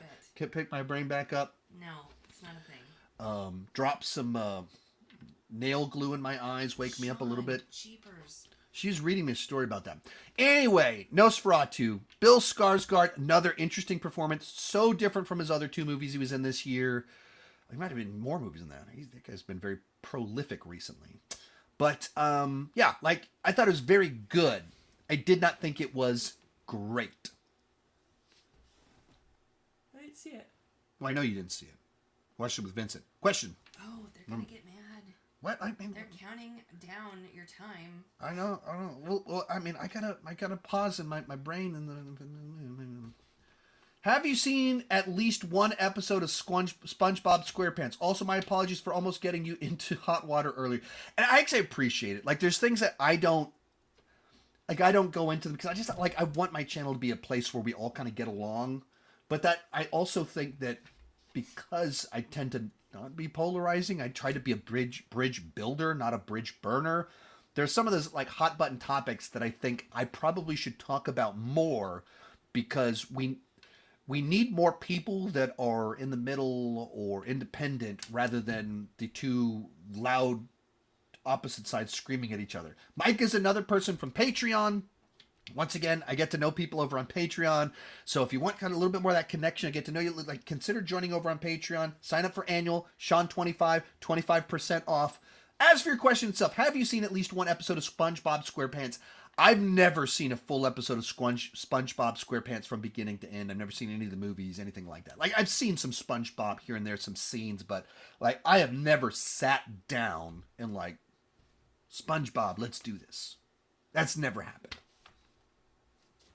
which like amazes people all the time. But I'm just a little bit too old to have done that. Ugh.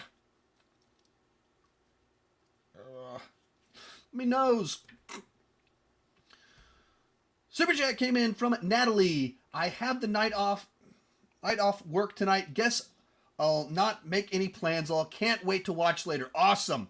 That's the fun of these is you get to see me talk about everything. Not just the ones that you naturally would click on or a franchise, the movie you're excited about, but like that movie you didn't know about that was smaller, didn't have a marketing budget, and so you didn't even know to click on it when I made a video about it before. You're able to hear me talk about it, and maybe you'll discover your next favorite smaller film. That's what I love about these ones. That's what I love about the monthly rankings, that it's an opportunity for hopefully me to put smaller things on your radar. Thank you so much for watching. Okay, we actually already answered that one. I didn't realize it was a super chat. I just read it and remembered it.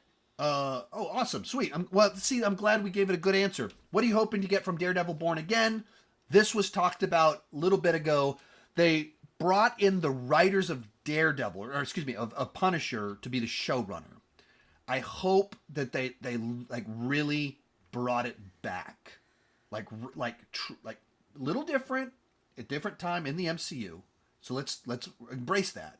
But also, if you're making a Charlie Cox season of Daredevil, if it's not Daredevil season 4 in some sense, I think you are taking advantage of me in a very like sick, stupid way. Like, what are you doing if it's not some way season 4? Couple recommendations or thoughts. What do you think of Monster House and Perks of Being a Wallflower, the only book adaptation I've read? I have not seen either one of those movies. Monster House is not one that is on my, like, I've heard of it, but I don't really know what is, haven't, like, it's not on my radar. Perks of Being a Wallflower, that's been on my radar since it came out. I've heard great buzz about it. Seems like one of those movies that, for people about 10 years younger than me, it's kind of the right movie at the right time. Like, I think this one, like, Bo Pruitt, I think, told me about this movie way back in the day. Might be making that up. But, like, that sort of thing. But I was just,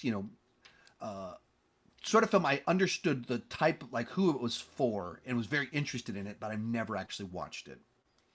You're going to finish your list no matter what, right?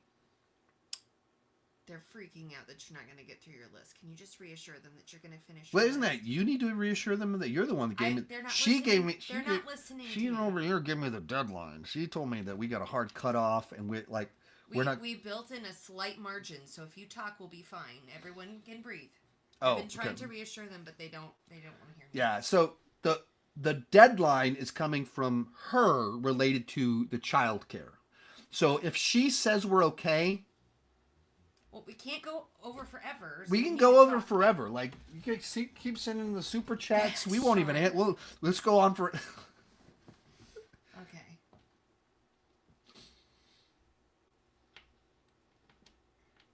Got a super chat, Jeff Hill. Hey, Sean, what do you think of the delay of the Batman 2? Do you think there's some behind the scenes drama? I think it's killing any momentum built by the Batman. So I did a video over on my second channel talking about this just a few days ago. So it's like 10 minutes long, and I go through the news.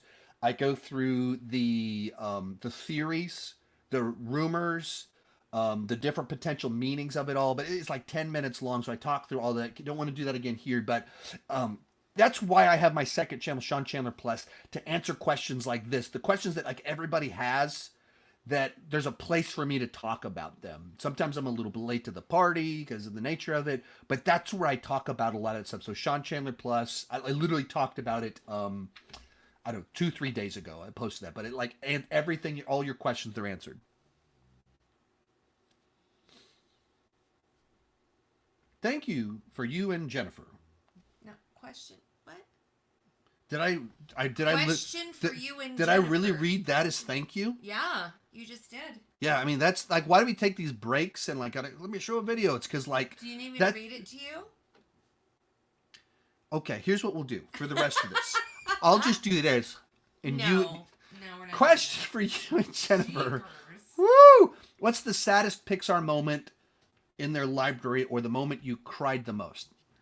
I personally have never cried in my entire life. At very high macho levels. Oh my So I've never cried outside of the Iron Claw. Real men cry, Sean. What? I mean, the opening to Finding Nemo. How could you? What could be more traumatic than that? What would it be? Is Up Pixar? I can Yeah. never remember which. Up. Yeah, I mean, the beginning of Up, the beginning of Finding Nemo. I always get Two the different- studios confused. Two. It gets confusing now because John Lasseter was over both of them for a while there. I mean, I think those are the two very obvious ones. Two different versions of it. One is the just absolute tragedy of Finding Nemo, and the other one is the love story with loss. That is so much real life in 10 minutes And with no words. no words. Like just That they can that's- convey those expressions. yeah, that they communicated so much of story and emotion just through faces and little images. Fantastic visual storytelling. That's like the thing that people talk about with Up that sabotages the movie for a lot of us. That it is so like absolute perfection, the perfect example of something. The rest of the movie can never keep up with it.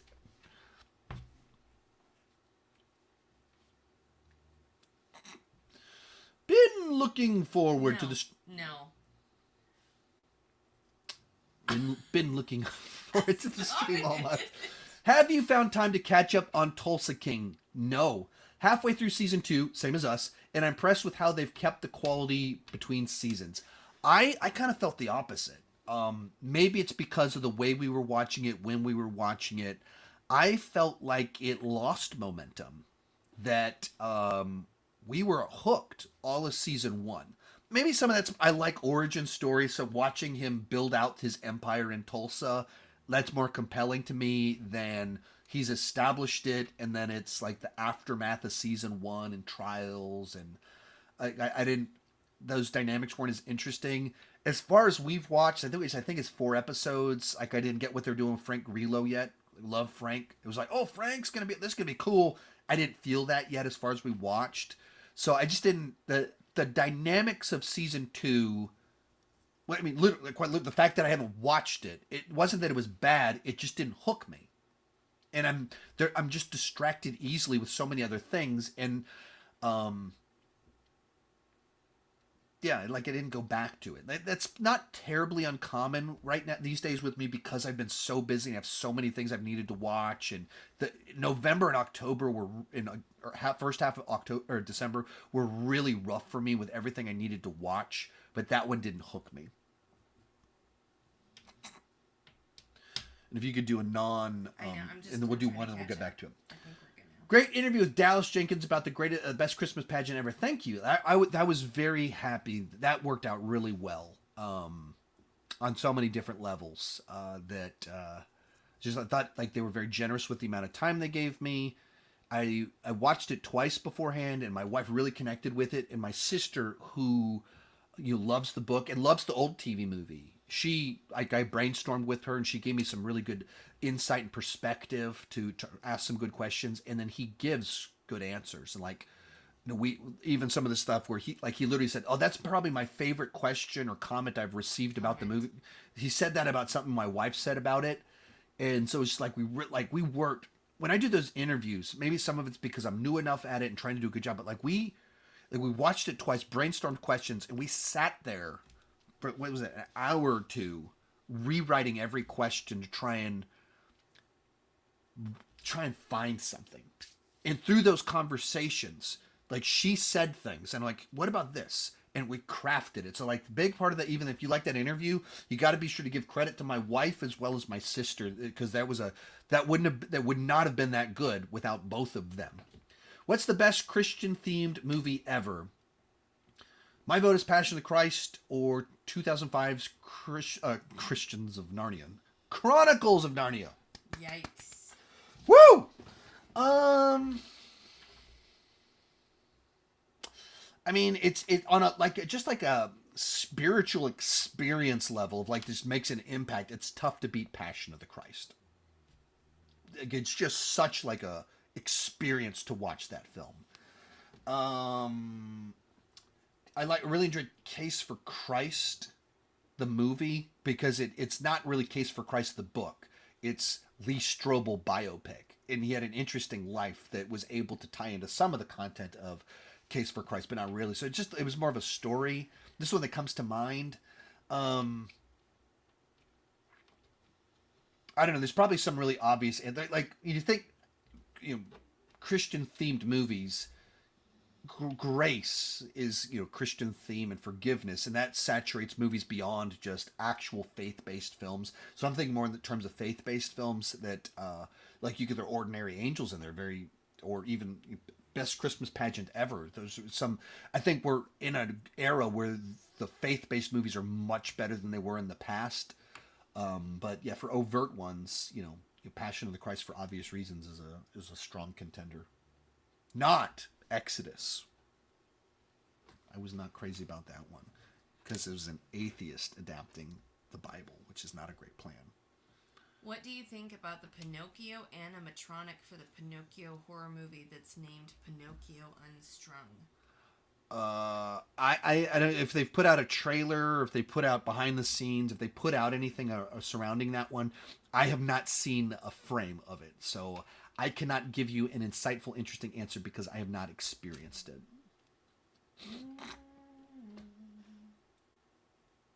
Have you seen Arcane? And what are your thoughts on it if you have? I have not seen any Arcane.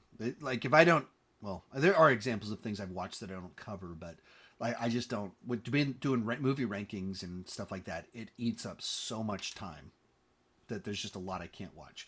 36, The Last Stop in Yuma. This is like a small little bottle film about people end up stuck at this diner attached to a gas station that is in the middle of nowhere, and they've run out of gas.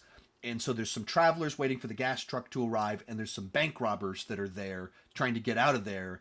And so then it's like all the pressure starts to build as people start to realize those are criminals, and cool small little thrill. If you like bottle films that are a little bit offbeat, check it out. 35, The Fall Guy. This is one where this was just a great date night movie. Like I was able to see it at South by Southwest 2 months before its world premiere, and the movie stars were there. So it's very, seeing it, that's the best environment to watch movies. It was so much fun. I was like, I think my wife's going to love that. But our friend Rachel Wagner, this is her most disappointing film of the year. Like, she did not like it at all. So I was like, am I crazy, or is my wife going to like that? We went to see it as soon as it opened, and I won. I know my wife better than the person that's not married to my wife. Turns out that we had a great time with the movie. Just funny, little romance, some action, practical stunts, movie star charisma, all the good stuff. 34, Challengers. This is like a movie that just oozes style, fantastic score, very... I don't even know how to without what the other ones would just describe the plot of the movie, but fascinating dynamics of like three very competitive, very intense people in the world of tennis, and this bizarro love triangle that, everyone's in love with everyone. Everyone's trying to manipulate everyone. It's wild stuff. 33, Juror Number 2. This is a jury deliberation film. It's not a courtroom drama. A little courtroom, but it's really about the deliberation for the jurors. And I went in not knowing the twist of the film, so I'm not going to say what it is, but it's a movie that as soon as you find out what's going on in the movie, you go, oh, that's a fun little twist. That's a fun angle. And it's just like a solid little court juror thriller that juror. Here's the thing that's crazy about this one. This is Clint Eastwood's last movie, and Warner Brothers buried it, which I find to kind of be offensive, because it's not like it's a bad movie. It's not Megalopolis or anything like that. It's an absolute Hollywood legend who has won Oscars, multiple, puts out one final movie that has movie stars in it, and they barely released it. That's crazy and kind of offensive. 32, Speak No Evil. This is just my kind of horror thriller. I haven't seen the original one, so I'm no point of comparison here or anything like that. I can't do that. But I got what I wanted out of from when I saw the trailers of this family goes and stays at this house in the middle of nowhere with James McAvoy, who turns out to be a total creep weirdo. I got what I wanted out of that movie, like of awkward, uncomfortable humor combined with awkward, uncomfortable, horrifying concepts and ideas. That's what I wanted. That's what it delivered. Kind of crescendos at the end. And it's surprisingly funny. Like, you go into it expecting all of the intense, scary stuff, but it's funny in ways I wasn't expecting it to be that didn't cheapen or undercut the tension and the thrills. 31, Smile 2. I went into the first movie not really excited, and it was a pleasant surprise. And for some reason, I went into the second one also not expecting much, and it somehow continued to be another pleasant surprise. That it was like a very much more assured film, with directorially speaking. It was like the director had their confidence this time and was able to like kind of get bigger and wilder with some of the stuff that it does and the way that it's trippy and you don't know what's real and what's not. And then Naomi Scott just gives a really good performance. Like a really, like this gut-wrenching performance, and she drinks a lot of water in the movie. Number 30. This is another one we need to watch tonight. Five movies. Watch as many movies tonight. Yes, we can. We'll watch all of them at 4x speed. Bad Boys Ride or Die. I really dug the last one. It was my favorite of the three movies, and then this one I thought was a great follow-up. It follows a familiar formula. It's kind of like The Fugitive, except with bad boys. MVP here is the tragic fate of Reggie with everything. You're saying tragic. Recently you added tragic to it. I thought it was going to be funny, so now I'm sad. Yeah, I'm a mystery. True that. So is Rhodey. What a sweet little guy. Wow. This is like the top of example of a movie that was good, and there's this one sequence in it where you're like, whoever came up with that, wherever that came from, well played. That was fantastic.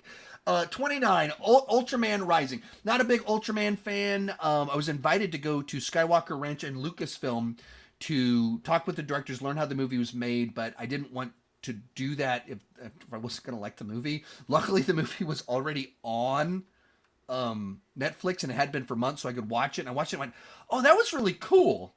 Because it's basically DreamWorks' version of Ultraman. It's not made by DreamWorks, so it's not actually DreamWorks. It's a Netflix original that was animated at Lucasfilm.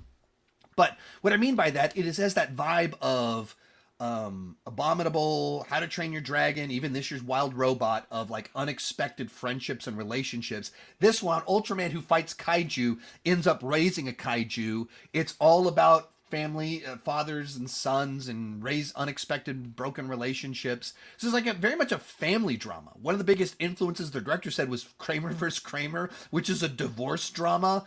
And that's what influenced his Ultraman movie, which is just interesting. That's like when movies like pull outside influences and merge them together. That's creativity.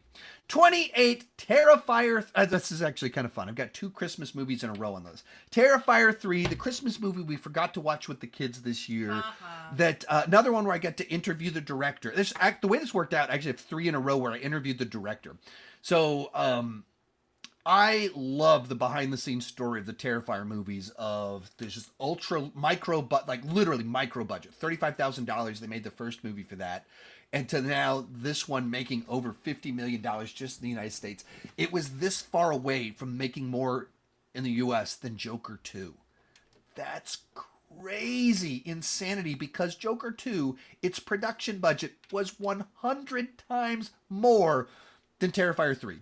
I think they just did a great job of building out like an interesting lore.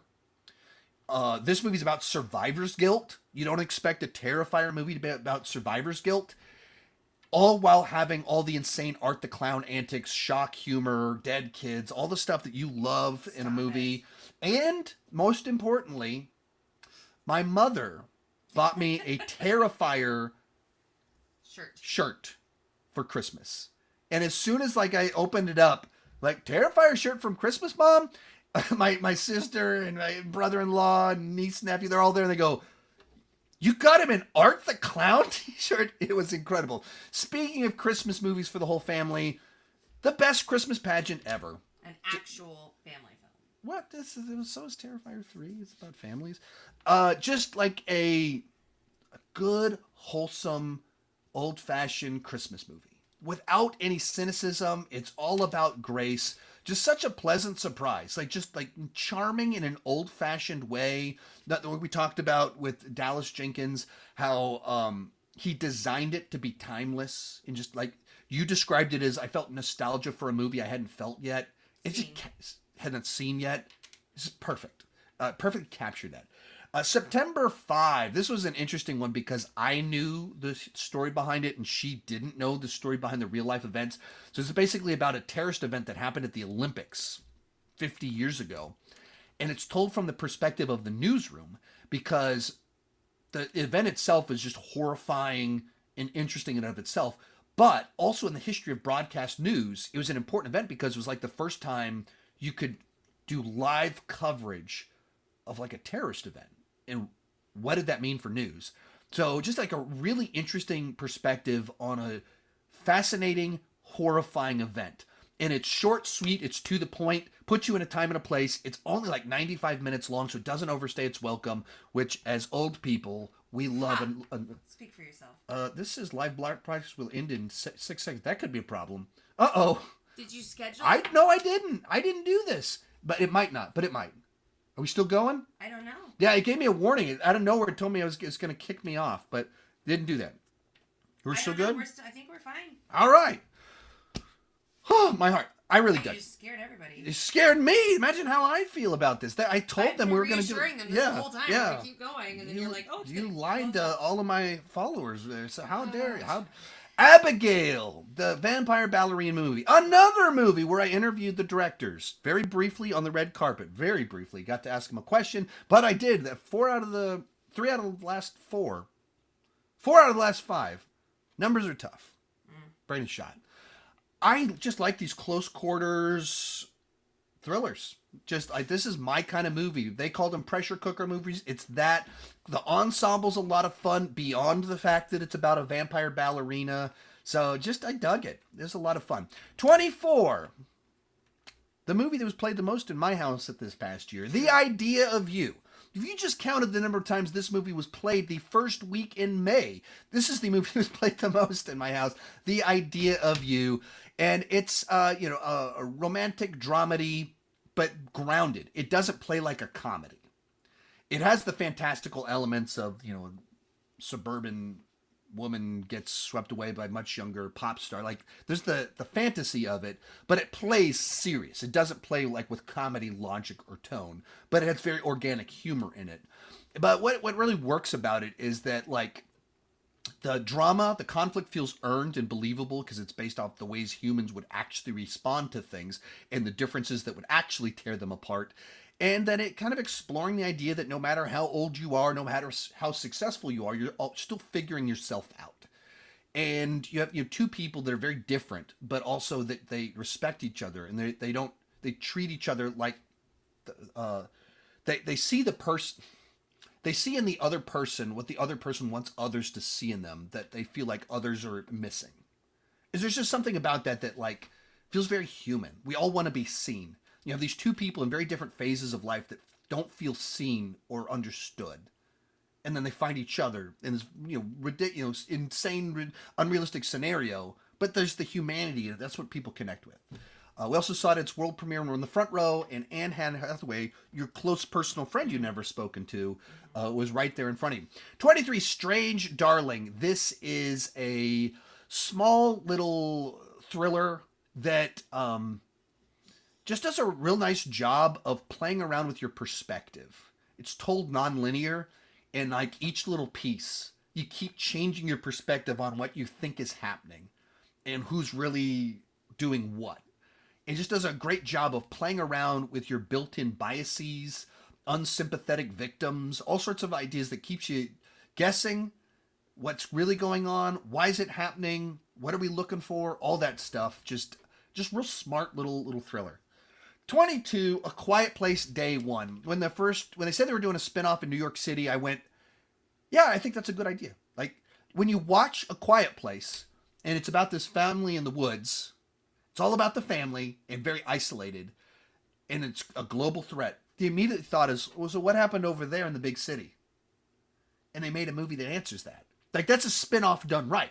Because you can have the thrills, the creatures, but in a setting and with characters that are very different. The mainline movies are very much about a family and their reaction.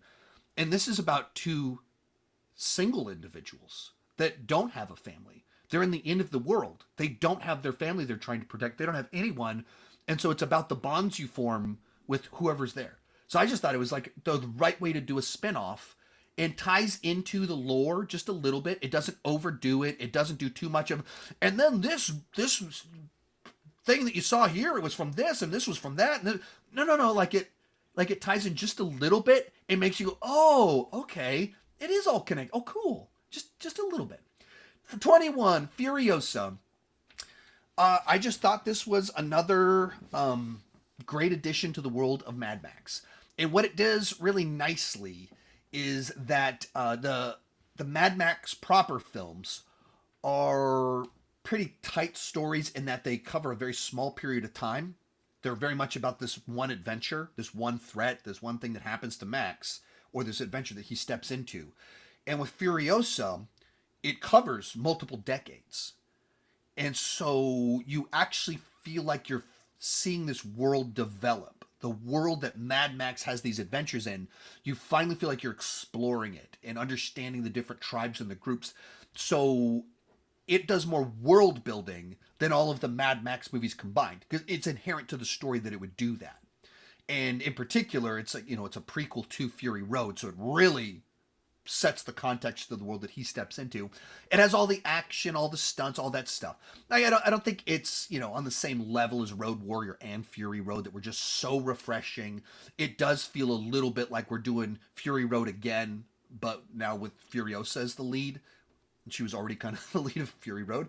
But it's not quite, didn't stay in my mind as like a top 10 kind of film, but I think it's really well done. And it's a very good,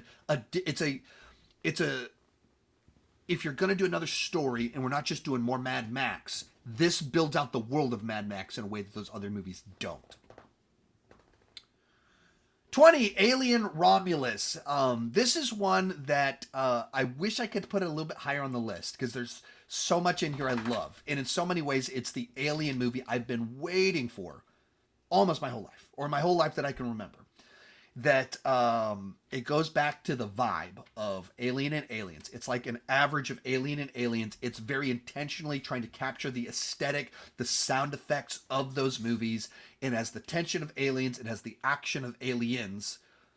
Best of all these worlds. It's Fede Alvarez that is very good with these pressure cooker close quarters films, so I thought he was a great person to do this. He loves practical. He goes practical. That's what this movie is. There's a couple of missteps in here with bringing a character back and the way they brought the character back. I think did you brainstorm the idea of what if he was just on the TV screen? Were you the one that said that? I am the one that said that. So she proposed the idea of like, don't do what you did where it was like, there's too much uncanny valley, but whenever he was on the screen, it was fine. So if you just had him on the screen, I think people would have been much more forgiving of it, because it looks dramatically better, and it what offends people in the digital resurrections they wouldn't be as offended by that. So I think they could have saved themselves some trouble there. But also I don't love the last 15 minutes. I didn't hate it, but I also definitely don't love it. It's not what I would have done. 19, Kingdom of the Planet of the Apes. Hey, buddy, man, you're like right on camera, and you're weird than everybody else. They're leaving comments about my creepy dog. Did you want to come and hang out with me over here? Come on over here. Kingdom of the Planet of the Apes. I adore the trilogy from the last decade. I think all of them hold up. I always, whenever I rewatch, I'm like, man, I don't know which one's my favorite. I mean, it's Dawn, but also maybe it's Rise. I don't know. Like, I love Rise so much. And I was nervous because of the person they had doing it. This one, I think, it's the first time we actually get to explore the actual Planet of the Apes. And it feels like there's this big world. We're on an adventure crossing it. We're seeing the legacy of Caesar. So much in there that once again, a great compliment to what came before. In a lot of ways, like Furiosa, of that kind of world building, spending time in the Planet of the Apes, or in the case of that one, the Wasteland with Furiosa. All of the kind of similar language. Also, though, I don't feel like it had the weight, that impact that the past trilogy had. That, like, very strong. I really enjoyed the movie. Strong placement on this list. It didn't have that staying power with me. That's why I feel it's lower than I was expecting it, because it didn't stay with me. It didn't have that strong impact to it. 18, Heretic. This is a movie that I was supposed to see it at Fantastic Fest, or it played at Fantastic Fest. We all guessed it was going to be a secret screening, and then it was, and I couldn't get in. I tried really hard, and I couldn't get in, and then it was this movie I wanted to see, and broke my heart. And then I missed the Austin press screening, and then opening night, I remember it was out of town or something, so I was late to see. There's like 3 different times I was supposed to see the movie and didn't. Finally saw the movie. It was very cool. As someone that has 2 degrees in Bible, that has read a whole lot of books on Christian apologetics, philosophy of religion, all that stuff, this movie was right up my alley, and I appreciated that as much as it... the lead character, or the main antagonist, is challenging faith. It always has the Mormon missionaries fire back. It's not like he wins the arguments. He makes arguments, and sometimes they're like, that's a bad argument, and here's why. And they counter him, and they actually have the dialogue. And beyond that, if the takeaway of the movie was the psycho is right, that would not be good. Like, the guy that's the atheist is a psycho that kills people. And all the people of faith in the movie are presented as very generous people that are intelligent and capable. And so I thought it balanced things really well. 17, Transformers 1. This is a movie I thought looked horrible from the first trailer. You watched the first trailer, and like, that's I was like stoked. You were like really excited, and I was like, that sucked. And so we had a big fight at the house. We did not. Had to pull out the Nerf guns to settle it. And as it turns out, you were right. It was actually really, really good. And people were mad it wasn't in my top 10. I was like, it's really good. I get it. But it found a way to show the rise of Optimus, the fall of Megatron, while being funny.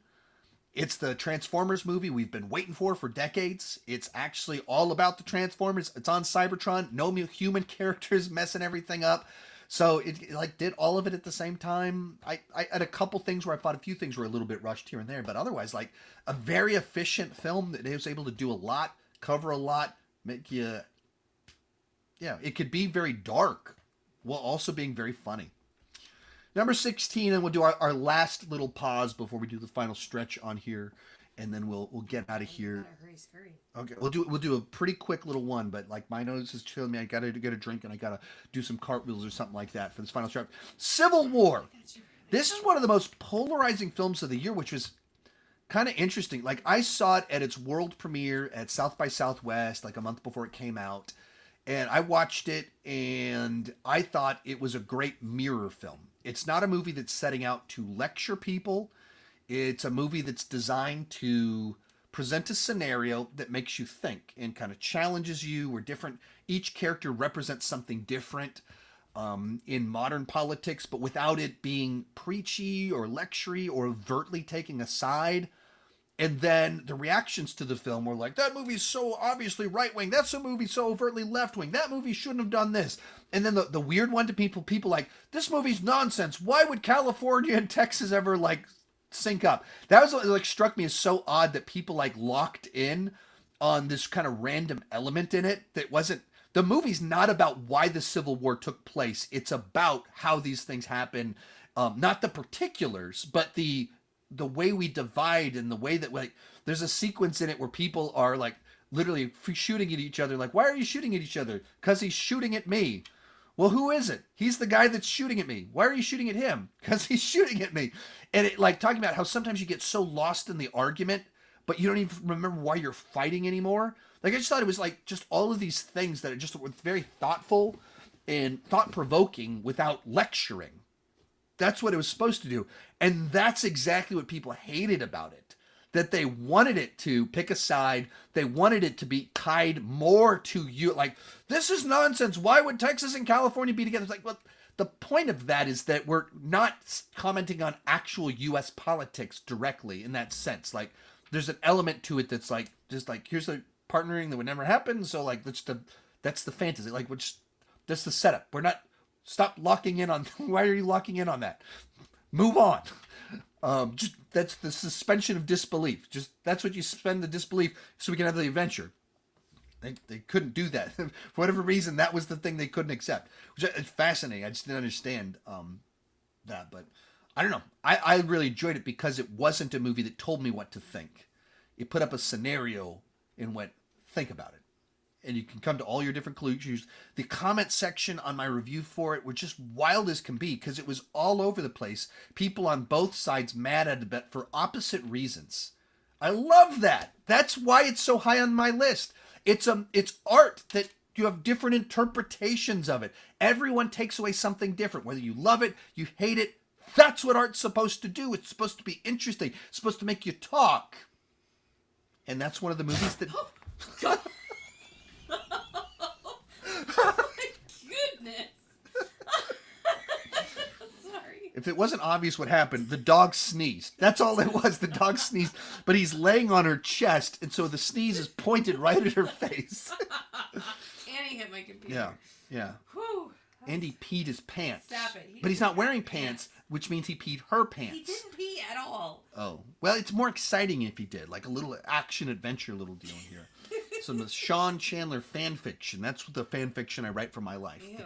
The dog peed on my couch. Gross. All right, quick break, and then we'll close this out, and we got to go pick up our kids. But in any super chats I miss, I'll do a follow-up little video that'll Answer those questions. and then it'll be over on Sean Chandler Plus. Just pause it. You're probably- dead. Just go take a break. Oh, you mean questions now? Yeah, Oh, I thought you were going to get a drink. I guess we can. Speaking of Sean Chandler Plus. Hey everybody, I'm on another quick little break, and I wanted to promote my second channel, Sean Chandler Plus. This isn't a membership site or anything, it's just a second YouTube channel that I have where I also talk about movies. So a lot of people are like, why do you have two different channels where you talk about movies? I don't get it. And basically, the big idea is that this main channel is where I do the big movie reviews, where I do the rankings, where I do the trailer reactions, kind of this edited content about the big main stuff. And the second channel is a little bit more freeform. A lot of it is clips pulled from my Patreon live streams. A lot of it is clips pulled from collaborations I've done when I appear on the news. And so it's kind of less staged, or not staged, but it's less planned, it's less edited. It's kind of designed to be a little bit more freeform, where I'm talking about editorial things, movie news, stuff like that. So it's a different flavor, and it gives me an opportunity to talk about more subjects. The way the YouTube algorithm works, basically kind of want the main channel to be like where I'm the big heavy hitter type subjects. And so, you know, you're likely to get a ranking, a movie review, that stuff. Another channel, I wanted to have a place where I could post a video talking about something really small that I was excited about, that not probably a lot of people click on, but that's interesting to me. Or that's, you know, more like a risk, it's a chance, like what I don't know if there's interest in this, that sort of thing. Something where my personality comes out a little bit more than kind of a heavily edited review or ranking or something like that. So that's the idea of it. So if you like the flavor of Sean Chandler in live streams, want me to talk about kind of more niche things, like sometimes I'll talk about music a little bit over there, tell little stories, and more likely to kind of go down rabbit trails into the controversial stuff over there. If that's your sort of thing, consider following over on Sean Chandler Plus. Like I said, it's just another channel on YouTube. Link somewhere around here. I'll check it out. And let's get back to it. All right. We can do No, we're back. No, not on here. we're all our brains are toast. Your brain's toast. Rhodey's brain is toast. Hey, buddy. 2 super chats, 1 regular, and then we'll close this thing out, and then I'll catch up on that other stuff. Oy vey. How's life? It's good. It is. It was a very full year. That my big takeaway was I want to put more room for enjoying and processing everything happening, and then more time just intentionally with my family. It's interesting my problem in life right now is that there's too many good options, which is a good problem to have. But a good problem is still a problem. So that's what where my mind is at going into the new year of how can I spend the most time on the things most important for the YouTube channel and make time to enjoy and process everything that's really cool that's happening, spend more time with my family. Fantastic live stream, as always. Have you seen Arcane? And if so, what are your thoughts on it? You need to see it. If not, it's so good, man. I have not seen a single episode. It's on my radar because I've only heard fantastic things about it. I have no idea what it's about. Have Haley Steinfeld? Isn't she the lead actress on it? I think she's great. I don't think that I can't think of anything that she's been in that I don't think she's been great in. I guess she was in a couple Pitch Perfect movies I'm not crazy about, but she wasn't the issue at all. So I like her. And she did some voice work on a Spider-Man movie once that was quite good. I don't watch too much regular TV since I mostly binge anime and manga. Can you binge manga? Is manga, is that an appropriate use of manga? I don't know. You have to, because my understanding is anime is the bingeable version of manga. Manga's the version that you would read. That's how I say read now. I figured that out. But what's a currently airing series I should check out if I can? Currently binging This Is Us. I don't like to give broad recommendations. Like, I don't even know what to do with what you just told me because you say, hey, I watch anime and This Is Us. Anime, Japanese animation, and the show about, modern people my age in the suburbs in the United States.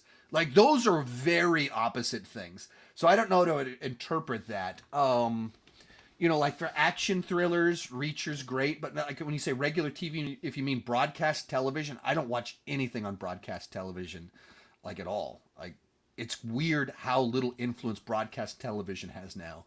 Like Reacher is an action show. They're really cool. Throwback if you like that kind of thing. What do we watch that I don't ever talk about? I don't know. I don't know either. I don't know. So I don't like the stuff I review on my channel. I've already talked about it, but I don't watch a ton of TV because I spend so much time watching movies. Or when I'm watching older things, sometimes it's intentionally stuff I'm not gonna review or cover because it's just I'm gonna rewatch Breaking Bad because I can just have it on in the background. I have to worry about reviewing it or watching it with someone else or anything like that. So it's just easy to put on. I watched Person of Interest. I should watch more of that probably with you. But it was really enjoyable. I need to watch without you. Right. When that's the problem I was running into. Watching. I wish I was watching this with Jennifer, but as soon as I do that, all of a sudden it's homework just to watch something with you. But just watched it as a cool little TV show with a great lore to it. Number 15 on our list, Ordinary Angels. This one would have been lower, but we rewatched it last night or 2 nights ago, and it's like the tearjerker movie of the year. That it's the sort of movie that would have been a big hit 15, 20 years ago, and people just don't go see these movies or they don't know how to market them anymore or whatever. And so it did okay, it did fine at the theaters, but just one of these movies that, how would you describe the film? Heart-wrenching? Heart-wrenching. She doesn't like it when grown men cry in movies, and this movie features Reacher crying a lot. He barely kills anyone in the movie, but he cries throughout the whole movie. It was just really sad. I don't have a problem with him crying. It just was You sad don't, that he but had you so don't, many you don't like reasons to it cry. when grown men cry in movies, though. I've never said that. What are you talking Yes, you about? have. You saying I'm making this up? Yes. Normally, when I make things up, they're funnier. It's not like my wife doesn't like this very specific thing that's tragic. All of a sudden, apparently, I've been lying about my wife not liking seeing grown men cry in things. I mean, I don't like watching who likes watching people cry? I mean, You were watching that Beast Games last night, laughing at all those people crying over not winning $5 million. That's not exactly what happened. That was my interpretation, but apparently I'm delusional and make things up. 14, Gladiator 2. I really dug Gladiator 2. It's a more polarizing film than I was expecting. I saw it at the press screening, and I left it thinking like, hey, does it live up to Gladiator, one of my favorite movies of all time? No. But is it like a worthwhile sequel that does continue the story and flesh some things out and play out the power vacuum that would have taken place and follow up on some ideas? Yeah. And is Denzel Washington a lot of fun? Yeah. Does Ridley Scott still know how to stage like cool action? Yeah. I was like all on board with it. And if you took it not as Gladiator, but just another Gladiator-like film, it'd be very enjoyable. As you take it as like an action movie, very cool action in it. I was surprised how many people didn't like it. Jones Vibes that we keep talking about in here, he might have that as 10 worst of the year. Like, he hated it. Same theater I was in. He was dude, you're distracted. At least it wasn't in my face this time. He hated it. Same theater. I didn't even get to talk with him afterwards, but like he was mad at them. Like, what have you done? I was like, that was a good follow-up. I really dug that. So for me, Paul Mescal, I think he's good, but he's no Russell Crowe. And that's maybe one of the things working against the movie is that it reminds you so much of a better film and a better performance or a more magnetic actor. Because it's not, like, I don't think Paul Mescal did anything wrong. He's just not Russell Crowe. And Russell Crowe is one of the great actors of the last 30 years and was absolute, like, the epitome of magnetic machoism in the role of Maximus. Just absolutely embodied it. And that isn't Russell Crowe. Number 13, Anora. I saw this one at Fantastic Fest. I'd heard, a lot of great buzz around it. In the first 40 minutes of the movie, I was like, wow, you guys are weirdos, because this movie is just two fools doing cocaine and each other. What are you guys talking about? And then the plot actually kicks in, and it's like this radical tonal shift, and it like there's like literally 35 minutes into it, something happens that's really funny, like someone says a line, and I went, oh, that's really funny. This movie has a really good joke. And then the rest of the movie is that level of funny, and it ends on a note that's like really like kind of gut-wrenching. Of the film is very kind of you enter it with one perspective, and it takes you on this adventure where you realize like it turns your interpretation of everyone's motivations, actions, what they're doing, why they're doing it, and it keeps morphing as you watch the film.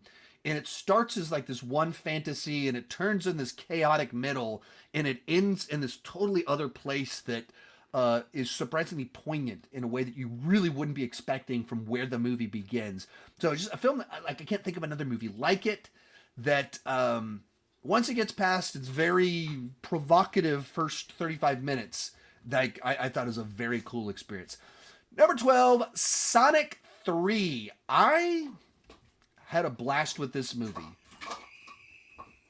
Are you kidding me? Come on, man.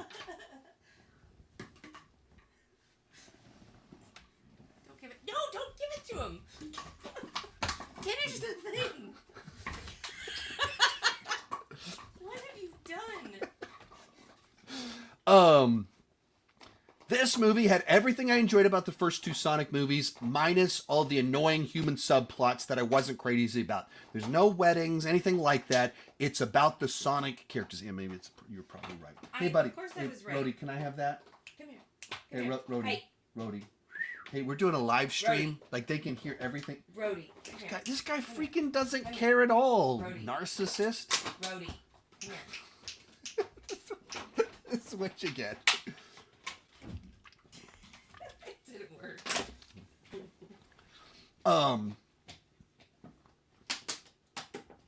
Sonic 3. So, like, you get more Sonic characters, less human character stuff, and the amount of human characters, it's enough to be like, that was fun, I missed them a little bit, but without a subplot to make it obnoxious. You get 2 Jim Carreys, and you get Shadow, who's our first totally non-comedic character, so he just adds a weight to it, crescendos to this gigantic, very Sonic-y third act, while also raising the stakes. So I thought for me, I was like, yeah, that's the best of the movies right there. Hey, buddy. I get it. I get it. We've all wanted to sit down and chew on a bottle in the middle of a live stream. We've all been there. But not cool. Number 11. I asked my mother her favorite movie of the year. You know what she said on Facebook? What? Number 11, Twisters. This is also the movie my wife went to go see in the theater 4 times. True story. So that's every year there's this movie that she goes and sees a zillion times. It's normally not what I'm expecting it to be. It's something wild out there, left field. This year it was Twisters. And like they did like Mysterious Neighbor Melissa. They took Chloe went, their daughter went. They went to go see it in 4DX, where they like have fans that are like blowing air at you. Highly recommend. There's they had like an employee you said that was like throwing rocks and That's rusty not real. nails No, at that the didn't little girl. happen. But it was something like that. So afterwards, like she came home and she brought me like a white T-shirt and a cowboy hat, did not. and started spraying me with water when I put the white shirt Okay. on. I didn't know what was Next going on. the list. But I thought like a perfect dumb summer blockbuster. It's not trying to be a smart summer blockbuster. It's not trying to break new ground, anything like that. It's just a fun time at the movies. It helps that we're in Tornado Alley. That if you've lived here long enough, you have a tornado story. Like just a couple years back, my brother-in-law had to escape into a Chili's as a tornado was coming in and it blew the windows out, and there was like viral videos of all this stuff. Like it's right near where I live. It's right near the theater that I go to all the time. It's right near the theater where you did the 4DX. And so like you resonate with them more. It also helps that Glenn Powell went to the same high school as me, and so having him have his big movie, that was cool. Also helps the girl at the beginning, close personal friend. We had dinner with her just a couple weeks back. No, we didn't. Yeah, Karen, the girl at the beginning. The one that you... I thought the one on the movie was from Ghostbusters. No, that's what I keep telling you. It's not her. No, the one that's the one. That's what I tell you. The one that was. Oh, that's right. 'Cause Chloe died. thinks That's it. right, Chloe's that's the one right. that thinks the girl from McKenna Grace is the one that died. No. Man. It's the one that we met and that are close personal friends with. And by met, you mean sat at the same table. Close personal friends with her. She's also in Red One, Yeah, which I she's know. the I villain. remember that. I just thought- she's also in Twisters. But so just fun little details. But just like I thought, as someone that saw Twisters in '96, because everyone saw it, and I had the soundtrack with the Van Halen song that broke up the band, all that stuff. I thought this one delivered everything I wanted. It changed it up just a little bit, and it's a little bit fun that our next Superman's in it, and he's a pretty big jerk in the movie. So a nice, some nice counter programming in there. But fortunately, it didn't do all that great globally, but it did really well here in the colonies. Bringing us into the top 10, Deadpool and Wolverine. When I was deciding on my top 10, I took a long time to put Deadpool and Wolverine in there, where I put pretty much all these movies that are here right outside. I tried to put all of them in there, like playing around with it a little bit. And sometimes you try, like I don't want to just talk about the most mainstream movies, the movies with the biggest marketing budgets, with the biggest franchises, the biggest movie stars. Like I want them to be the movies that just like excite me, that surprised me, kind of came out of nowhere. So I kept putting them in there. Sometimes you even want to like have my own credibility as a critic or whatever.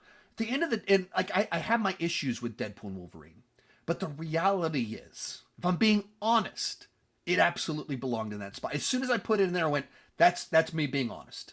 It's not my top 5, but absolutely most most fun I had at the theater. The most like the member berries. Not all member berries are good. There are bad member berries movies, but I watched this movie and I like. By now, I think you can say it. Wesley Snipes walks out. I saw all of those Blade movies in the theater. Adore those movies. Like I think drove myself to go. One of the first R-rated movies I drove myself to was like the first Blade, and I even really enjoy Blade Trinity. It's not good, but I really enjoyed it. And they had some jokes about that, and it was tons of fun. Because Ryan Reynolds was in that Blade. If you don't know that, Jennifer Garner, some in not well-regarded movies. It was so cool to see her doing Gambit the way they did it. So funny. And then Hugh Jackman, of course, brought the gravitas, and they found a story in there. At the end of the day, I got my issues that it's the plot of a Loki episode. It's like it's kind of nonsense. but did it deliver the feels and the laughs and the, it was him again. Hey, look, I'm seeing him again. Did it do that? Absolutely. It's in the top 10. Number 9, opposite direction, Longlegs. Movie wasn't on my radar at all. And I went to go see it basically because the director was coming to town and I'm trying to do more interviews. So I signed up to do an interview. I was like, oh, hopefully this will be good. And it was one of those movies that just stuck with me, that I was excited about it. That it did something that I didn't realize that I wanted, like a throwback serial killer movie, like Zodiac, Silence of the Lambs. Like, that was cool. And then the camera work, it was just something that it popped to me. The way that it used these wide angle lenses with very centered actors combined with the sound design, I just really enjoyed the whole vibe of the movie. Oh yeah, Nicolas Cage is in it, given another crazy, wild serial killer Nicolas Cage performance. Number 8, Rebel Ridge. The one movie this year where I watched it in the morning. I was like, oh, an action thriller, I don't know what this is. And I watched it and I went, I gotta watch that with my wife. And so we gotta watch this movie. So what are you talking about? I just watched a movie. I gotta watch it again. Let's go watch the movie. So I watched it twice on this couch right here that she's seated on. And like I said, it's the one movie this year where I felt like I had to immediately watch it with someone else so I could talk about it with them directly. And I wanted to watch it with her and with Rhodey. He watched it with us too. He loved it as well. And you're watching, it's a throwback action thriller. It's, it's like Reacher. It's a little bit First Blood. Has its own little vibe with the main guy, that he has a philosophy of de-escalation. He's incredibly trained, but for de-escalation. And so that's just a different way of doing action, of someone that can win the fight, but his goal is not to kill you or hurt you. It's to let's calm down. And so, he's in a shootout and he's trying to get your gun to take the clip out of it, as opposed to grab your gun and shoot you in the face. And then also the other thing that was so good about it is the lead guy, I'd only seen him in Old, where he has a presence, so you remembered him, but he's a very small part in the movie Old. So it's kind of like out of the blue, this guy shows up and you're like, who is this guy? He's so magnetic. He's so good. It's not like it's a big flamboyant character that pops.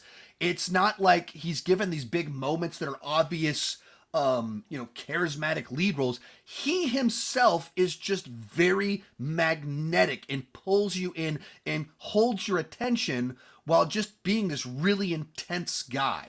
So I just such a pleasant surprise that came out of nowhere. Did you enjoy the movie? I did. I was talking to Rhodey. Oh. He doesn't talk. That was a joke. I was talking to you. He's a dog. See? My brain's rotting. You have 9 minutes. Oh, we got 9 minutes? Okay. Substance. This is a movie, when it first came out, I would have given it like a B+. That's really good. It got a little bit weird towards the end. And with time, it never left my brain. It stayed with me. And I'd notice something else about it, or someone would comment on something. I was like, that's right, that was so good. And it's most notable for the body horror, or superficially notable for the body horror and the gross out stuff and the insane third act.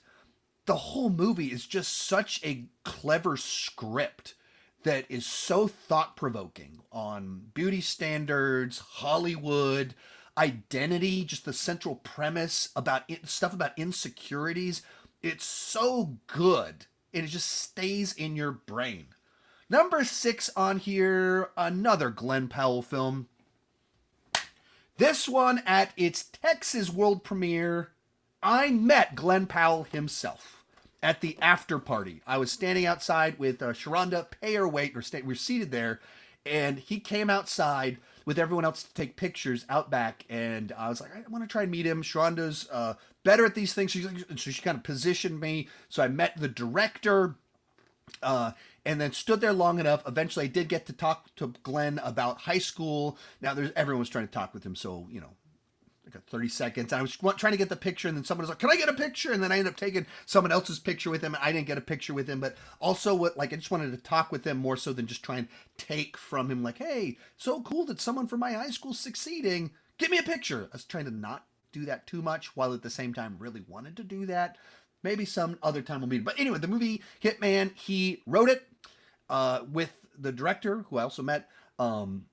My fried brain is blanking on his name. He's an Austin guy, Boyhood, Dazed and Confused, many other films, School of Rock. blanking on his name. Just a great genre blender. That it's part police procedural based on like some real stuff, part screwball comedy with the wacky costumes and stuff, and part like steamy oddball romance.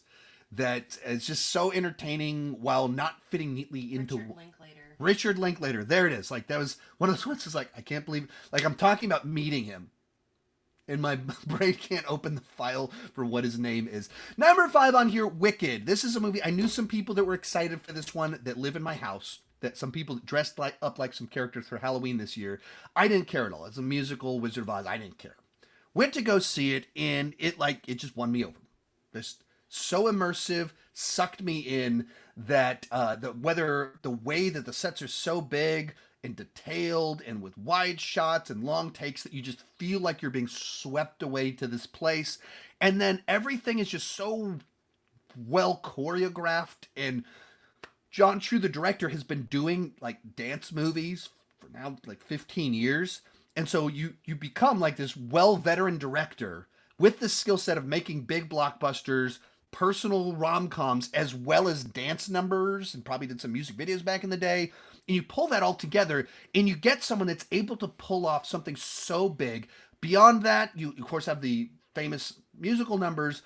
There's more character work than I was expecting and more thematic depth than expected. For Inside Out 2, I was expecting this movie to be great, and it was. I felt the original movie actually lent itself well to a sequel because that mechanism of visualizing our emotions and our cognitive development and emotional development continues to work as you get older and develop more complex emotions, go through puberty. And that's what this movie does so well, that it captures kind of that Mean Girls vibe of why do people act so crazy with their insecurities and how anxiety ties in.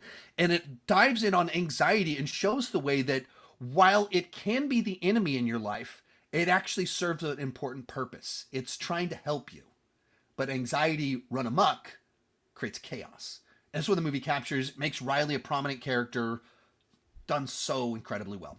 Number 3, Superman, the Christopher Reeve story. I'm of the age where for the first 10 years of my life, all I had was Christopher Reeve's Superman movies. He was the superhero. And then, of course, towards the tail end there, Michael Keaton. It's not like now where we're even giving Craven a movie. Madam Web gets a movie. So there's a zillion comic book movies. When I was growing up, I had Michael Keaton and I had Christopher Reeve. And his actual real life tragedy is one of the first times that, like, as a person realizing that actors are real people and they're vulnerable. And the person that we saw their vulnerability was Superman. For my age, that was something that was very shocking and very oh. And this movie captures so much life. He lived this larger than life adventure of becoming Superman and a movie star, and then having such a public tragic accident, and then leveraging that for so much more. It's so larger than life, but also so human. You felt like so much life come out of it, and the setbacks, the victories, the tragedy, the triumph, the coming from comic book hero to kind of real life hero, and some of what he was able to do, just really remarkable. Our runner-up, Dune Part 2. I love sci-fi epics. Denis Villeneuve is just someone that is able to make absolutely immaculate productions, where we're off on Arrakis with spice, blue eyes, weird, whatever these ships are with the flapping wings, and every single frame is absolutely believable, with utter verisimilitude, just grounded in reality while being way off on this distant planet in the future. And everything, you buy into it. There's not a frame that rings hollow. Every costume, all the makeup, everything is utterly believable. In an era where there's so much questionable CGI, then you have the Dune 2s of the world. Beyond that, it's subversion done right. That it takes the hero's journey, flips it on its head, but it delivers everything that you want. It has the big victories of a classic hero's journey, but it has this second layer of the manipulation behind all of it. All the ways that his rise to prominence is also very conniving, and there's a sinister side to it. So you have two emotions with every victory of him embracing his destiny, which means him trading his true love, and all of this stuff at the same time that worked so well, utterly believable. But that leads us to number movies ranked in now just under 5 hours. We are 45 minutes behind schedule. Coming in at number 1, The Wild Robot, a movie that I thought was the film that made me feel the most this year, that captured the full spectrum of human emotions. Superficially,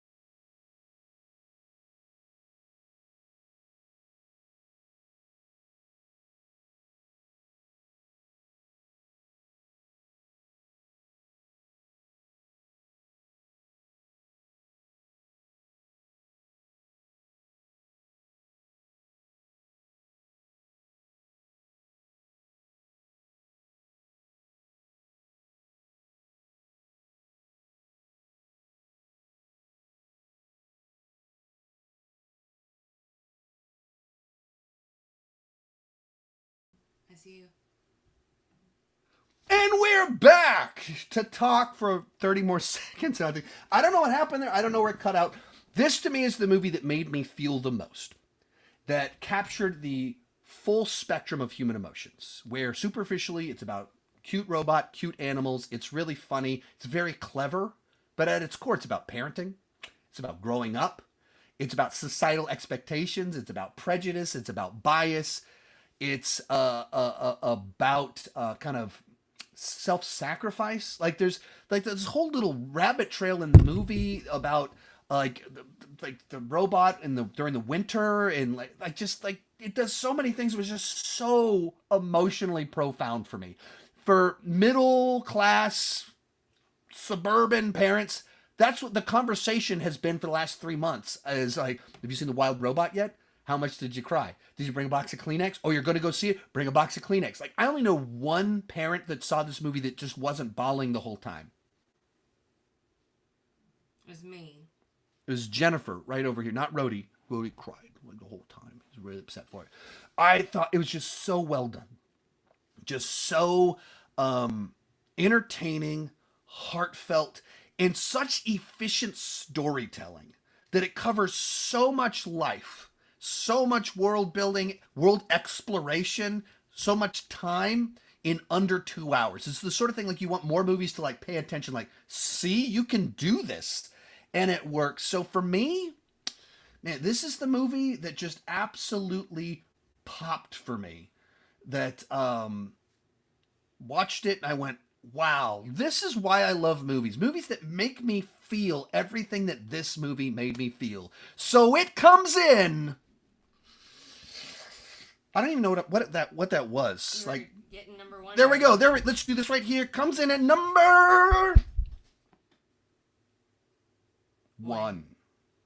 There we have it. Whew, we did it.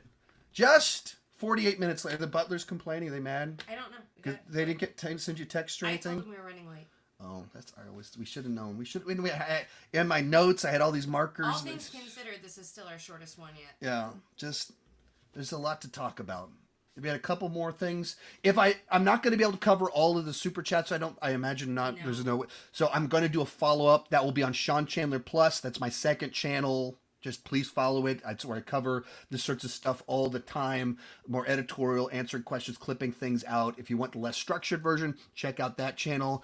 If you enjoy me answering questions, consider joining over on Patreon, where I do like 2 live streams per week. Join at any level as little as $2 per month, or if you use code Sean25, sign up annual under $20 for the full year of 2025, and you get all the live streams. You can ask all the questions you want. So if you like the channel, want to support the channel, if you like Q&As, in particular, if you like live streams like this, and you want to interact with me, consider joining over there. If we can do a couple questions, are we able to, like 1, 2 to close out? I got to look. We'll save it. Check out Sean Chandler Plus. I'll have I'll answer all the ones I didn't answer over there. That should be tomorrow. I'll do that. Truly, thank you guys so much for watching. Thank you so much for this whole year, last year. Truly, like, I get to talk about movies for a living because of you. That's awesome. Keep talking movies too much Happy New Year. in 2025, the new year. Bye-bye.